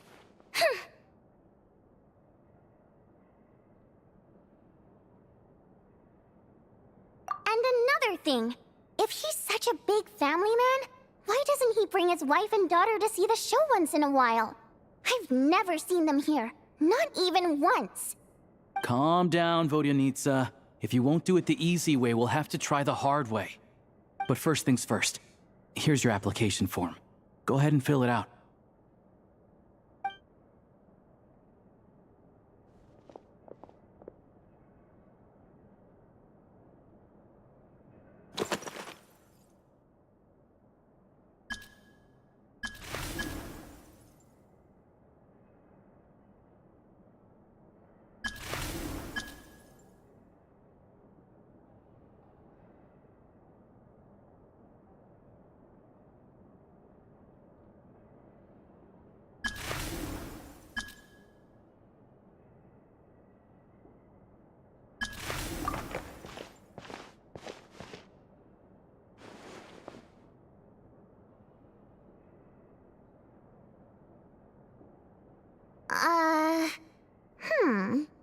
Looks like I'll need to make a few little tweaks here and there. But other than that, you're good to go. We'll hold on to this for you. All right. Now that we're officially Rokot comrades, I can tell you. Chuganov is the target of our current operation. Recently, we've done some recon work at the Iskra manufacturing plant, which pretty much confirmed that their energy consumption is way beyond the legal limit. All we need now is some direct evidence to present to the Vetcha, so we can demand that they shut the plant down. That way, the Kresnik Crystal can be allocated to where it's needed most. I was hoping he might let slip during one of our chats, but he's too tight-lipped. We'll have to find another way. I'm meeting another regular theater goer tonight, Mitya.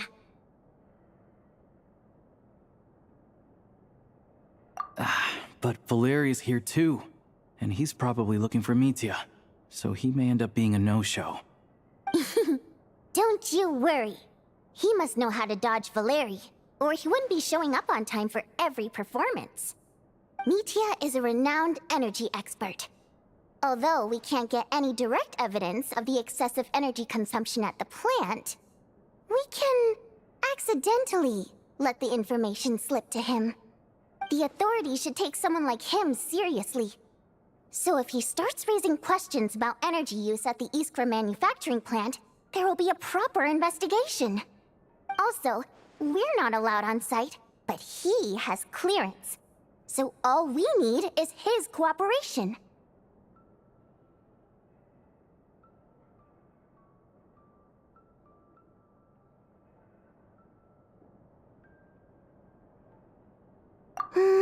Yeah, so that's the other thing we're trying to figure out. Though I think we're far less likely to make any progress on that front. Still, I hear that Mitya is a bit of a chatterbox. So, who knows? Maybe if we catch him in the right mood, he'll let something slip. What do you think? Sound like something worth your time?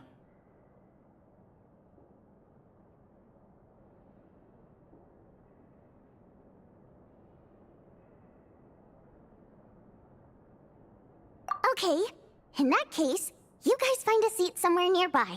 Pretend you're a couple of buddies there to eat, and keep your ears peeled for useful information. He's a huge fan, so I doubt he'll have his guard up around me. But you two need to be convincing.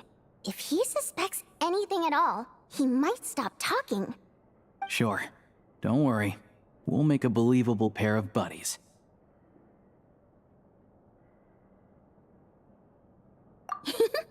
Perfect! You've sold me already. Now, help me tidy this room up a bit before we head out. Okay. What needs tidying? Everything!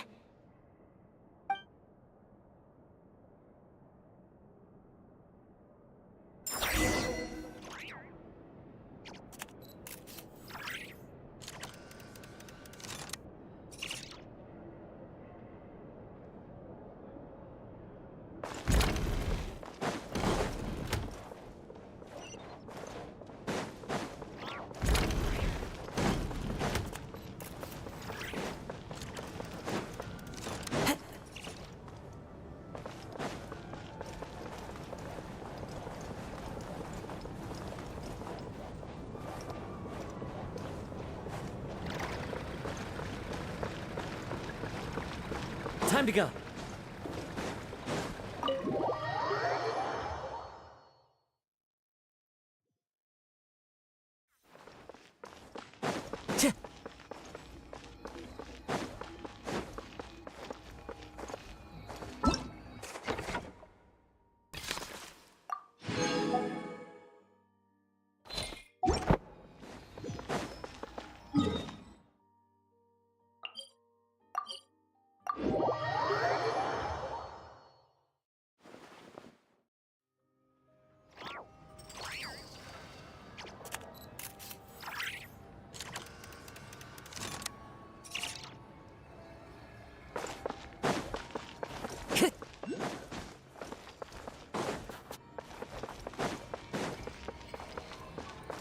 Time to go.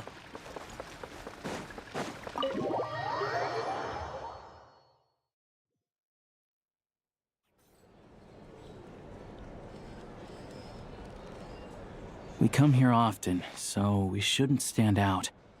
Let's sit here. Now, it's up to Vodyanica. Let's see how the conversation goes.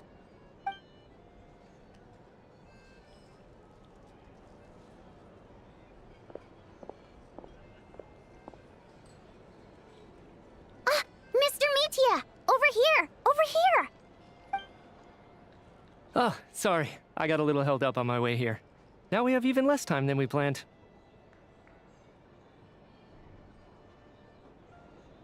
Go ahead and order some snacks and drinks, whatever you like. Let me see. According to my schedule, we still have 25 minutes left. You're really pressed for time today, huh? I was imagining this would be a leisurely chat.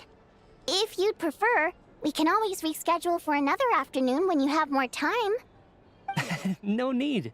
Getting to meet the lead singer is a very precious opportunity for me. I'm not about to pass it up.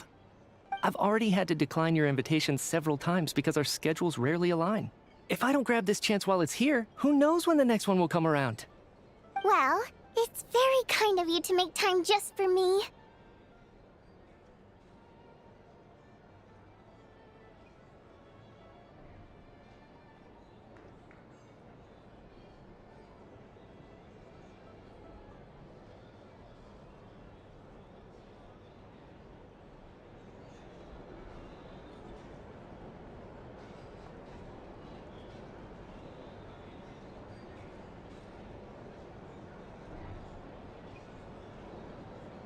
I'm not too sure, to be honest.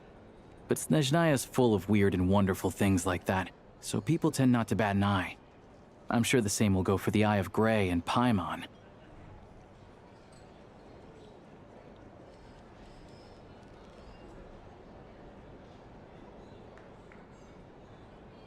The reason I invited you out for tea and a chat today was to get some feedback from a true fan of the theater. Well, I genuinely have nothing bad to say. No matter how many times I hear you sing, it never gets old. It always seems fresh and new somehow. Maybe it's because the more times I listen, the more details I notice. Or maybe you simply improve with every performance, delivering it better each time. Thank you! I'm delighted to hear that! Could you give me any specific examples? Oh, yeah. The piece you sang today, for example. Beneath the Frozen River? Hey, what's with you? I'm just praising a good performance. I always used to find that such a bleak and lonely song. But the more you listen, the more you realize that it's not as cold and nihilistic as it appears. When you really dig down into it, there's a certain level where you're surprised by the emergence of hope. Wow, I'm impressed. I didn't expect you to pick up on that. Actually, I only tried out that angle after talking with a composer. Still, Beneath the Frozen River wasn't on today's program. Oh, really? But it's a classic. You sing it every time. Almost every time. Oh, well then. Let me say a few words about that other all-time classic, Flying in the Wind from the Mountain Sparrow. I didn't sing that one today either. My voice wasn't quite up to it, so I switched it out at the last minute. Oh, but, Sorry, Mr. Mitya, but you were at the theater today, yes? Of course I was. Remember? I said hello to all the troupe members before the show started. You, Odette, and the others. So what did Odette sing today? Elegy of the Snow-Winged Goose, of course. Correct. I see. You find my singing boring, don't you? That's why you don't remember a single song. Looks like I'll need to cut a few from the program next time. No, that's not it. I swear. All right. I'll be straight with you. I'm sorry. My mind was wandering as you took the stage today. I enjoy watching your shows because the exquisite performances stimulate the mind. It always sparks some inspiration for my research. So, whenever I get stuck at work, I come to the theater for a change of pace. Odette's dance during the Elegy of the Snow-Winged Goose today was simply incredible. It got me wondering what she's been going through recently. That look of sheer defiance in the face of utter tragedy? It was so inspiring. I started scribbling in my notebook right away. Not that I made a ton of progress in the grand scheme of things, but I still think it was productive. By the time I snapped out of it, the entire show had finished. So what you're saying is, you didn't listen to my singing at all? Unfortunately not. I'm sorry. I don't know which is more disrespectful. The fact that I don't always come for the show itself, or the fact that I missed your performance? Seems like things are getting a little awkward. Hmm?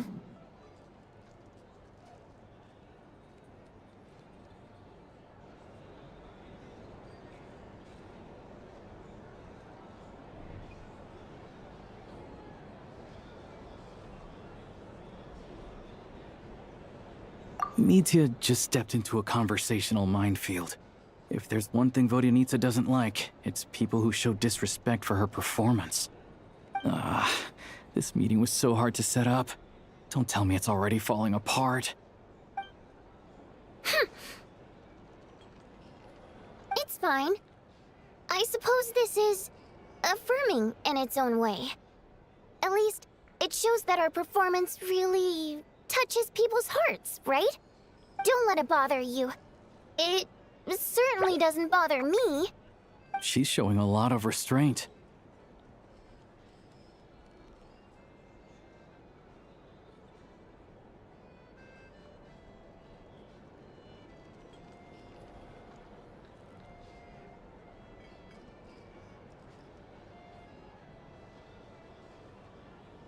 Well, I'll be sure to let Odette know how much you adored her performance. Please don't say that. I always love your performances too. It's just that inspiration struck at the wrong time today. I'm usually all ears. I know, I can tell. That's why I value your opinion. I'm sure some people can't stand it when others praise their coworkers right to their face, but not me. No, sir. Fair enough. I still feel kinda bad though. But you know what I really can't stand? People who only show up to the theater to pretend that they're cultured. Makes me sick to my stomach. Oh yeah, 100%. There are too many of those people around. By the time they're walking out the door, they've forgotten all about the show. What's wrong? You look furious. I don't know if you've heard about the boss of the Iskra manufacturing plant. He isn't even a theater investor, but he always demands the same privileges as actual investors. Box tickets only, premium drinks, even the right to request specific songs. Well played, Vodyanitsa. Seems like she's harnessing her rage to steer the conversation back on track. Now that you mention it, I've interacted with that guy before. I gotta say, everyone holds him up as an example of a benevolent businessman, but I don't know. I don't see it. Yeah, he couldn't care less about what's happening on stage. He's just there to flaunt his social status. I hate that I have to prepare programs for guys like that. What's the big deal with that factory he runs anyway? I asked around a bit and heard some pretty shocking stories. Sounds like he's just another greedy capitalist. Oh, really? Yep, the things people are saying are pretty damning. Low wages, insanely long working hours, equipment running around the clock. And as if that's not bad enough, he also strictly forbids his employees from giving any kind of interview. Project Stuja has now been extended so many times, we're at the point where crystal rations for the common folk are barely enough to survive on. Yet he even wants to get his greedy hands on them just to boost his own profits. If the rumors are true, he's in serious violation of the law. Interesting. So you've heard about it too? What? So it's really true? Who knows? I've only heard the same rumors you have. But there's no smoke without fire. The Rooster's been coming down on us hard lately, demanding that we track and trace every single batch of Crystal. My coworkers in the Department of Energy have been tearing their hair out over it. The Rooster? I didn't realize he cared that much. Yeah. Even though there are no restrictions on Crystal trading, the poor will wind up freezing to death if we let the rich buy as much as they want. That's clearly unfair. Looks like we'll need to arrange an investigation into the Iskra manufacturing plant as soon as possible. I never knew you kept up with current affairs beyond the theater, Miss Vodyanitsa. You really have a heart for the common person. Most Fae in your position have long been indifferent to the plight of humans. Well, those of us who choose to live in human cities are naturally going to pay attention to any significant upheaval. Isn't the Rooster a Fae himself? I I'm just surprised to learn that even someone with as much experience as him is getting so stressed out over Project Snezhnaya. What is the end goal of this project anyway? This is it. We're finally going there. I'm sure Mitya can sense on some level that she's fishing for information. But since their conversation is so relaxed, he might just let something slip. It's stressing me out too. If I'd only made better progress with my research, things wouldn't have dragged on this long. Oh, so your work is related to Project Snezhnaya? That's right. The Armory Palace needs a brand new energy source. Not the power of the Light Realm and not elemental energy. Right now, the only thing that meets the requirements is the power contained within stellar linchpins. But harnessing that power is costly. Each step of the process requires enormous amounts of Kresnik crystal, from extraction to quantification to attempts at conversion. Progress has been painfully slow, and the team is getting burned out as time goes by. Sometimes, I see people staring into space as if in a trance. Could it be that this new energy source has side effects? No, it doesn't affect us, because the energy is used for... Okay, I got it. Stop choking me. Sorry, I can't talk about that. I think we're all just exhausted. We've been working ourselves to the bone for so long with so little progress to show for it.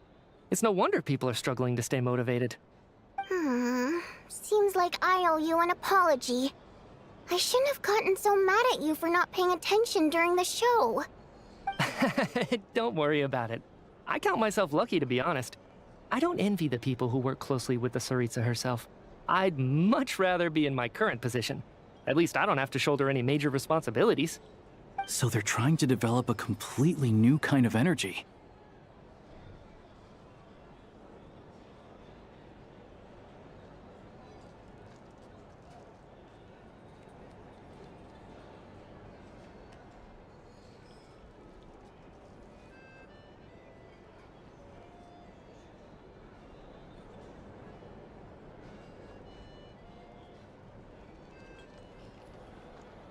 Yeah, censored by a scarf.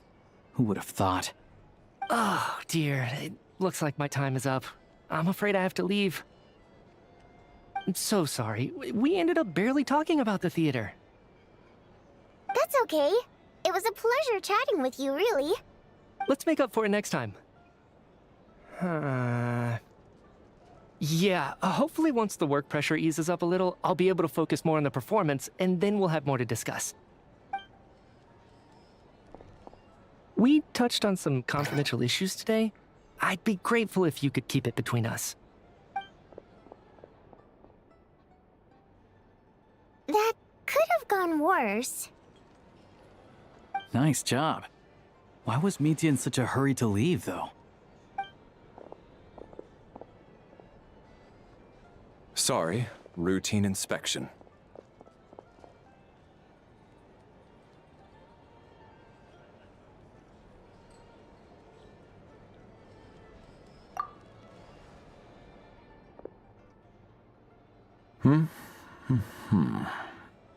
Okay, let's go.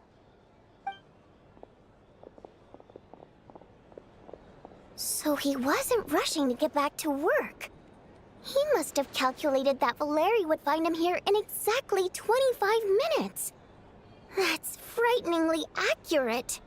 One of the main duties of the Special Assignments Battalion is to ensure that important figures stick to their schedules.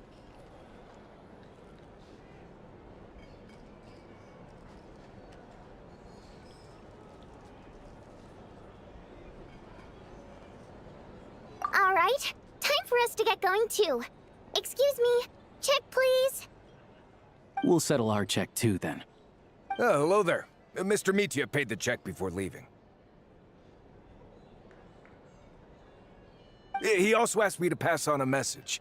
He said it was an honor to share his tea break with Miss Vodyanitsa and her two friends. Wait. So he knew we were here all along? This raises a lot of questions. Did he deliberately mention the new energy source so that we'd overhear it? Maybe his work isn't confidential after all. Maybe the key here is the purpose of this new energy. I guess that's the next thing to look into.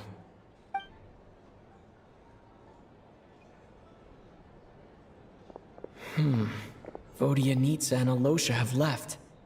Time to head back and call it a day.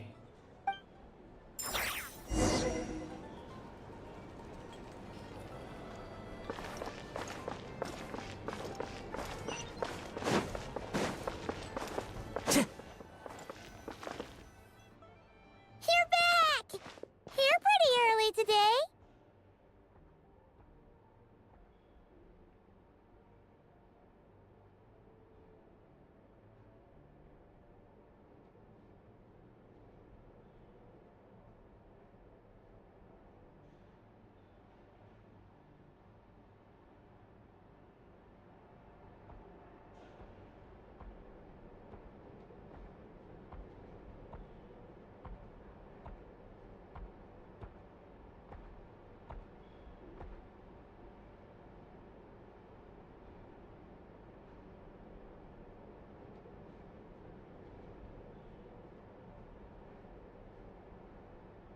Paimon was just gonna mention that.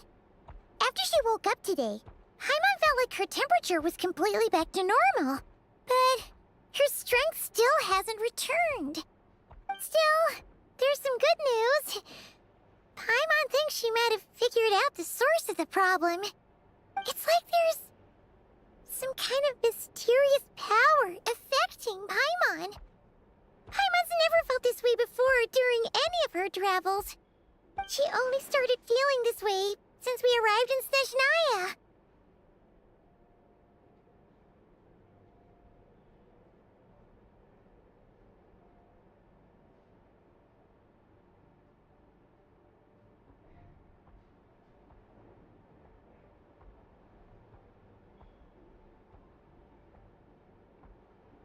That's right.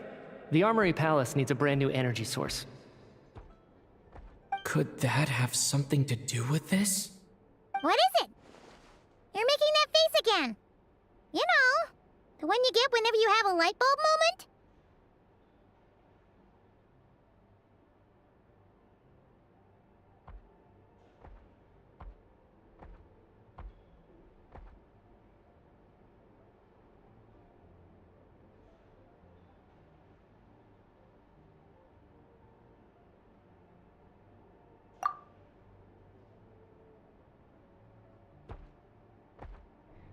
So, they're trying to develop a new energy source here?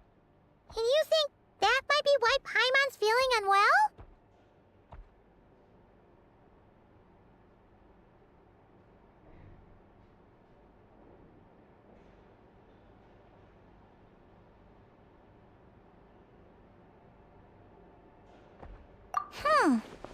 Well, Miki denied that the energy they're researching has any side effects. Although, he did say that people working on the project have been having issues with their concentration and short-term memory. And even so, those are completely different symptoms from Paimon's.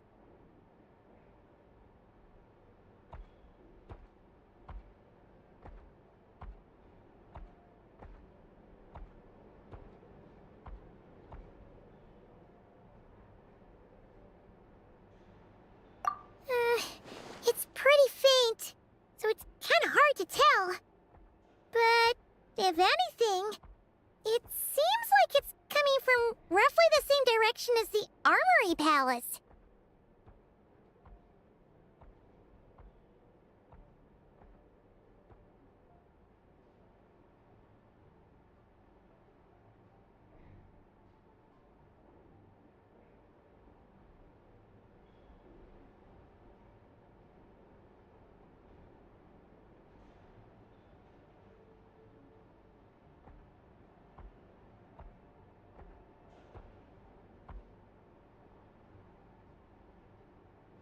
Sure, Paimon's with you there. But how, though? The robot only has a limited amount of intel.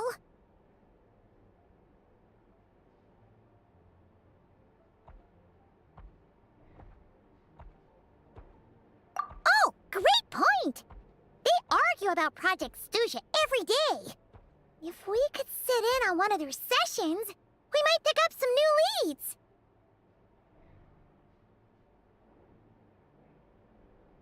Good idea! Oh yeah, while you were out, Paimon tried all the yummiest looking desserts in the Potpourri restaurant. This one seemed right up your alley. So, Paimon saved some for you. Come try it once you finish writing your letter.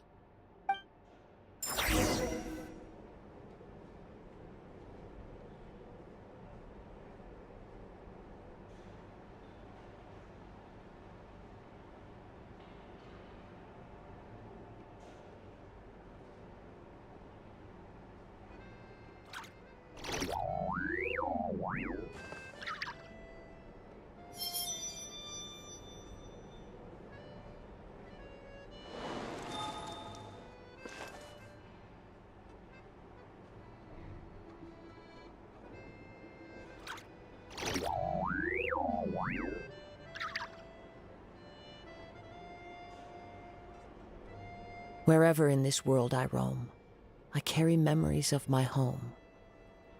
This blade, it is the last link I have to the land of my birth.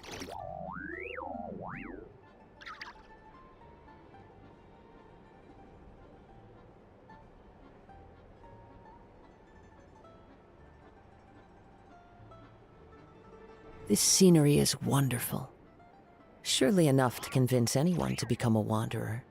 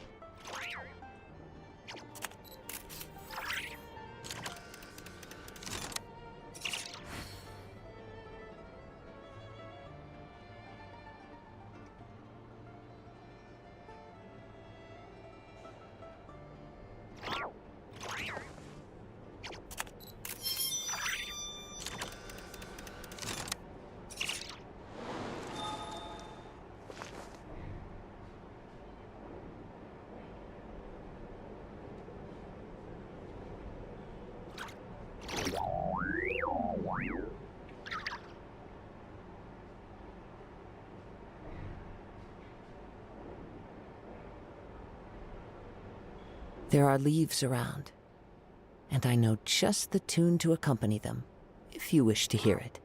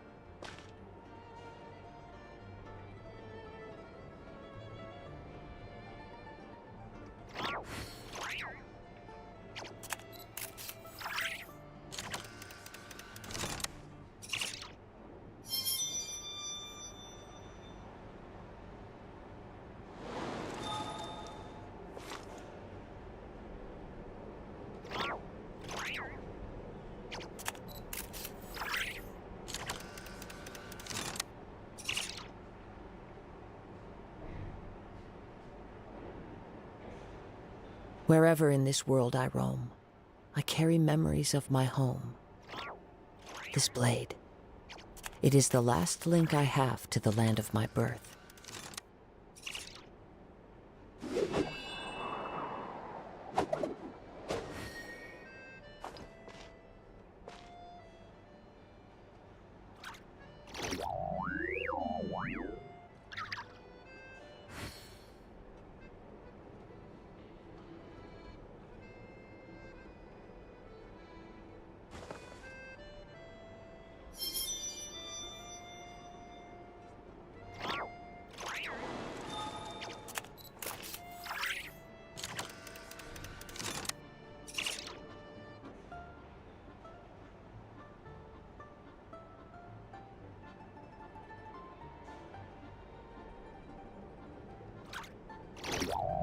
There are leaves around, and I know just the tune to accompany them, if you wish to hear it.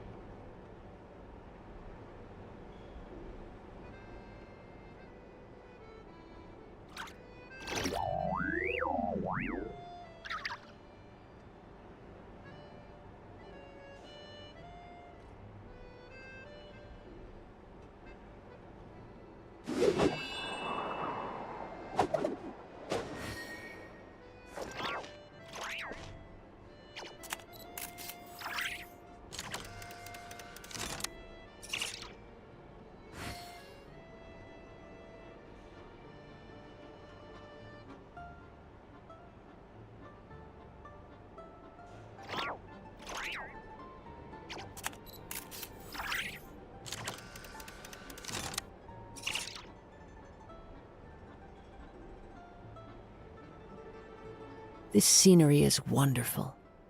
Surely enough to convince anyone to become a wanderer.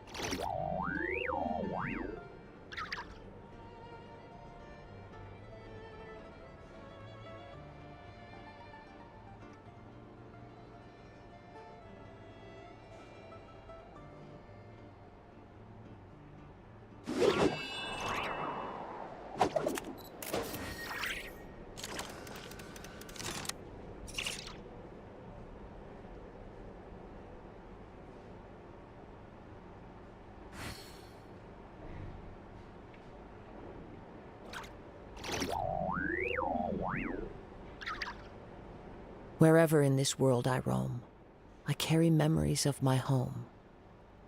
This blade, it is the last link I have to the land of my birth.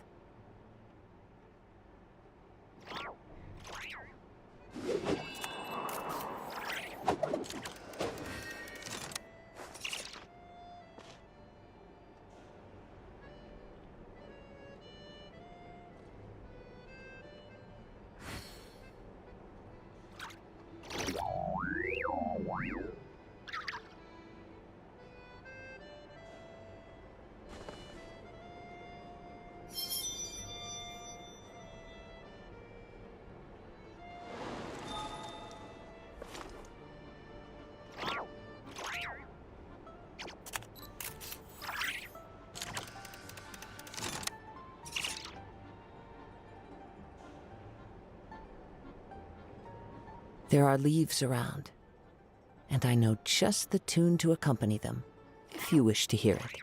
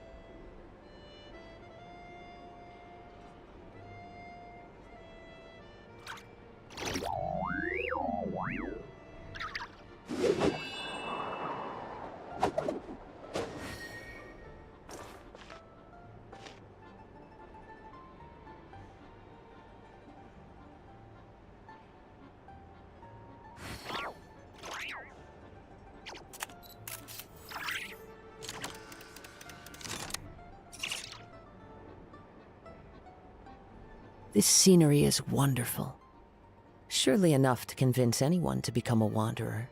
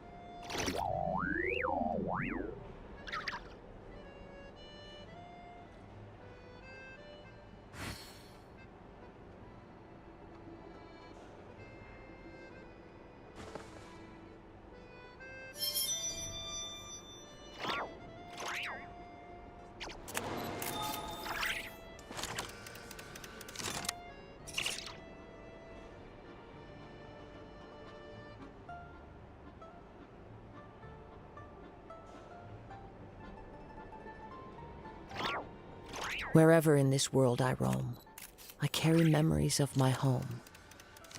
This blade, it is the last link I have to the land of my birth.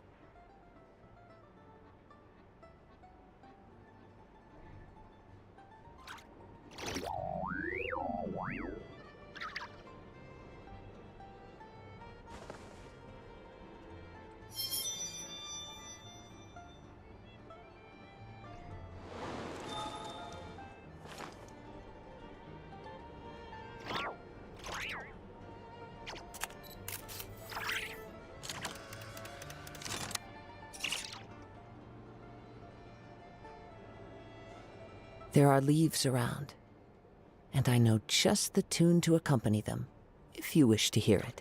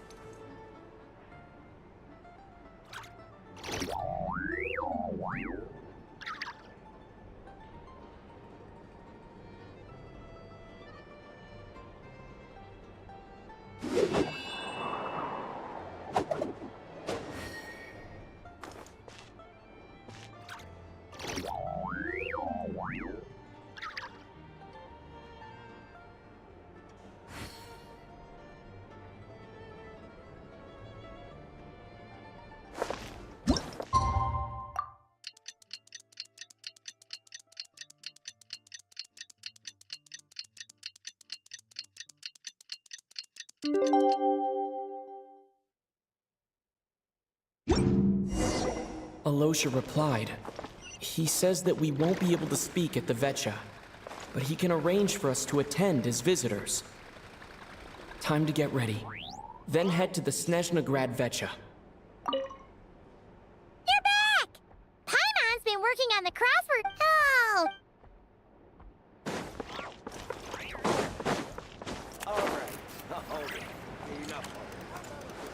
Time to go.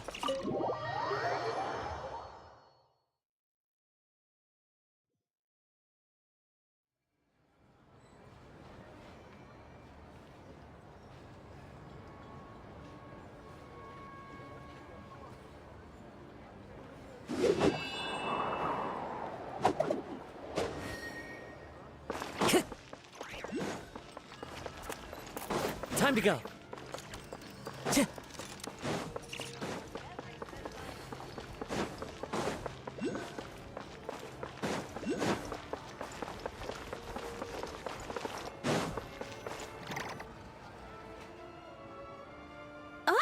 Miss Vodyanitsa, prima donna of the Korolievsky troupe. What a surprise meeting you here. Will you be sitting in on a session of the Vetcha?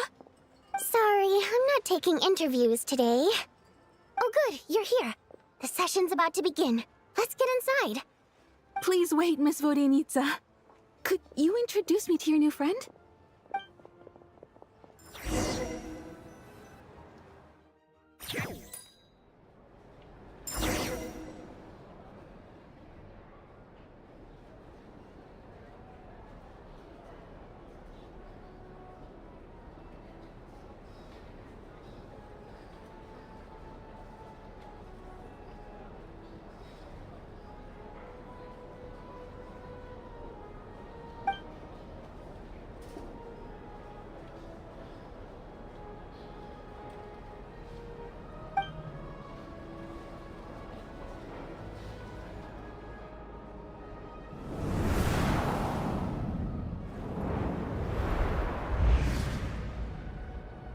In summary, the energy management commitments made for the outgoing period have been delivered upon.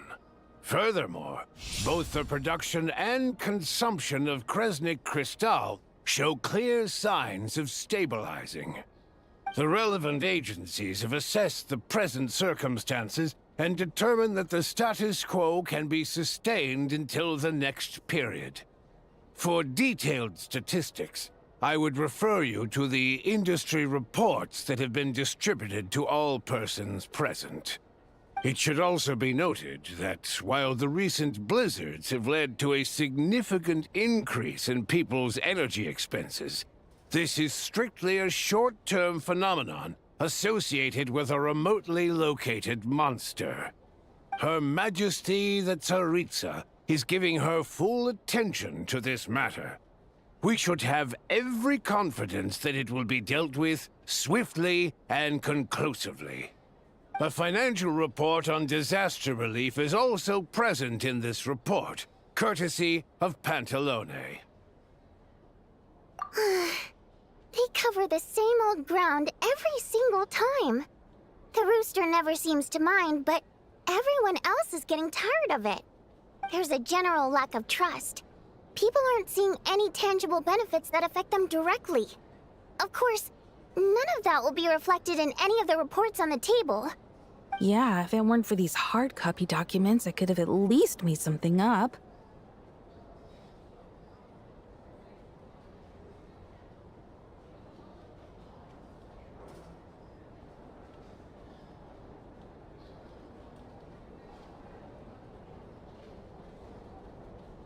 Oh, don't mind me. I'm just out here trying to hit my interview quotas. Bring out the kvass. Ever read it? Best-selling newspaper in town. If I remember correctly, you guys don't even have a sales permit. You have to sell from stalls on the street. Okay then, best-selling street stall newspaper in town. Still counts.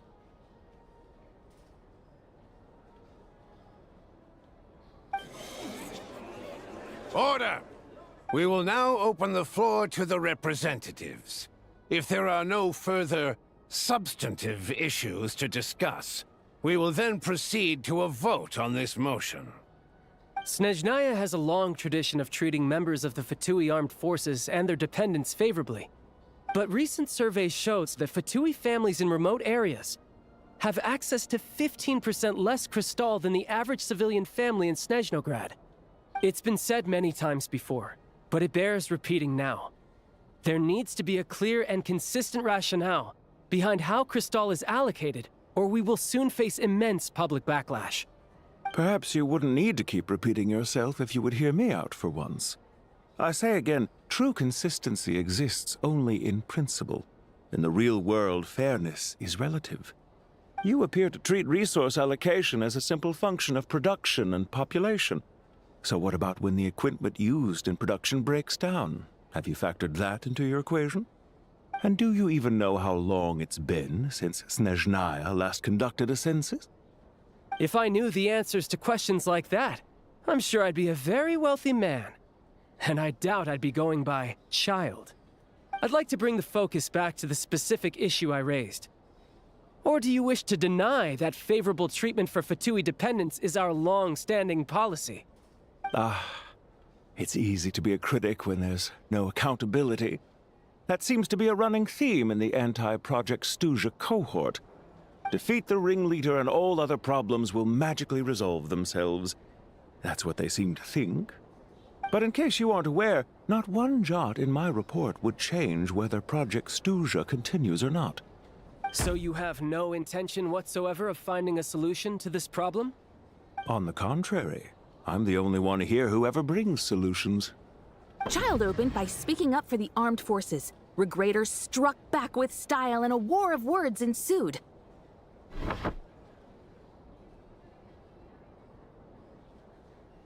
Our reporter was live on the scene to get the audience's reaction as it all unfolded.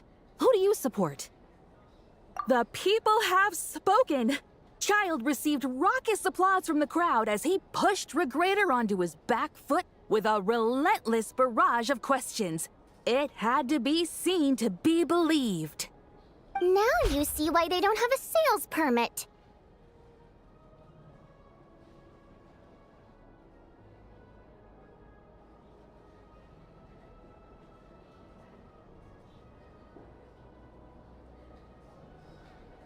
However this reporter wants to spin things, I haven't forgotten that Tartaglia was representing the Northland Bank when we first met in Liyue. So surely, their relationship can't always have been this strained. You two are getting off topic. Let's focus on what the data is saying. Mr. Pantalone, may I speak on your behalf? Oh, please do. I'm more than happy to save my breath. Crystal distribution policy undergoes modifications with each new period. The ultimate goal being to find the most reasonable method of allocation, which I believe is what Mr. Tartaglia also seeks. But I fear many may have been misled on this topic by extremist activists. To clarify, Project Stuja is not the root cause of the problem. It is merely a framework for resource distribution. The most recent reports all point to Snezhnaya's resilience and adaptability during this period of fine-tuning, and give clear indications that a distribution framework is improving with each iteration. To make drastic adjustments without first considering the risks would likely do more harm than good. It would be a waste of the hard-won experience we've gained to date. Renowned scholar of finance, Arapov spoke up to clarify the fiscal logic, clearly alluding to social organizations like the Rokot in his words. With the notorious Lelex still active to this day, should the Rokot be held responsible? No, there is someone else to blame. She's just rephrasing what Mr. Pantalone said. The Rokot are the critics he accuses of taking no responsibility for their actions. As for Lelex, you won't have heard of him yet. He's currently the most famous member of the Rokot. Well, more like infamous. Ending Project Stuja has become an obsession for him. Unlike the more decent ones among us, he believes that votes in the Vetcha are all that matter. So whether it's threats, coercion, or bribery, he'll use whatever means necessary to get people to change their vote.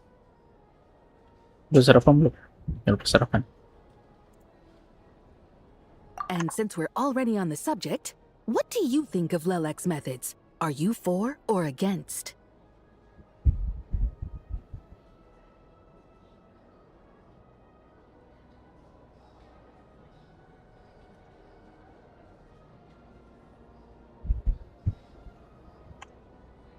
Yes, don't we all? Lelex supporters grow in number by the day. We stand with Lelek! At least someone here wants to take this discussion seriously. I've been considering that issue myself. What you really need is more precise regional data, right? I think it would be easiest to let the Fatui handle it, since they're already in charge of Crystal shipments anyway. We may as well get them to collect some data while they're at it. Whatever you need, you can ask the Fatui to look into it for you. In terms of supervision, I think the Druzhna would be a good fit. I had hoped to discuss this with Miss Vesna, but sadly, she's not present. I will be happy to take a note of your suggestions and present them to Commander Vesna for a decision upon her return. The Commander has always taken a keen interest in Project Stuja. However, given the Druzhna's demanding workload, I'm afraid it may prove difficult for them to provide any practical support. Let us refrain from jumping to conclusions until a concrete and actionable plan is in place. My apologies, Lord Rooster. There are numerous issues to address here, including manpower, time sensitivity, and reporting lines. Nevertheless, I support drafting a proposal. Follow the usual procedure, and it can be raised as a new motion for all parties to evaluate at the appropriate time. In that case, I'd like to share one thought before the proposal is drafted. The issue of time sensitivity was raised just now, which I presume relates to the official reports. In fact, the Energy Commission already collects regular statistics on each urban center and its surrounding area. Would these be of any use? That's a good idea. I read every issue of Sviet-Lolaidovka's report, and although my focus is mostly on the section about equipment operation, the energy consumption statistics also yield a lot of insights. Be that as it may, does no one see an issue with using local data to determine Crystal quotas? In the long term, it seems like a very risky solution. Not if they are used purely for reference. So long as we have the report from the Northland Bank's headquarters to corroborate it, no one will be able to fool me. Very well, then. It appears that this arrangement is acceptable to all parties. Yeah, sounds good to me. The members reached a provisional consensus on the issue of improving treatment for Fatui soldiers.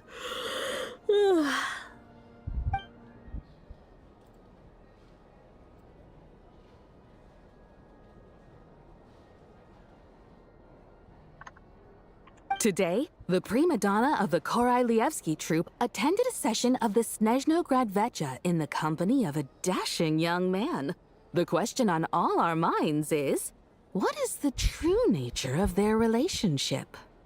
Write anything like that again, and I'm revoking your permission to interview the troupe. Got it?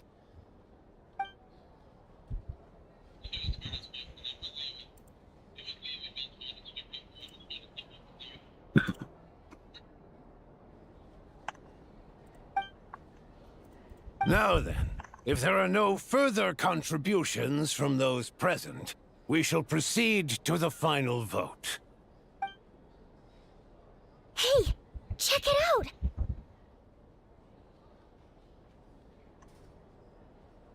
What made him vote against? Why now?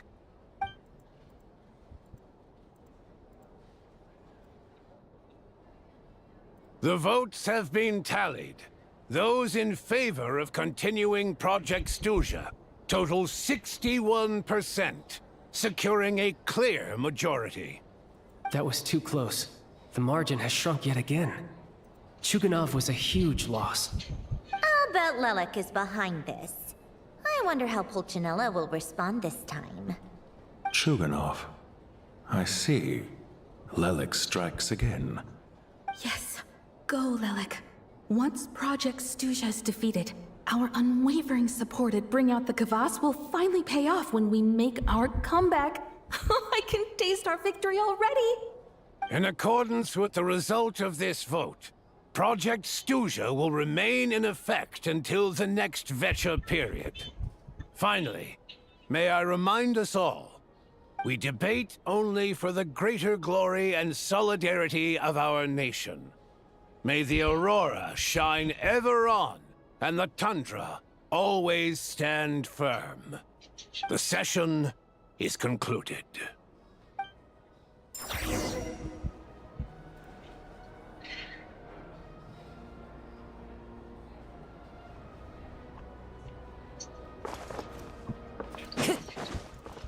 Jelas deh. I have to say, I really wasn't expecting Chuganov to vote against Project Snezhnaya.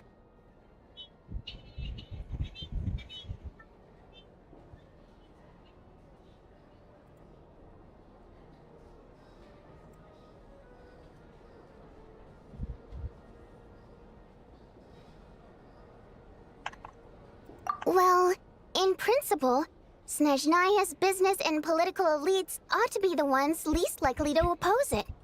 As we heard, Project Snezhnaya is basically just a resource distribution framework that requires everyone to cut back during the winter. But even if the policy got cancelled, the Tsaritsa's energy needs wouldn't suddenly go down. The extra demand from the public would have to be filled from somewhere. So logically, the factories would have to take the hit.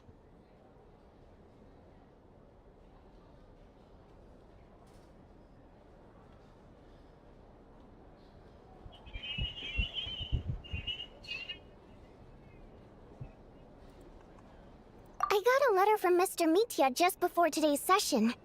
He said he's confirmed that there are issues around overtime and excessive energy consumption at the Iskra manufacturing plant. In a situation like this, once the Rooster receives the report, he'll order the factory to halt production and submit to an investigation before issuing a penalty. But that's a week-long process, and thus didn't make it onto the Vecha agenda this time. I don't think he suspects anything so far.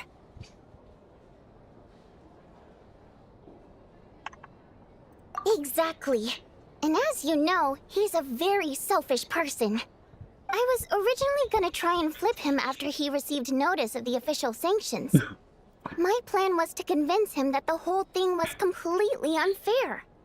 Rather than just sit back and take the hit while his factory stopped production, he'd be better off voting to end Project Stuja. At least that way, no one else would be able to make any money either, because all the factories would suddenly have more limited energy to work with. But now, he's already voted against it, which means someone must have used more forceful means to change his vote, just like with everyone else who flipped.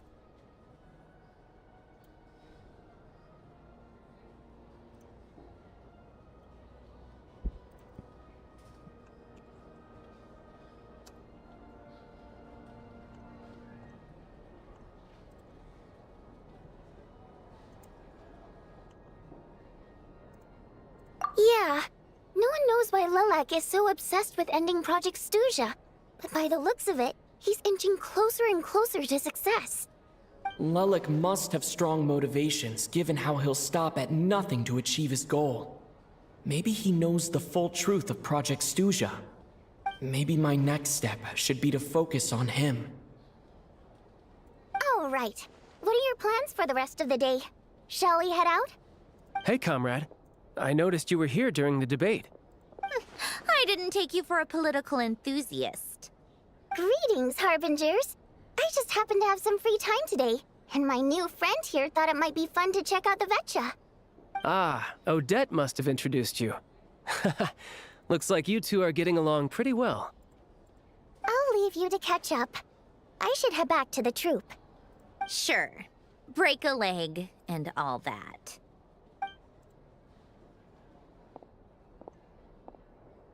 Thought it might be fun to check out the Vetcha, did you? Things are never that simple with you, Traveler. There's no way you're here for kicks and giggles. Tell me I'm wrong. Oh, yeah. To some, he's a captivating enigma. To others, he's the bane of their existence. No one ever thought that some anonymous nobody from the Rokot could cause such a stir.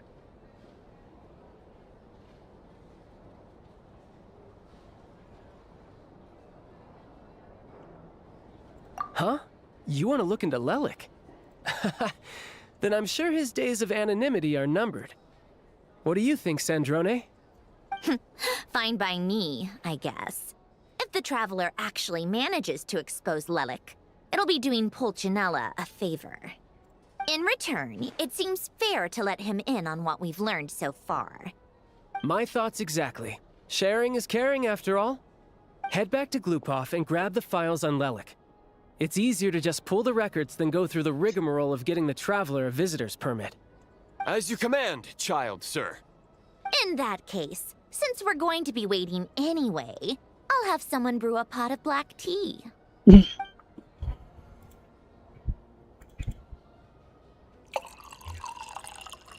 One common thread among the many incidents Lelik has been involved in is that the victims are all too scared to share any real information about him. Clearly, he must have threatened them in some way. His modus operandi is to silently infiltrate the scene and leave a threatening letter behind. But neither the letters nor the crime scenes ever yield any clues to his identity. So all these files have to offer are short statements by the people affected. They don't give us a lot to go on. If nothing else, it shows we're dealing with a trained professional who's versed in counter-surveillance. Yes, and to that point, he often strikes in highly secure locations. The victims are high-ranking and influential people who take their personal security very seriously. Somehow, Lelik slips right into their rooms without making a sound. There's never any eyewitnesses, nor the slightest trace of a break-in. If he can get in and out undetected, it means he can strike without warning. Not that that's ever happened so far, but the thought is enough to scare these people sleepless. It's hard to believe that a human being could pull this off flawlessly every time, so they switched the focus of the investigation to Faye. Unfortunately, no one's found anything yet.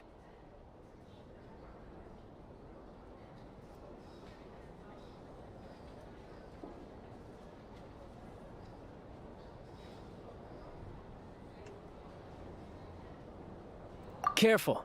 Don't underestimate me. Although, truth be told, I'd probably find it hard not to blow my cover. Direct confrontation is more my style. We haven't ruled out the possibility of Lelik being human. It's just There can only be a handful of people in all of Teyvat who'd fit the profile. They, on the other hand, plenty would have the ability, but few would have the motive.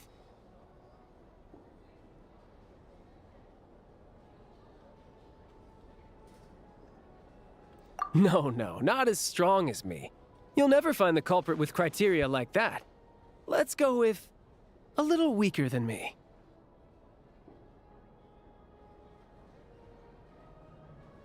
Oh, you hit me right where it hurts. I'll admit, he's strong and meticulous. But can we at least limit this to candidates who have something to do with Snezhnaya? He's just trying to find a reference point. Stop getting fixated on who's stronger than who. But that's the most important thing. In my opinion, anyway.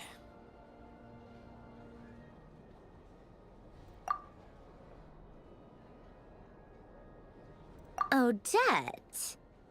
Yeah, that seems about right. Her skills are solid, and she's always calm under pressure. Except she's Fatui, so the likelihood of her working against us is pretty low. But yeah, much more accurate than your previous example, at least. No, wait a moment. Maybe we should interrogate that assumption. What do you mean? Which assumption? Her Fatui identity doesn't necessarily exonerate her. And when you think about it, the Rokot would be precisely what she needs to conceal her identity. Plus, she wouldn't need to be such a pro at covering her tracks. She'd already know where the Fatui will be and when, so she could choose the perfect time to act. Oh, yikes. I was just thinking out loud. Why is this starting to sound like such a convincing theory? Still, what reason could Odette possibly have for trying to call off Project Snezhnaya? Arlecchino would be the best person to ask. She knows Odette best. Unfortunately, she isn't back yet.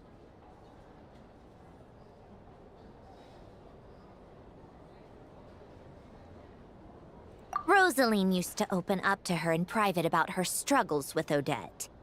As I'm sure you can imagine, Arlecchino is quite a lot better with children than Rosaline was. She gave her some tips on how to handle the situation, and Rosaline managed to reach a settlement with Odette before leaving. So I suppose there were at least no lifelong regrets left behind. Beyond that, I don't know the details about that side of things. But I do know that Odette definitely has a motive to hold a grudge against Project Snezhnaya. The reason being, her father passed away during the early stages of the project. That was back before it had been named Project Snezhnaya, when things were still being worked out. But in essence, it's remained the same ever since. Huh. The more you know. Rosaline was always so self-centered. I never understood why she started paying so much attention to Odette. Is that such a surprise? If you cast your mind back, you may remember that Rosaline and I weren't exactly close. We had tea together a few times, but that was about it. Odette's past is no secret. Her father was a fatus and her mother was a very famous ballerina. On the surface, it looks like she followed right in her parents' footsteps. But the truth is quite a different story. After her father passed away on a mission, her mother was overcome with grief. She broke her leg during a performance and could never dance again. Odette was only interested in ballet at the time, but this tragedy left the family with both breadwinners gone. They could barely make ends meet. Per Capitano's policy, family members of Fatui who died in the line of duty had to be appropriately accommodated and provided with adequate assistance. So, regardless of how Rosaline may have felt about it, it fell to her to resolve the issue of Odette's family's livelihood. In the end, the solution they agreed upon was to have Odette join the Fatui. Right, because the alternative would have been a one-off compensation payment, I guess. In that sense, joining up was definitely the better option. Still, she must have had mixed feelings about it, right? If she doesn't even like the Fatui. It's just a theory. A possibility. But as a motive for Odette to become Lelik, it holds up. That said, I have no idea where Odette's head is at right now, or what her conflict with Rosaline was about. Plenty of people were on bad terms with Rosaline. I have no intention of trying to figure it all out.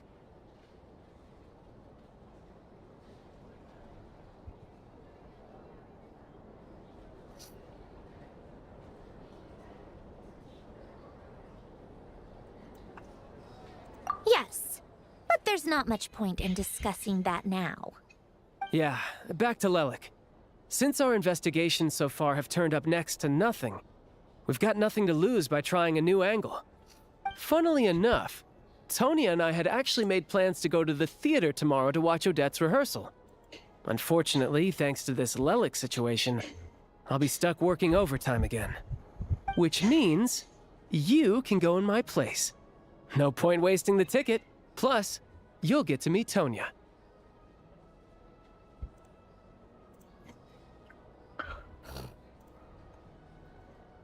Spirit Seeker. Quite the classic ballet. It was passed down through Odette's mother's family for generations, though it hasn't been performed in years. But Odette's been practicing it diligently, and it's finally ready for a return to the stage. Excitement is through the roof. Tickets for the official performance sold out long ago. Tonya's excited for it too. She's desperate to see it no matter what. Personally, it's not really my kind of thing, but since she's my little sister, I had to figure something out. I've actually seen it several times before. The story's pretty straightforward. The lead character follows a trail of clues left behind by a spirit, gradually recovering her memories along the way. It's a tale of love and regret. So not exactly reinventing the wheel, at least by today's standards. But when that classic melody kicks in and the lead character begins to dance, it always gets me. It really is beautiful. Not an easy dance to do justice to, though. I know it's always been Odette's dream to perform this piece, but I'm not sure she's really ready. In that case, I think that even if she is Lelik, we should wait until her performance is over before we respond. I'll let you take it from here, comrade.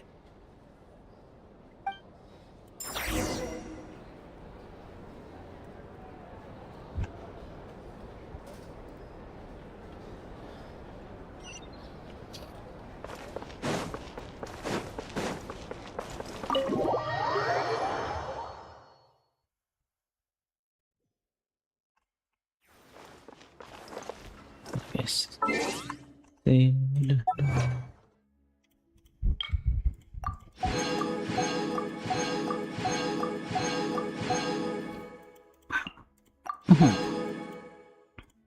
I'm going to off.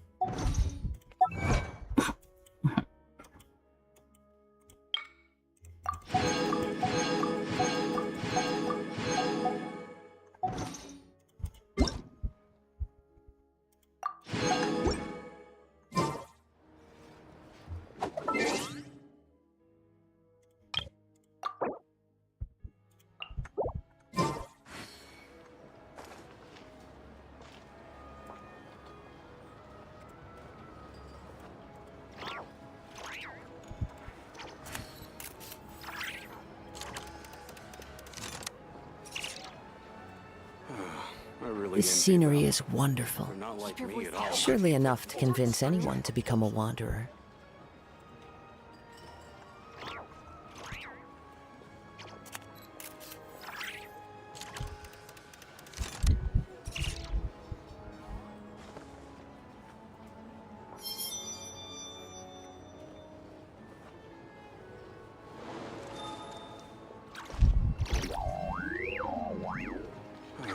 I really envy them. They're not How like could me he at all. put forward such a proposal?